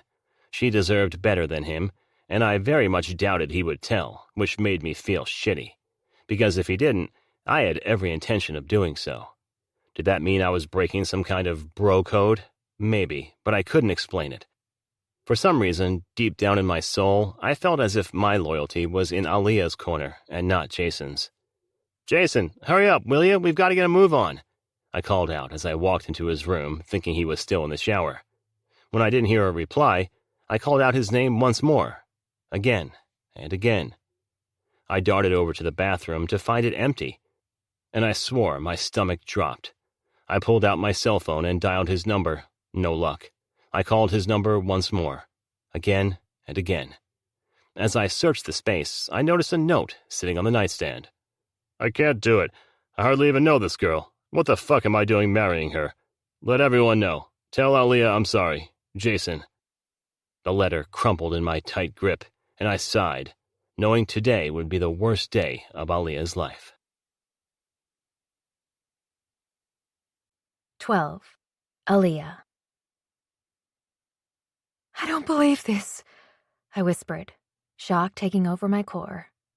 "I can't believe this." Oh God, this was the worst possible thing that could have happened. I couldn't believe everything around me was crashing and burning on today of all days. I looked at my phone as tears formed in my eyes. I felt an overwhelming amount of sadness. I couldn't even explain why. Feeling alone on your wedding day was never a great thing. I can't breathe. I can't breathe. "Why is this happening?" I asked Hannah as I stood in my dressing room waiting for Marie to arrive. I wished I could say Hannah was a close friend, but I didn't really know her all that well. She was the wedding planner Marie had hired, and she was in charge of making sure I wouldn't have the exact breakdown I was currently partaking in. I stood in front of the floor-length mirror wearing my wedding gown as tears flooded my eyes. Don't do it, Aaliyah. Don't cry. Don't cry. Don't cry. Oh my gosh! I sobbed, covering my face with my hands. Oh, honey, don't do that. It's all right, Hannah told me. How can I not cry? Look at me. I'm fat, I sobbed, staring at my stomach. Who thought eating a whole basket of bread was a good idea the night before their wedding? Even more so, who thought getting a mermaid dress was a wise idea when one had hips like mine? Why had I done that to myself? Why did I love to self-sabotage? Jason was right. My ass was fat. You're not fat. You look marvelous, Hannah promised, in such a monotone way. It was clear she'd given the "you're not fat" talk to many brides in her lifetime. She reached for a tissue and started patting at my eyes. Now stop crying, or we'll have to keep touching up your makeup. I sniffled a bit and stared at myself in the mirror as a few stubborn tears kept falling from my eyes. Do you think this is the right dress, Hannah? She snickered, placing her hands on my shoulders. I think it's a bit late to be asking that question. I nodded. I know, it's just butterflies, she cut in. It's wedding day butterflies. I've been doing this for over 30 years now, darling. 30 years? She must have been dyeing her hair that shade of red. There was no way she had not one gray hair given her line of work. Nothing made a person go gray faster than a bridezilla. Yes, 30 long years. And while all the small details are fun, they don't really matter much. They don't? No. It's not about the dress, or the reception, or the first dance. It's not about the perfect photographer or a gorgeous bouquet. None of that matters. All that matters is you standing at the end of that long aisle with the love of your life and saying, I do. The only thing that matters is you two there together, at that moment, as you both start writing the opening chapter of your story. I released the breath I hadn't even known I was holding. She took my hand in hers and squeezed it lightly. Okay? She asked. I nodded. Okay. There was a knock on my door, and we both turned to see Connor standing there. He looked so handsome in his all-black tuxedo. I was glad he'd gone with all black. It was so charming and classy. Connor, hey, you look great, I sighed, relieved. It's so good to see you here because that means Jason's here, which means this is really happening, and I was crying for no reason, and my words trailed off as I stared at Connor. His lips were doing something strange, something I'd never witnessed before. He was frowning? What is it? I asked, alarmed. Is everything okay? Is Jason all right? He cleared his throat and slid his hands into his pockets. He looked at Hannah and then back at me, that frown still resting uncomfortably against his lips. Do you think we can speak privately? Oh, no, Hannah muttered quietly, shaking her head. I shot my stare toward her, even more alarmed than before. What do you mean, oh no? What's going on? Hannah gave me a broken smile and squeezed my hands. I'll give you two space to talk. She left the room as if she knew what was about to happen, as if she knew how my world was about to be turned upside down. Once she was out of the room, Connor stepped closer to me. The closer he grew, the sicker I felt. I can't breathe. I can't breathe. No, I whispered, my body beginning to tremble. I mean, this is ridiculous. He couldn't. I laughed, fully in denial, and the more I laughed, the more Connor grimaced. Why are you here right now? He lowered his head before raising it slowly and staring at me with those blue eyes. I'm so sorry, Aaliyah. No, I shook my head. Don't be sorry because there's nothing to be sorry about. I mean, he loves me. We love each other. today's happening. It's just nerves. I had nerves, so I'm sure he had nerves, which is fine. We are fine. I swallowed hard. Right, Connor? Each word that left Connor's mouth was tainted with pain. Each word dripped with guilt, as he said all that needed to be said for me to fully understand the situation at hand. He left a note on the nightstand. 13. Connor. All the guests had dissipated, taking with them their gossip and judgmental commentary. All that was left in the church were Aaliyah and me.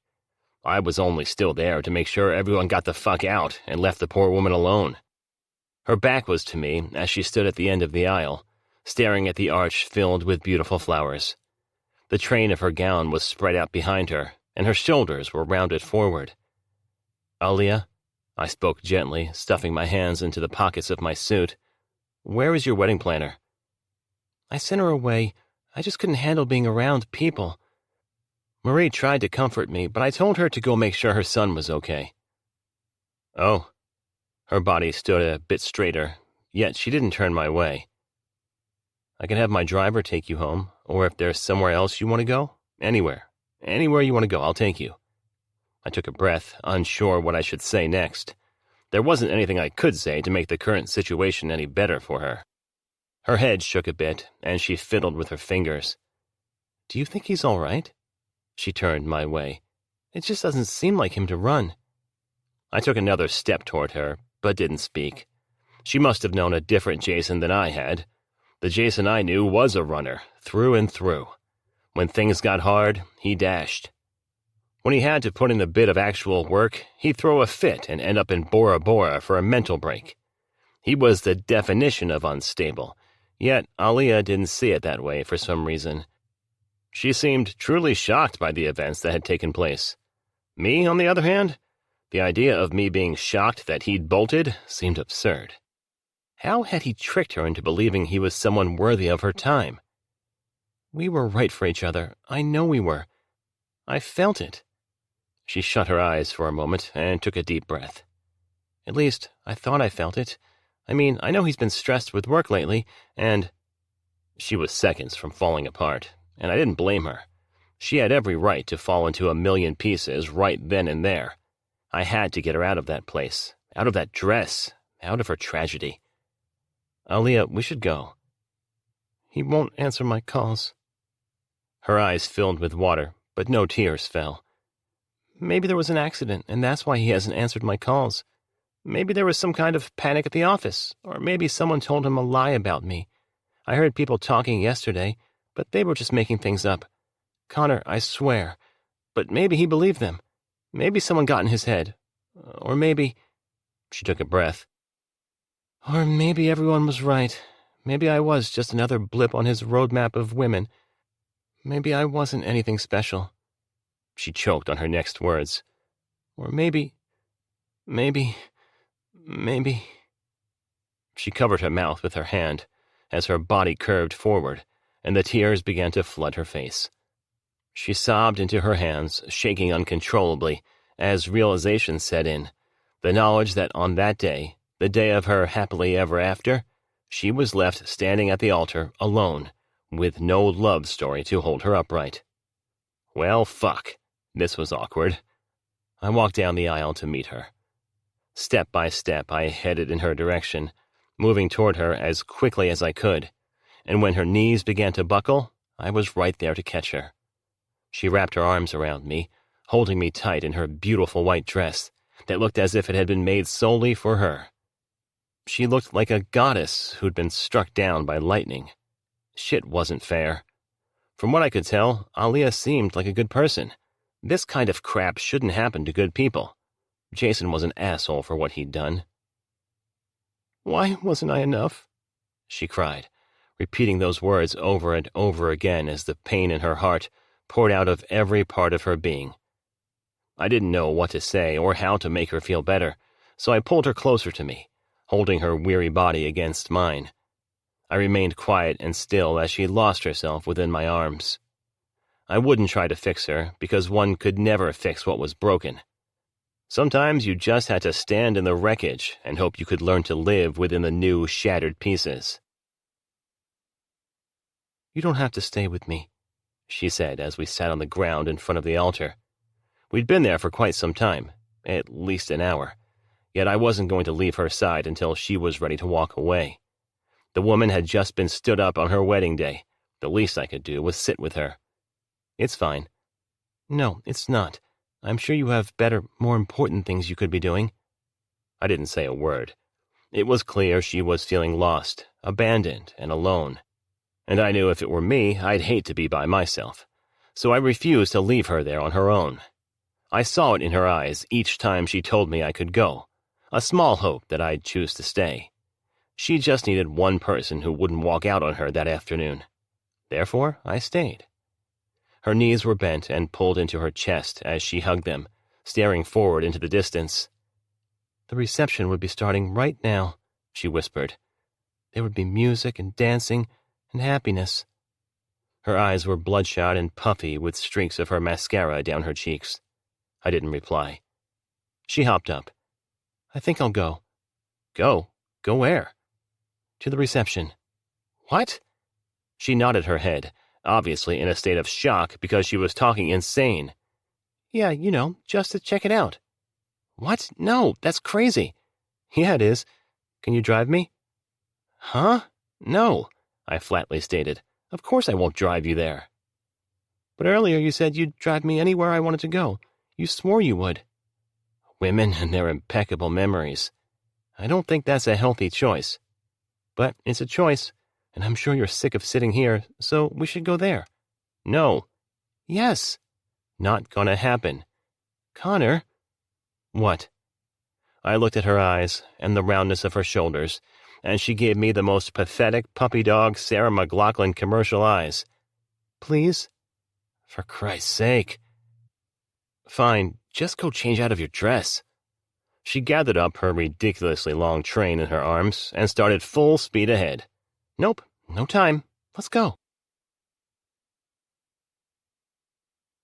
14.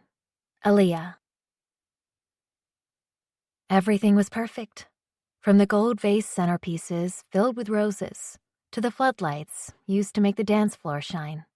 The place settings were beyond stunning, and the dessert table held all of my favorite things: brownies, cookies, lemon bars, a cake that took my breath away, gold ribbons dancing across the tiers of fondant, the letters J and A written in the most beautiful frosting. One layer was red velvet, another deep chocolate, his favorite flavor and mine. All of it was perfect. A reception built for a forever kind of love story, and all of the workers were tearing it down. How was I ever going to be okay after this? I stood frozen in the doorway as Connor stayed near me, staring as they all took the pieces away. My chest tightened as two individuals were about to recklessly place the 50-pound masterpiece onto a cart with wobbly wheels. I'd probably push the cake into the back room, grab a fork, and dive in like animals. "Wait! No!" I shouted, rushing into the space with my long train following me. "Don't touch that!" They turned to me with narrowed eyes. They looked like dang teenagers, obviously too young to be handling such a prize. What?" one muttered. "I said don't touch the cake!" I probably looked wild in the eyes because I felt completely wild in my heart. "Don't move it!" I turned toward the other caterers and ordered them to stop breaking down the place settings. I shouted for the DJ to stop unplugging his equipment. I cried for the bartender to stop wiping everything down. I just needed the perfect room to stay that way for a little bit longer. "Aaliyah," Connor's voice was low and sad. I cringed at the sound. It was worrisome when the happiest man in the world looked sad. "Connor, make them stop, please. Make them stop. Make them stop," I pleaded, staring his way as if he was my only ally. "They have to do their job." I took a deep breath and swallowed hard as tears began to fall down my face. "I just need more time," He narrowed his eyes. He didn't understand me. He didn't know where my irrational emotions were coming from. If there was anything Connor didn't understand, it was others' emotions. He never stayed around long enough to witness them. "You're being unreasonable," he told me. Not rudely, just matter-of-factly. It seemed Connor didn't have a rude bone in his body. "I know, but please?" He rubbed the back of his neck, and defeat deflated his shoulders as he turned to the crew. "Leave everything as it is," he told them. "But, sir, we were ordered—" "Everything is paid for," Connor said quickly. "The room, the time, your services. So the least you can do is let the bride partake in the festivities." "But she's not a bride," another said. "The wedding was called off." "She's not a bride." I hadn't known words could sting until I heard those ones fall against my eardrums. Connor gave that individual a look and then narrowed his eyes. He reached into his back pocket and pulled out his wallet. "I'll pay you each $300 to continue the reception activities." For the first time that afternoon, guilt found its way to me. "No, I'm sorry, Connor. We can go." He held a silencing hand up to me, pulling out the cash. The workers all glanced toward one another, then shrugged their shoulders as they walked over to Connor and began collecting their payment for keeping a wannabe bride from having a mental breakdown. Or, well, for helping a wannabe bride partake in her mental breakdown. Because nothing about what I was doing was sane. The DJ started playing music, and I moved to the middle of the dance floor. The lights flashed, and I swayed back and forth, staring at the almost life I'd missed. Then the wave of emotions came crashing into me as a slow song came on. My knees began to buckle, and my eyes began to flood with emotion. The second I began to fall, with the aim of hitting the floor, I was surprised when Connor stopped me. He pulled me up, and he held me in his arms. He swayed back and forth with me. "I got you, Red. I got you." When I began to fall, he was there to catch me. "I broke my promise to you," I said. I rested my tired head against his shoulder as he moved back and forth. "What promise?" "You said to never fall for a man who wouldn't dance with me. He wouldn't have done this," I whispered, crying onto his shoulder. "He would have never danced with me." "Then why did you choose him?" I sniffled and didn't reply because my answer felt too pathetic to face. Because I was alone, and scared of being alone, and scared for the small remainder of my life that would have been experienced alone. "Why did you say that the last time we saw each other? Why did you tell me not to marry him? Did you think I wasn't good enough for him?" He arched a bewildered brow and shook his head. "No, of course not. I just knew he was nowhere near good enough for you." I wanted to believe those words, but still, it was hard. We kept dancing until the crew had finally had enough and kicked us out. "Where would you like me to take you?" Connor asked. "I don't know. I have nowhere to go.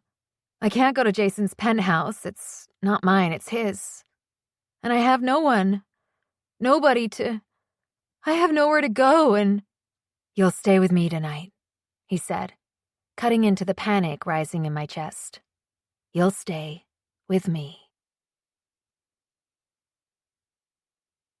15. Connor. I showed Aliyah to one of my spare rooms and gave her a change of clothes. She thanked me quietly before she went into the room, closing the door behind her. If there was anything she needed that night, it was rest. I headed back to my office. I felt exhausted, but knew I probably wouldn't be able to sleep anytime soon. Therefore, I'd do what I did best, pour myself into work. Around 1 in the morning, my phone dinged. Jason. "Hey, did everything work out?" Did everything work out? The nerve of the asshole. I'd sent him 1,000,000 text messages that day, called 1,000,000,000 times, and left 1,000,000,000,000 voice messages begging for him to reply. To at least call Aliyah. To man up and answer for the massive storm he had created. To face the broken heart he had destroyed. Yet I hadn't heard a peep from him for almost 20 hours, and when he did reply, that was all he had to say? Did everything work out? Jason. Is Aaliyah okay? He couldn't be serious. He couldn't be that idiotic to think there was any kind of scenario where Aaliyah was anywhere close to being okay. I wanted to cuss him out. I wanted to rip the fucker a new one for thinking any of his actions toward that poor girl were okay. Sure, Aaliyah was a hot mess, but it was because she really cared about the dick. She was the first girl I'd seen Jason with who looked at him as if he were someone worthy of being with. Plus, when she wasn't completely destroyed, she was kind, graceful, and beautiful inside and out. She had a pure heart, and Jason had felt the need to destroy it. He disappeared without anything more than a few words scribbled on a piece of paper, leaving me to clean up his mess, his mistakes. He'd left as if leaving was the easiest thing for him to do. So that night, I ignored him. I ignored his messages, I ignored his fake concern, and I secretly hoped karma would find its way to him, if only for that night. When I got up to head to bed, I was surprised when I heard sniffling from the guest room. She was still up and clearly crying. Without thought, I headed over and knocked on the door. When she opened it, I felt as if I'd been sucker punched. She looked drained, destroyed. "Sorry, was I being too loud?" she asked. No, it's not that." I frowned and crossed my arms. "I just wanted to say, you're important." "What?" "You're important. I want you to know that fact, to counter any person who's ever made you feel as if your existence isn't of value. The world is better because you're here." She let out a low chuckle. "How did you know I was feeling unimportant?" "Because even though I've only spent short amounts of time with you, I know you care and feel things deeply." She leaned against the doorframe. "Can I tell you a secret?" "Yes." "I'm afraid that before I die, I'll never find my person or my family. I'm afraid I'll always be alone, until my final day." "That's not true. You're a leading lady." "What if I don't get the hero?" "That's fine too. Contrary to popular belief, you can still have a happily ever after without another person being involved. Sleep tonight," I ordered, nodding once. "I'll try." "Sleep tonight," I repeated, brushing away the few stray tears that danced down her cheeks with my thumb. "I will." "You're lying." "I am. Do you want me to sit with you, so you don't feel alone?" Her lips parted for a second before she shook her head. "No, I can't ask you to do that. I'm okay. Really, it's fine." That was enough to convince me she needed me to stay. She was terrified of loneliness. I saw how it was eating at her that night. I refused to leave her alone in that state of mind. Walking into the room, I sat down on the desk chair. She climbed into the bed and quietly thanked me for doing that small act. It was the least I could do. I couldn't take away her pain that night. I couldn't unplug the wild thoughts racing through her mind. I couldn't even begin to understand an ounce of what she was feeling. I did the only thing I could do for a woman who had been abandoned and left stranded alone. I did the only thing that felt right. I stayed. 16. Aaliyah. Daylight poured into the bedroom through the curtains, and I groaned as it hit my cheeks. I had yet to open my eyes, the pounding of my brain making me feel nauseous. I wanted to rip my head off my body for the way it was spinning. I was certain meeting the sunlight would only intensify the awful feeling. I reached to my right to locate my phone, which I always plugged in at night and left on my nightstand, but I gasped when my hand fell straight down instead of tapping the table. My eyes opened, and the instant panic hit me as I sat up in the bed, realizing it wasn't my bed at all. Every hair on my body stood straight up as a strong panic began to overtake my whole system. Where was I? And whose bed was I lying on? Then it all came back to me. The wedding. The night before. Connor. I sat in his oversized t-shirt and gray sweatpants, which made my level of panic skyrocket to new heights. I started to recall the previous night, the ending of my relationship, the meltdown that came afterward, and Connor. I glanced to the other side of the bed, where a nightstand was located. Sitting on it was a glass of water and a piece of paper. I crawled over to it and picked up the piece of paper. Read, "You're okay. Captain." I made the mistake of glancing in the mirror, which reflected my heartbreak in smeared makeup and tear stains. I looked like a raccoon with the eyeliner and mascara spread around. The apartment smelled like bacon, which meant Connor was up and active. With slow movements, I walked out of the bedroom to find a huge, open space. His penthouse had an open layout that was modern and bright. The floor-to-ceiling windows were soaked in the sunlight that had awakened me. "Hey," I muttered to Connor, whose back was to me as he stood in his kitchen area, stirring something on the stovetop. He glanced over his shoulder, which had a dish towel resting on it, and gave me a half grin. "Morning, sunshine." What an ironic thing to say. There was nothing sunny about my shine. He turned back to the stove, turned off the heat, and then walked over in my direction. I'd already found my way over to his kitchen countertop, where I took a seat on a stool and lowered my head to the island in complete defeat. "Sorry I wasn't in there when you woke up.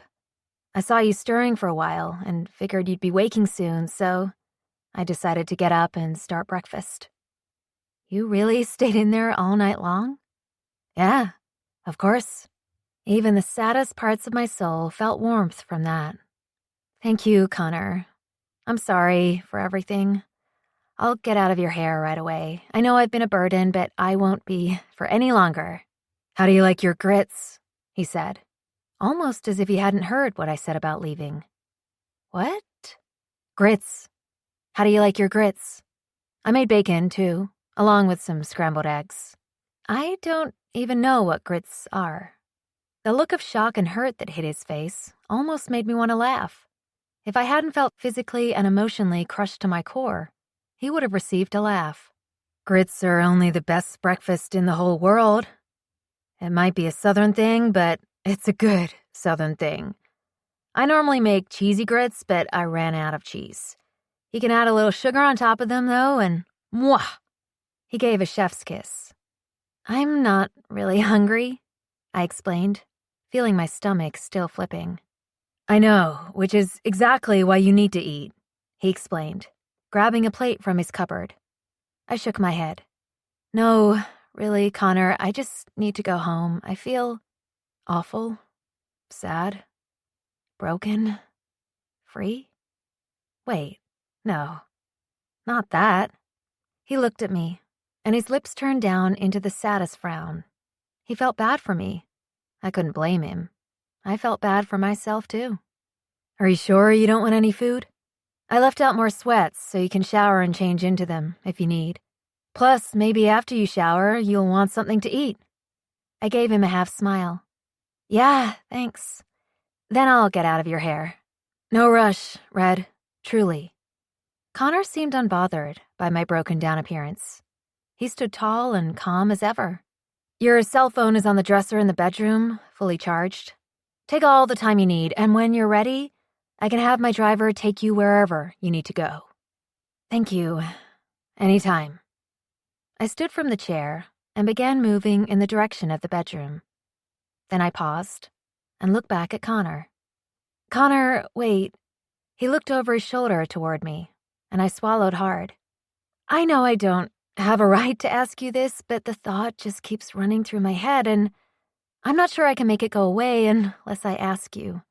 He stood silent, waiting. I bit my bottom lip. "Was there another woman that you knew of? Was Jason seeing anyone else?" The corners of his mouth twitched, and he slid his hands into the pockets of his sweatpants. His silence was my answer. "Did you know her?" I asked. "Don't do this, Aaliyah," he whispered. "Do what?" "Make it hurt more than it has to." His words stung me, yet it was my own fault, really. I'd known who Jason was from the beginning, and I still allowed myself to fall for him. I'd walked into his spiderweb, knowing I was an ant. Everyone always told me, in a way. At all those social events, they always hinted at the man Jason used to be. They were all right. I was just another mark on the timeline of women Jason crossed paths with. I had wanted so desperately for them to be wrong. I'd wanted to prove them wrong, and I'd wanted to prove to myself that I was enough. Now everyone was laughing at me from their mansions, thinking, I told you so. I rose my head up to look at Connor. Except for him. His eyes were on me, and he wasn't so quiet. I didn't mean in his tones, but rather his stance. The way his shoulders were low, and his lips slightly moved. The way his arms crossed, and his head tilted to the left a little. The way his blue eyes seemed as calm as the ocean at nightfall. Nothing about his body language read, I told you so. Nothing about Connor was laughing in my face at my stupidity for loving Jason. Nothing about him was calling me a fool. All that sat in his eyes was sorrow. He felt bad for me. I had to tear my stare away from him because his sadness for me only made my heart ache more. I went to take a long, hot shower as my tears intermixed with the water droplets slamming against my body, and I welcomed the sadness. I didn't try to fight it. I didn't try to avoid it. I didn't try to talk myself out of the hurting. No, I allowed the pain into my heart. I let it burn. 17. Aaliyah. I often wondered who the first person was to ever fall in love. Did they know what it was right away? Or did it feel like extreme heartburn? Were they happy? Sad? Was the love a two-way street? Or was it a solo affair? How long did it take to get there? How many days, months, and years did they travel before the love arrived? Were they scared? Did they speak the words first, or wait for the other to do the talking? In all of my favorite storybooks, there had been an insta-love moment. I love when a character said they fell completely in love the moment their eyes met. While I'd always been a hopeful romantic, it was hard to believe that would ever happen in real life. Yet still, I loved the idea of it all. I loved that it could happen, maybe, even if only in make-believe worlds. I loved the idea that love worked in whatever way it wished. I liked the thought that love swept in at its own speed, not believing in time, space, or constraints.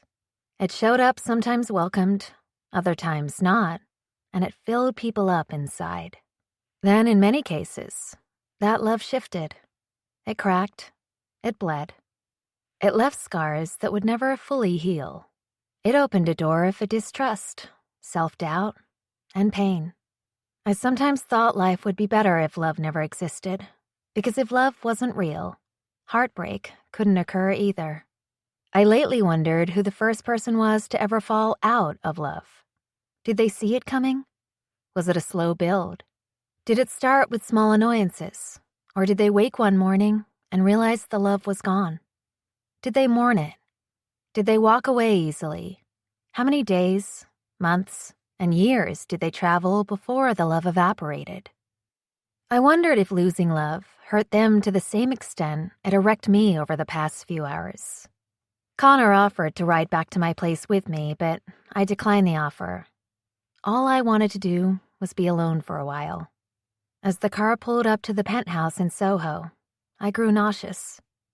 A part of me wanted to rush upstairs, pack my things, and hurry away without being seen.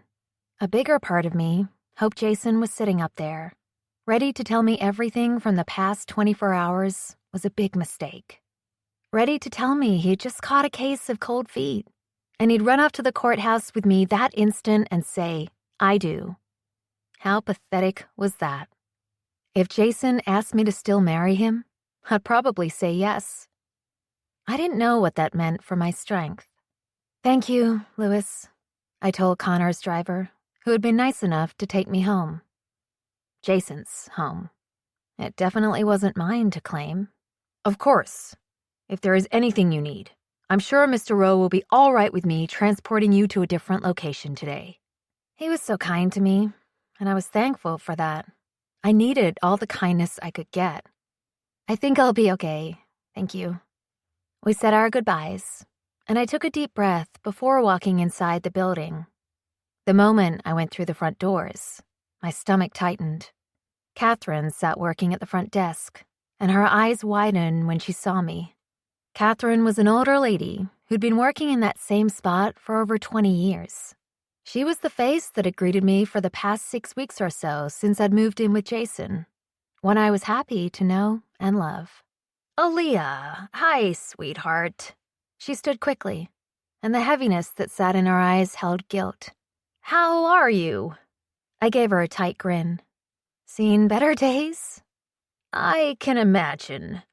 I'm sorry about everything that happened, but Mr. Rolesfield said to let you know you're more than welcome to stay here as long as you need."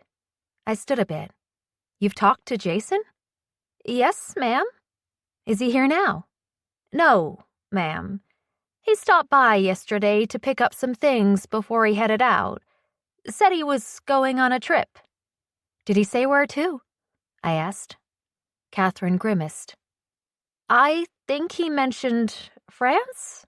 Our honeymoon. Or what was supposed to be our honeymoon." "Look, sweetie." Catherine rubbed the back of her neck and lowered her brows. "I was really betting on you being the one this time. I've seen Jason with many different women. Many. I get it. Jason used to get around." I cut in. "What are you trying to say?" "I'm just saying it was different with you. He was different with you." I huffed at her words. They annoyed me for many reasons, but mainly because even though he had been different, he'd still left me. I wasn't enough to make him stay. I was never enough to make them stay. I wanted to be the girl who changed his life, I confessed. My mind was having a hard time coming to terms with the fact that he had truly stood me up. Before, in my relationships, I could see all the red flags, but Jason had seemed like he truly cared. This one had blindsided me. "You did change his life." I rubbed the palms of my hands over my tired eyes. "I didn't. If I had, I wouldn't be here all snotty-nosed and teary-eyed.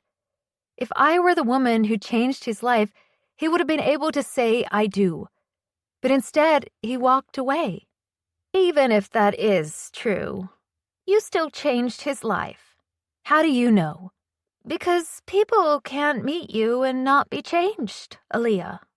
I smiled and thanked Catherine as I reached around to grab my key from my purse. "Aaliyah!" a voice said from behind me, making me turn around in haste. I knew the voice the moment I heard it, and the sound alone made my heart sink. "Marie, hi." I breathed out as I looked into a set of eyes that had grown to mean so much to me. "What are you doing here?" "Well, I was on a quest to try to find my son, but I just got word that he's taking a mini vacation to France for a while." She frowned as she looked down at her hands and fiddled with her fingers. When she looked up, tears were flooding her eyes. "Oh, Aaliyah, it wasn't supposed to go like this." She covered her mouth and broke down into uncontrollable sobs. It was an instant reaction of mine as I wrapped my arms around her. There I was, standing in the lobby, comforting the mother of the man who'd left me on my wedding day. I couldn't help it. Seeing anyone falling apart made me want to comfort them. "He loves you, Aaliyah, I know he does," she said, pulling away a bit. "Do you think you and I can have a word upstairs?" I hesitated for a moment. I wasn't sure I was ready to face a conversation with Jason's mother. I wasn't even ready to face myself and my heartache. Before I could reply, Marie seemed to read the words I wasn't able to express. "It's fine, really. I'm sorry. I'll give you your space. I want you to know you deserve more than what my son did to you. From the moment I met you, I knew you were something special," she said. "Thank you, Marie. I know this sounds crazy, but do you think..." Sniffling, she pulled out a tissue from her purse and wiped her eyes. "Do you think you and I can stay in touch? Maybe still get coffee with one another?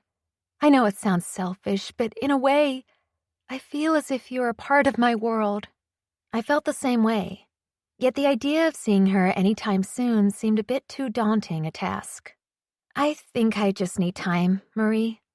Honestly, this is all a lot to come to terms with. My mind is still spinning. I understand, sweetheart. I won't take any more of your time, but know you're welcome to stay at this apartment as long as you need. I'll make sure to keep Jason away to give you the time you need to move into a new place. But I hope you know what my son did to you was cruel, and I do apologize for all the hurt he's caused you. I let out a nervous laugh. You don't have to apologize to me, Marie. You aren't your son's mistakes. Now it was her turn to release an anxious chuckle. You could tell a parent that 1,000,000 times and would still never believe you. She pulled me into a hug and held me so tight. I melted into her hug. I hadn't known how much I needed that, for someone to hold me. You are the daughter I always wanted, she whispered, stirring up my own emotions. She turned to walk away and paused as she held the door open for a moment before she looked back my way. Just so it's clear, Aaliyah, you were always the catch in your relationship, not the other way around. My son was never good enough for you. You were the prize. She smiled and walked away, leaving me there with a set of nerves I wasn't sure how to work through. I took the elevator to the penthouse and felt a sense of emptiness once I stepped foot inside. I hadn't lived within those walls for long, but somewhere along the way, I'd convinced myself I'd achieve my happily ever after there. Sometimes fairy tale endings are only for the storybooks. Everything was exactly as it had always been in the penthouse, except a little different. All the components of the house felt a little less like mine. I walked into the bedroom and noticed some of Jason's clothing was missing from the closets. He really had left me, and he wasn't going to come back. I wasn't sure what to do with myself. I wasn't sure how to move forward with life. I had nothing to my name. No husband, no job, no home. I'd given all of that up to be with a man who'd left me on our wedding day. I lay down on the bed that morning, feeling everything but love. I hated the discomfort I felt in that home. I hated the way the walls echoed to me that I didn't belong there. I hated how my skin crawled with the idea that any moment now, Jason could show up and remind me of how much I didn't belong. So I stood up from the bed and went to the only place where I felt less alone. Every Sunday morning, I spoke to dead people. Well, not dead people, just one. It had become a tradition to visit Grant's grave and talk to him about life, about the ups and downs of my world. I'd read him comic books and would watch the sunrise with one another. That morning, I'd missed the sunrise with him, but still I felt his comfort. I sat in front of Grant's tombstone with my legs bent and my arms crossed on top of my knees. My head rested against my arms as I stared forward at the one person who still made me feel loved. I didn't say anything that morning because I knew he wouldn't be speaking back to me at all. But in my head, I'd imagine he'd say I was okay. Scattered around his tombstone were quarters. I'd leave a quarter every time I'd visit because it always reminded me of him. When I first met Grant, he was always flipping a quarter between his fingers. He had all his odd beliefs and sayings that stuck with me over the years. Find a penny, pick it up. All day long you'll have good luck. Find a quarter, make it mine, and I'll be lucky for the rest of time. He'd say. There was never a day he didn't carry a lucky quarter around with him. So, whenever I visited, I left him a quarter, so he'd have a bit of luck on the other side. As I sat there, feeling hopeless, another one of his lines popped up in my head. Rain makes rainbows, Aaliyah. Let the water fall, he'd probably tell me. Break first, fix later. I broke. I shattered. I let the water fall from my eyes as the comfort of Grant's almost words filled my mind. I was thankful for Grant's silence that still somehow managed to wrap me up in some kind of mystical, safe love. 18. Aaliyah. And now comes the part where I plead. My stomach sat in knots as I rode the elevator up to the Passion magazine office, where I would respectfully, okay, Probably not. Beg for my junior editor position back. Now that I had no need to move to Los Angeles, I was trying to put my feet back on somewhat solid ground. I was a New Yorker through and through. And what do New Yorkers do when life knocks them down? We get back up and start swinging too, knotted stomachs and all. I was a bit shocked when my boss Maeve agreed to meet with me after I drunkenly emailed her at 4 a.m. due to a sleepless night. Jason still hadn't called me. I knew that didn't matter much, but for some reason, it hurt me. You would think the man who stood you up on your wedding day would at least send an LOL, my bad, I overslept and missed our wedding text message of sorts. Still, somehow his lack of communication was what kept my mind occupied the night before. I thought about where he could be, what he could be doing, who he could be doing. Of course he was cheating on you, Aaliyah. Hasn't history taught you anything? That's what men do. Now look at you. Wasted a year of your life on a man who left. Your time is ticking. Tick, tick, tick. Shut up, I muttered out loud to my own insensitive brain. My thoughts had been in overdrive, trying to convince me that what had happened was all because of me, that I wasn't good enough, that I wasn't worthy of the happy ending, that I was bad at finding love that lasted, that I didn't have time to find a real love. My thoughts were currently controlling me, and all I wanted was to be able to be in control of them instead, even if that meant sometimes muttering at myself to shut up. I walked into the front lobby of Passion and saw Greta's smiling face. She was the front desk receptionist, so I saw her face first each day I came into work for the past years. Hey there, sunshine.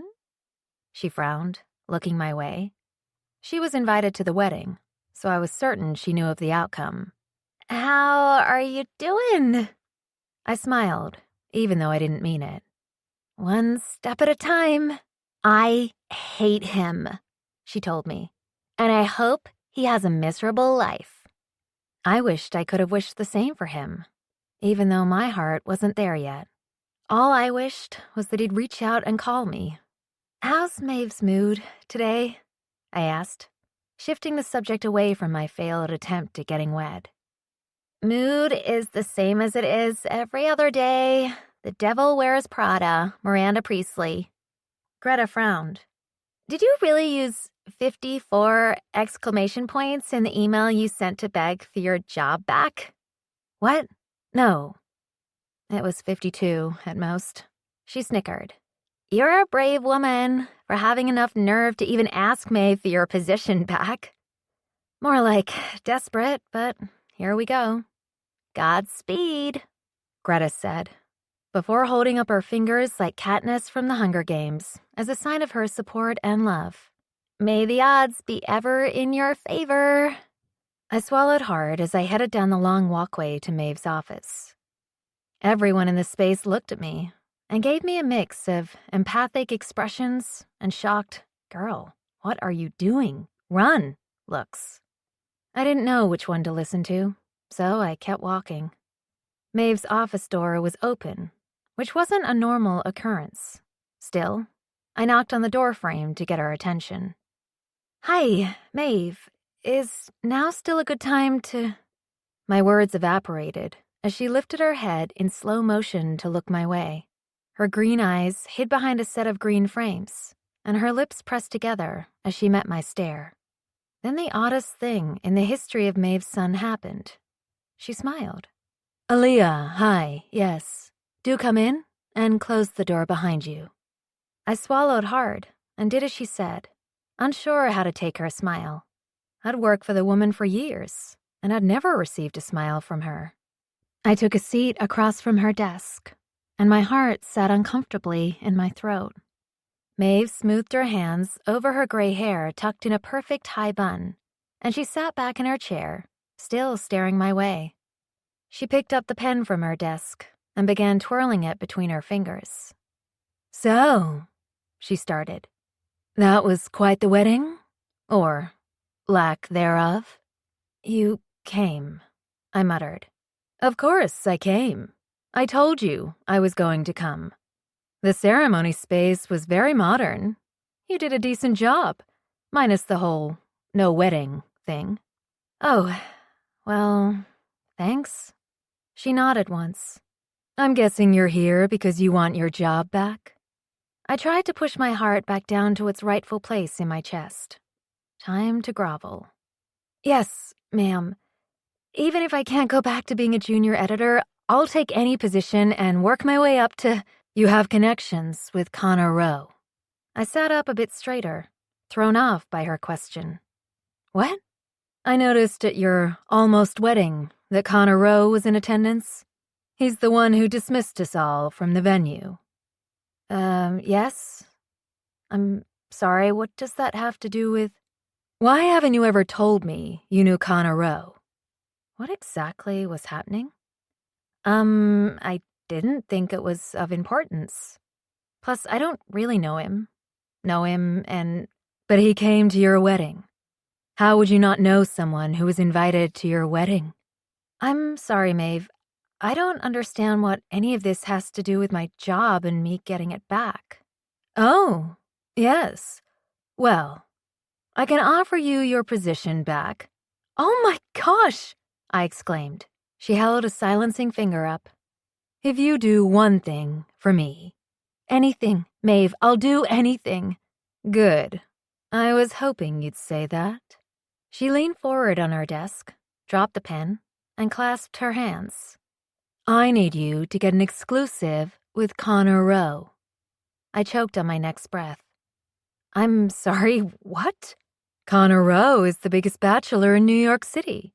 He's on his way to being one of the richest men in all of New York, if not the world, and he has never once done an interview. Everyone in the industry is clawing at the opportunity to get him on their cover, but he's refused all offers. Wow. Was Connor truly that successful? Jason had hardly ever talked about work people when we spent time together. Still, I didn't see how I could help Maeve. Well, if he doesn't want to be interviewed. Senior editor, she cut in. What? If you get Connor Rowe to agree to an interview and to pose for the cover of our September issue, I will make you senior editor. No way. Senior editors always receive the best projects. They were able to travel and see the world. Just a few months ago, Abby had been in Iceland following a story about an explorer for 2 months. That was what I dreamed about. Doing the big stories that allowed me to see the world at the same time, to experience different cultures, different lifestyles, to see lives bigger than my own. You mean it? I pushed out, feeling as if I were dreaming. I'd be able to travel for work and write the meaningful articles? If you get Connor to do an exclusive with us, you can write whatever you want. She held up a hand quickly. Within reason, obviously. Yes, of course. So? She narrowed her eyes. You can do it? What was it about Connor that made people crave to be inside his brain so much? It was almost as if Maeve was begging me to get him to agree to the article. Well, as close to begging as she'd ever get, at least. I nodded. Yes, of course, not a problem. I'll have him on board ASAP. By Friday? Friday? I gulped hard. This Friday? In a few days? Yes. As in 1, 2, 3. If you can't make it happen, that's all you have to... No, I can make it happen. It's pretty much already happening. There is no doubt in my mind that Connor Rowe will be on the front cover of this magazine come this September. Yep, that's right, because he and I are buddies. Pals. Amigos. Friends. We're pretty much Phoebe and Joey. Yep, that's us. Ketchup and mustard. Tom and... Aaliyah. Yes?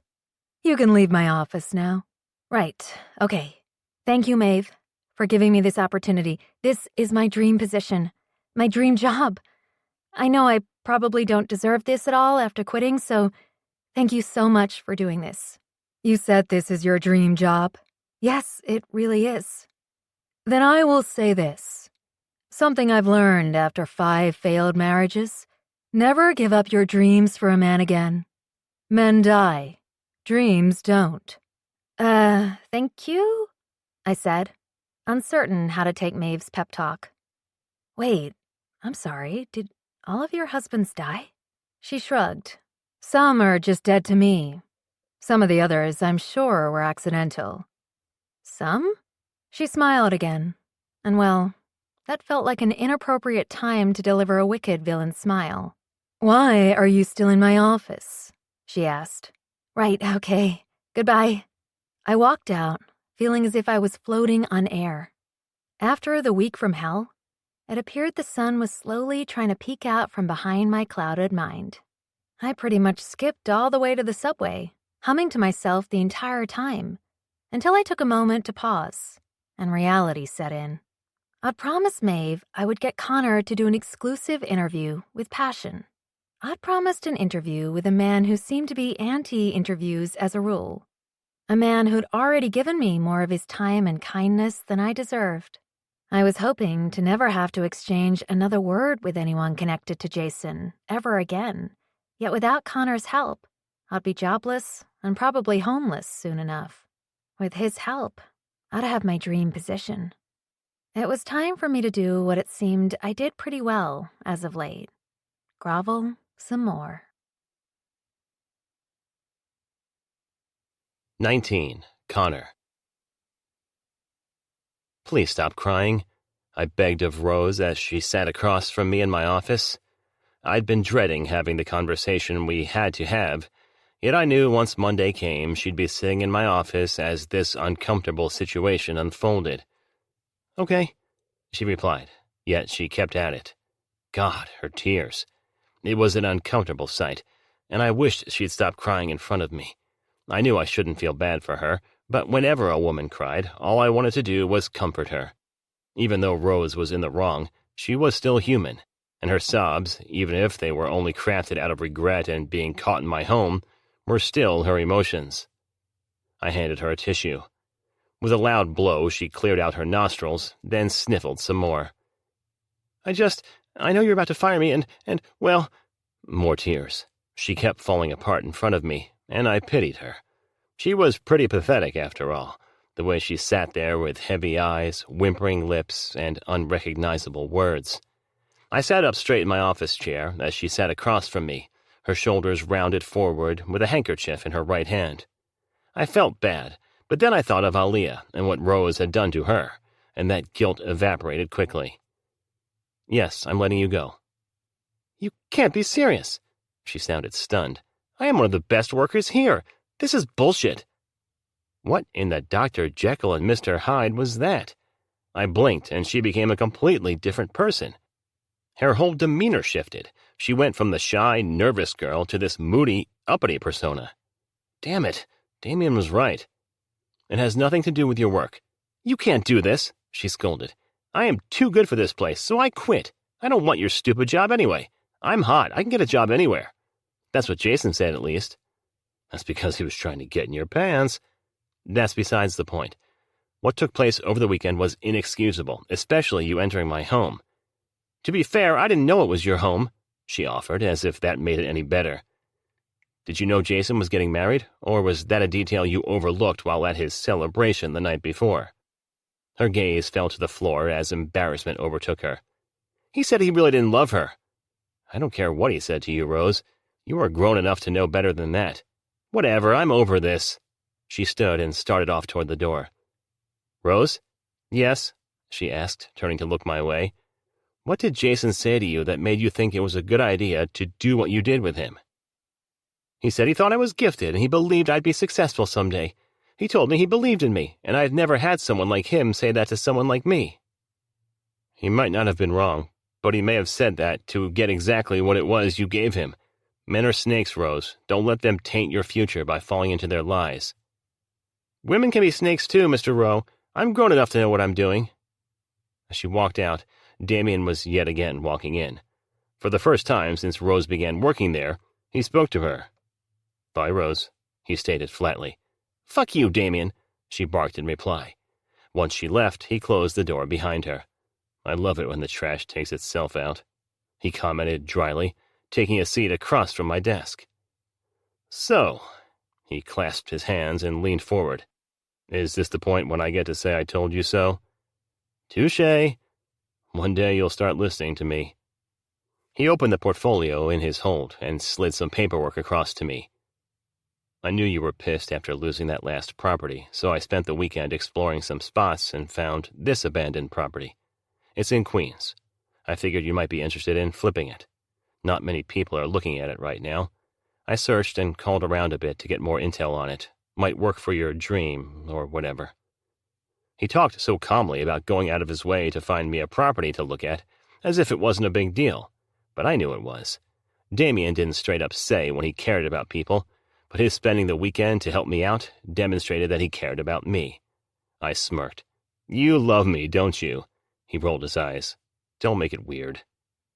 "Okay, I won't, but—" I kept smiling ear to ear. "You do, don't you?" He stood from his chair. "I'm done talking to you." "I love you too, Damien," I called out. Even though his back was to me, I could feel him rolling his eyes. "Oh, by the way, that woman who got stood up called the office, said she wanted to meet with you briefly tomorrow. I told her you probably didn't have time to—" "Red?" I asked. "What?" I shook my head. "I mean, Aliyah, she called?"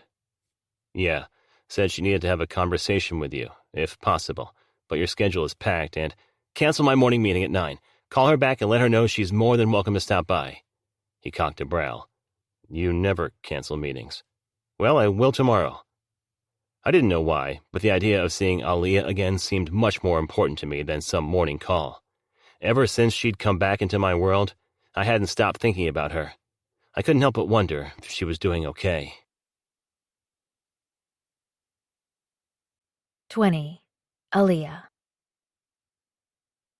I spent the night researching Connor, and I was floored by what I found. I'd had no clue he was so powerful. Not only had he built himself an empire from the ground up, but he also made sure to give back tenfold to the different communities as he succeeded. It was hard to find much personal information due to him never doing interviews. From what I read, it seemed he was a stand-up guy with morals that he stood by, which held true to how he'd appeared a few years ago. Giving back to the community seemed to be high on his priorities, and that intrigued me. Jason wasn't as big on giving back in the same ways his business partner had been, though it might have been because Jason grew up privileged.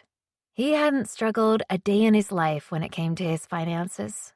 From what I'd read, it seemed as if Connor had to fight tooth and nail for every cent that fell into his bank account. The next morning, I found myself standing in front of Row headquarters with nerves in the pit of my stomach and a bouquet in my hands. Because what do you bring to a person who you're about to beg to give you an exclusive interview? Red and white roses, of course. The pack of chocolates under my arm was a backup plan, too, if he didn't like the flowers. After I called Connor's office, asking if I could meet with him, I was surprised he was so quick to give me some of his time. From what I'd read, he was a pretty busy man, and I had no doubt I'd taken more than enough of his time over the past few days. My mind was running in extreme overthinking mode as I rode the elevator up to Connor's office. The moment I walked through the doors, the receptionist looked at me holding the flowers and box of chocolates as if I were insane. "Hello, how can I help you?" she asked. "I'm here to see Connor." "You're Aliyah?" "Yes. Should I wait out here to—" Before I could finish my thought, the door that led to Connor's employee offices and his own opened up. A tall, somber-looking man stared at me. His all-black suit matched his charcoal black eyes. He was built, his arms pressing against the fabric of his business shirt, and the dark earrings that pierced his ears tied together his whole vibe. To put it frankly, the man looked terrifying, the kind of person you did not want to piss off because he could end your life with one stern look. The complete opposite of Connor's bright, welcoming feel. When he turned to look my way, chills raced down my spine, to the point that the box of chocolates almost dropped to the ground. "Aliyah?" he asked, his dark eyes staring into mine. Yes?" I asked, sounding unsure. You're here to meet with Connor? Yes, I said again, as if it were a question. He nodded once. Follow me. I looked at the receptionist to make sure this man wasn't going to murder me, but she'd already moved on to a different task. We walked down the hallway, and the knots that sat in the pit of my stomach hadn't dissipated. I felt like an asshat walking down the halls with a bouquet. What sane woman brings a grown man a bouquet? A desperate one, I supposed. We paused in front of an office door, and the man knocked 2 times before being told to come in. Aaliyah is here for your meeting, the somber man stated, nodding in my direction after opening the door. Across the way sat Connor, who stood from his seat quickly. He wore a light blue button-down with navy blue slacks, along with a belt that had probably cost more than my whole wardrobe if he shopped anything like Jason. Thanks, Damien. You can close the door behind her, Connor said, nodding toward the man who escorted me. Aaliyah, come in. Have a seat. As I began to walk toward the chair, Connor slapped his hand against his upper thigh. Wait, Damien. I almost forgot. Please don't do this right now, Damien said dryly. Come on. We can't avoid our daily banter, Connor insisted. It's not daily banter. It's you being idiotic. They must have had a different kind of boss-employee relationship. If I'd said those words to Maeve, I would have been attending my funeral the following week. Cause of death would be heel to my ass. Connor rounded his desk and took a seat on the edge of the wooden structure. He crossed his arms, and a wicked smirk found his lips. Why did the ketchup blush? Damien let out a dramatic sigh. I don't know. Why, Connor? A childish chuckle escaped Connor before he proudly said, Because it saw the salad dressing. I couldn't hold in my laughter. It was clever and corny, 2 of my favorite things. Oh, please don't encourage him with your laughter. It only pushes him to find worse jokes, Damien said in a monotone voice. Connor gestured toward me. No, she just knows good humor. You have to admit, Damien, that's a good one. It was a good one. But it kind of makes me sad seeing that you're using the same jokes as before, I said. I didn't take you as a guy who recycled jokes. Connor cocked an eyebrow. I used that joke on you before? About 2 years ago? Yep. No way. He blew out a cloud of smoke. I need to do better. Though, it is remarkable that you remembered the exact joke that I told you 2 years back. What can I say? You left an impression on me, I said with a shrug. You 2 know each other? Damien asked, confused. We met once on a random Halloween night 2 years ago, I explained. Damien seemed a bit intrigued, which surprised me. I didn't know he could look anything more than monotone. That's Red? Connor grew a bit flustered as I smirked. So, you talked about me to people, huh? Just here and there, he calmly stated. Are you joking? You met me a few months after that situation. You went on and on about how that woman changed your life. You couldn't shut up about how perfect and wonderful and life-changing. Okay, Damien, now is not the time for you to adopt a chatty personality. You can go back to work, Connor said, hurriedly ushering Damien out of the room. He was quick to close the door behind him, and when he returned to the front of his desk, he looked like a boy who'd got caught in the act. I swear, the guy never talks, and this is when he decides to blurt out all his thoughts, he said, shaking his head. Sounds like I left an impression on you, too. He smiled. Without a doubt. The mirth that radiated from Connor's face stayed as he shook his head, but then a somberness fell over him. I was kind of surprised to hear you wanted to meet. He narrowed his eyes, and the jollity he'd possessed seconds ago transformed into concern. How are you doing? Why was that question almost enough to send me into a tailspin of emotions? I shook my head and shrugged. As well as one could imagine, but that's not why I'm here. I looked down at the gifts in my hand and shoved them out in front of me. These are for you. He raised an intrigued brow. Thank you? Yeah, I mean, I don't know if guys like getting flowers, but if it were me, I'd love getting flowers. I went with roses because basics say fruit, even though I'm more of a sunflower girl myself. Anyway, here you go. I shoved them toward him a bit too aggressively until he took them from my hold. He leaned in and smelled the roses. I gotta say, I've never had someone give me flowers. I'm not sure I have a vase for them. I didn't think of that. I should have gotten a vase. If you want, I can run down to... I started to get up, but he held up a hand. No, it's fine. I'll have one of my assistants pick it up. Thank you for the gesture, though I'm not sure I know why you're bringing this stuff. Well, you did put up with me on Saturday. The least I can do is bring you a gift after wasting your time. I know how important time is, and I make it a habit to try not to waste it. And well, once time is gone, you can't get it back. So I was thinking, well, Aaliyah? Yes? You're rambling. I know, sorry. I began wiping my hands on my thighs because when I was anxious, sweaty palms were a given. I'd have bet my armpits were currently creating impressive pit stains, too. I'm dealing with a new set of nerves. No need for the nerves. We haven't been nervous around each other since the first time we met. We shouldn't start now. Easy for you to say. You aren't about to make a crazy request. He continued. Honestly, you didn't have to bring me anything. You've never been a waste of time in my life. He was being too kind, because I knew the level of destruction I'd been. Though Connor wasn't the type to throw that fact in my face, which I was thankful for. We stood there smiling at one another for a minute, and I was probably cheesing like a fool trying to push out the words that had to come out of my mouth next. Okay, that's not the only reason I came here with gifts, I confessed. Oh gosh, is it hot in here? I began tugging on the top of my blouse, trying to air out my nerves. Connor raised an eyebrow. The air is on. He reached toward his phone and paused. I can call for my assistant to bring you water, though. No, it's fine. I'm just on the brink of a breakdown. No big deal. But that does lead me to what I need to talk to you about, or more so, ask you about. Oh? I clasped my hands and set them in my lap.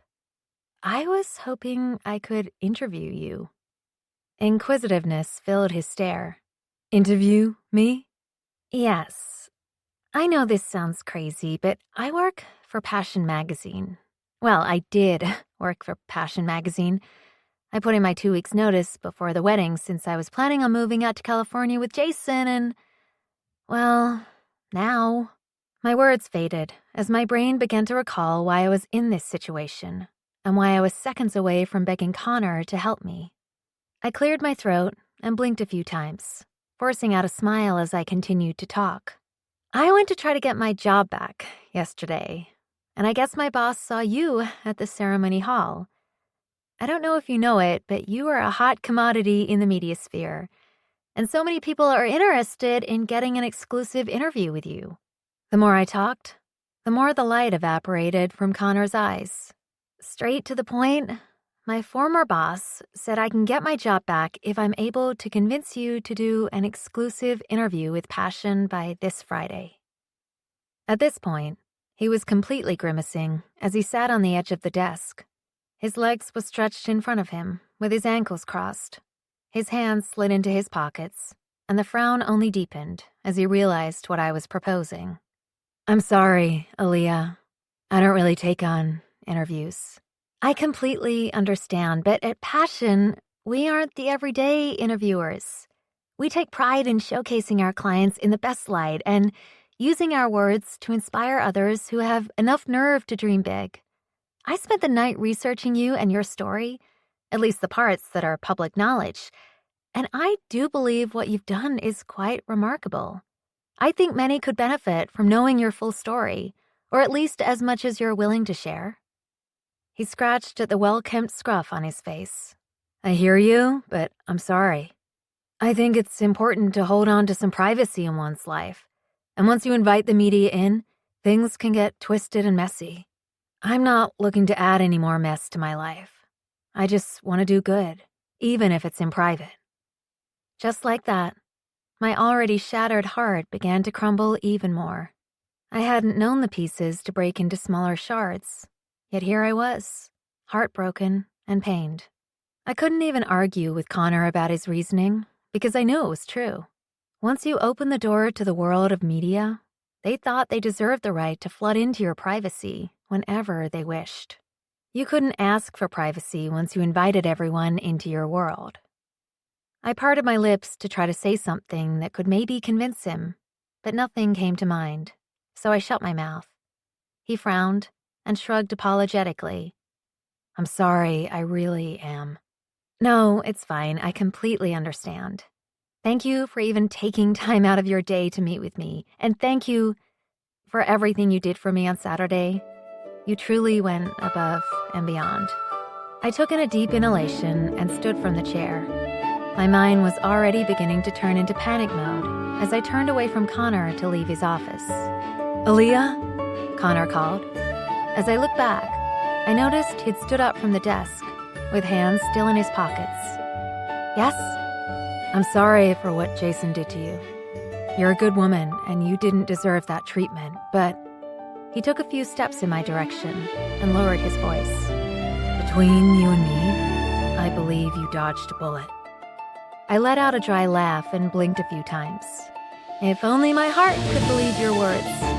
Just feel what you need to feel, and one day, you'll be okay again. Is that how it works? Yes. Promise? Promise, Red. Each time he called me Red, I felt a little less alone. I wanted to believe I'd be okay, but the tears began falling from my eyes, and I brushed them away quickly. I shook my head and tried to apologize for falling apart in front of Connor again. He wouldn't allow it, and was quick to grab me a tissue to wipe away my tears. Gosh, this is so embarrassing. I'm really not a mess like this. I hardly ever cry. Unless it's like one of those videos where a soldier comes home to surprise their family. Those always bring on the waterworks. Or a cute animal that's been through trauma but found a happy family. That chokes me up. But the amount of tears I've shed in the past few days with you is too much. You've probably seen me cry more than most people. I chuckled, embarrassed. VIP access to your emotions, he joked. No worries here. It's a safe place. We should really stop meeting like this, though. With me having a broken heart? Hopefully, next time we cross paths, you get the happily ever after. I pushed out a smile, but he knew it wasn't real. He frowned and studied me as if he wanted to say something but didn't know exactly what words to give. Therefore, I took that as my sign to leave his office and allow him to get back to his life. I'd already taken up enough of his time. He looked down for a second, then reconnected his stare with mine. Aaliyah? Yes? Can I hug you? I nodded slowly. Yes. He moved in and wrapped himself around me as if he were a weighted blanket and held on tight. I melted against him, not even knowing how much I needed his comfort, until he unleashed it on me. I breathed him in, smelling his cologne that rubbed against the fabric of my clothing. I lay my cheek against his chest as he rested his chin on top of my head. I remained in that same spot until I felt as if I were overstaying my welcome against his soul. Then I let go. All right, well, I'm going to get out of your hair, but thank you for meeting with me this morning. And thank you, Connor, for being you. Of course. I truly wish you the best, Aaliyah, and you're going to be okay. I didn't know why, but the way he said it almost made it seem true. Almost as if me being okay was the result of all the madness taking place. I lost my relationship, my home, and my dream job all within a few days. It's kind of hard to believe everything's going to be okay, but thank you for your kind words. Oh, before I go, I reached into my purse and pulled out $2 bills. I placed them on his desk. He snickered. Making good on our bet? I'm a woman of my word. He gave me a sad smile, and I gave him one back before turning to leave. But I couldn't help but pause because I knew there was something else I wanted to say to him. I searched your name online last night, I confessed, meeting his ocean stare. And I doubt it matters coming from me, but I'm really proud of you for everything you've done in life. It seems all your dreams are coming true. Not only that, it seems you're big on giving back to the world what it gives to you. It does, he said, crossing his arms. It does matter coming from you. Later that night, as I sat in bed searching the internet for jobs, I was surprised when my phone dinged with a new email. A new email from Connor. To Aaliyah Winters at passion.com. From Connor X Rowe at rowenterprise.com. Subject: Saturday. Read: You talked me into it. I'm hosting an open house tomorrow, Saturday, for one of my bigger properties if you'd like to come. No better time than the present to get started with the interview process. Plus, you can see me in action at work. Meet me at the corner of Smith and Hadley at Trevin Tower around 10 in the morning. If you have questions or get lost, here's my number. Call or text anytime. Captain. P.S. You're going to be okay. 21. Connor. My mother believed in magic, not like voodoo spells or chanting kind of magic, but the magic of one's mind. She believed everything works together for the greater good, and that life leaves clues for every person about the road they are supposed to walk down. My mother would have called the events of the past few weeks a sign from the universe. I'd have been lying if I said I didn't somewhat think the same thing. Aaliyah coming back into my life had to mean something, right? Or maybe I just wished and hoped it meant something. Either way, I wasn't ready to let her go again. On the one hand, I loathed the idea of doing an exclusive interview and bringing people into parts of my world. But on the other hand, I loved the idea of having more of her in my life. Sure, I didn't have time for a life outside of work, but in a way, this was work-related now, so business. That was what I was doing. I was taking part in my regular business tasks. Whatever it takes to convince yourself that you don't just want to be around Aaliyah, buddy. Why do I feel as if I'm going to be stunned by the property you're about to show me? Aaliyah asked as she approached me on the sidewalk. She looked as breathtaking as she always did. I wondered if she knew how effortlessly striking she was without even trying. She wore a white dress that hugged her waistline. The way it highlighted her hourglass figure didn't go unnoticed. Aaliyah's curves should have come with a hazard warning. Her hair was pulled up into a large bun, and her lips were painted crimson. Caution will make grown men weep. I think most people would be stunned by it. It's massive. I'm excited.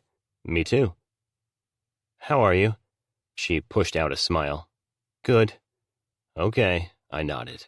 But how are you really? Her smile faded, and she shrugged her shoulders. Good. Be real with me, Red. One day at a time. At this moment, I'm okay, she told me. Good. I'm glad to hear it. Thank you for doing this, for agreeing to the interview, even when I know you aren't fully comfortable with the idea. I want to give you my word that I will put my all into this project, Connor. I swear. I'll make this experience worth it for you. She shifted nervously in her heels as her lips turned upside down. She might have been the first person in the world who still looked beautiful while frowning. I just don't want you to think I'm using you. I am really interested in knowing your story. You can use me, I confessed, shrugging. If I'm going to be used by anyone, I'd like it to be by you. She blushed a little. How is it that you're still as nice as you were a few years ago? How has the city not made you jaded yet?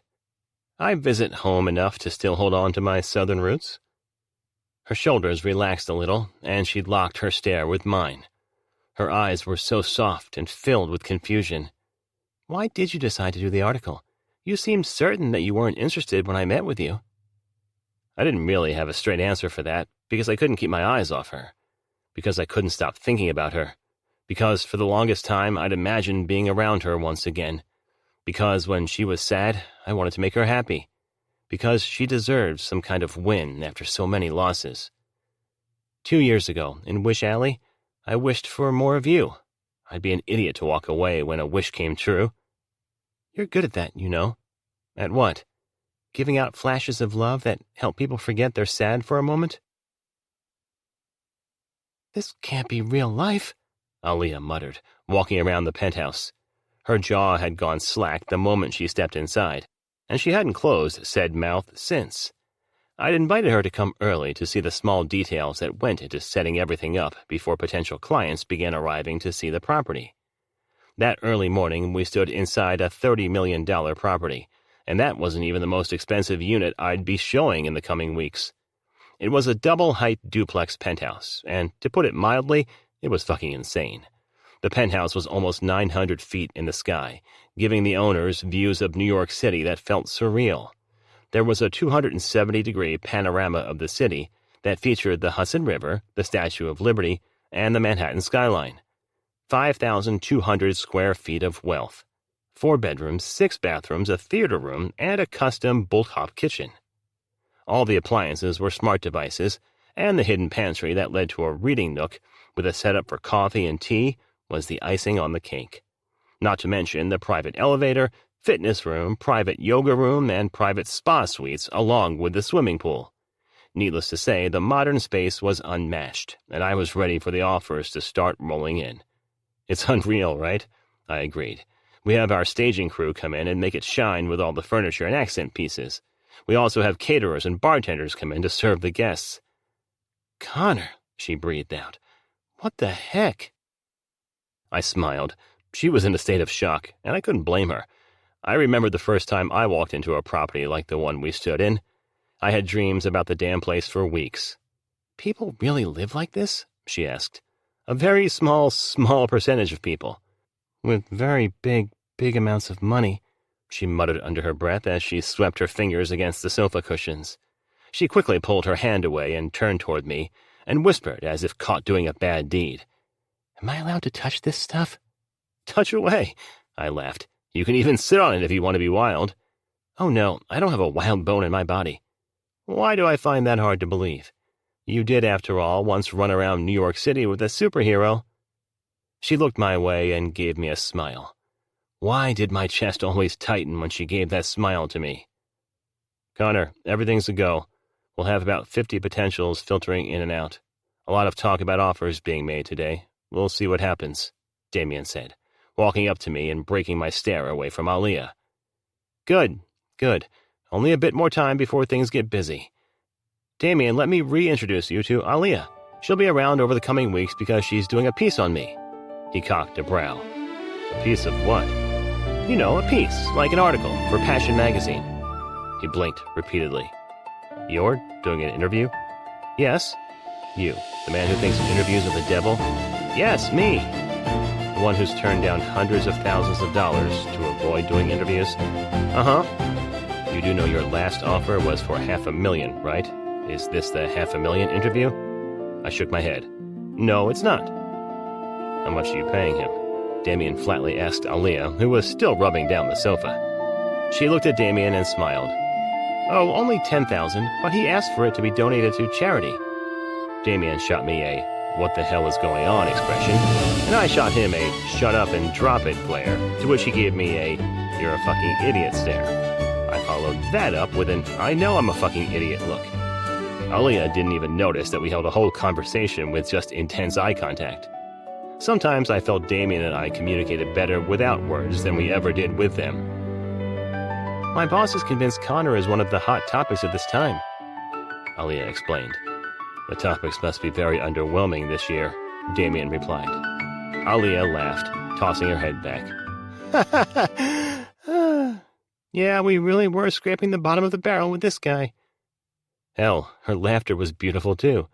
She had that intense kind of laugh that vibrated off the walls and into people's spirits. It was an infectious sound, the kind of laughter that made other people chuckle too. Makes sense. I'm sure you asked others too, and they declined the offer of being interviewed, Damien said. Honestly, that's the only thing that would make sense. He was actually the 3rd billionth person we reached out to this time around, Aaliyah chimed in, playing along with Damien. Most people didn't pick up on Damien's dry humor, since it read as rude and dismissive a lot of the time, but Aaliyah fell right into place with it. You should have kept searching, Damien said. Aaliyah shook her head and crossed her arms. I know, I told my boss that over and over again, but alas, we had to settle with this one.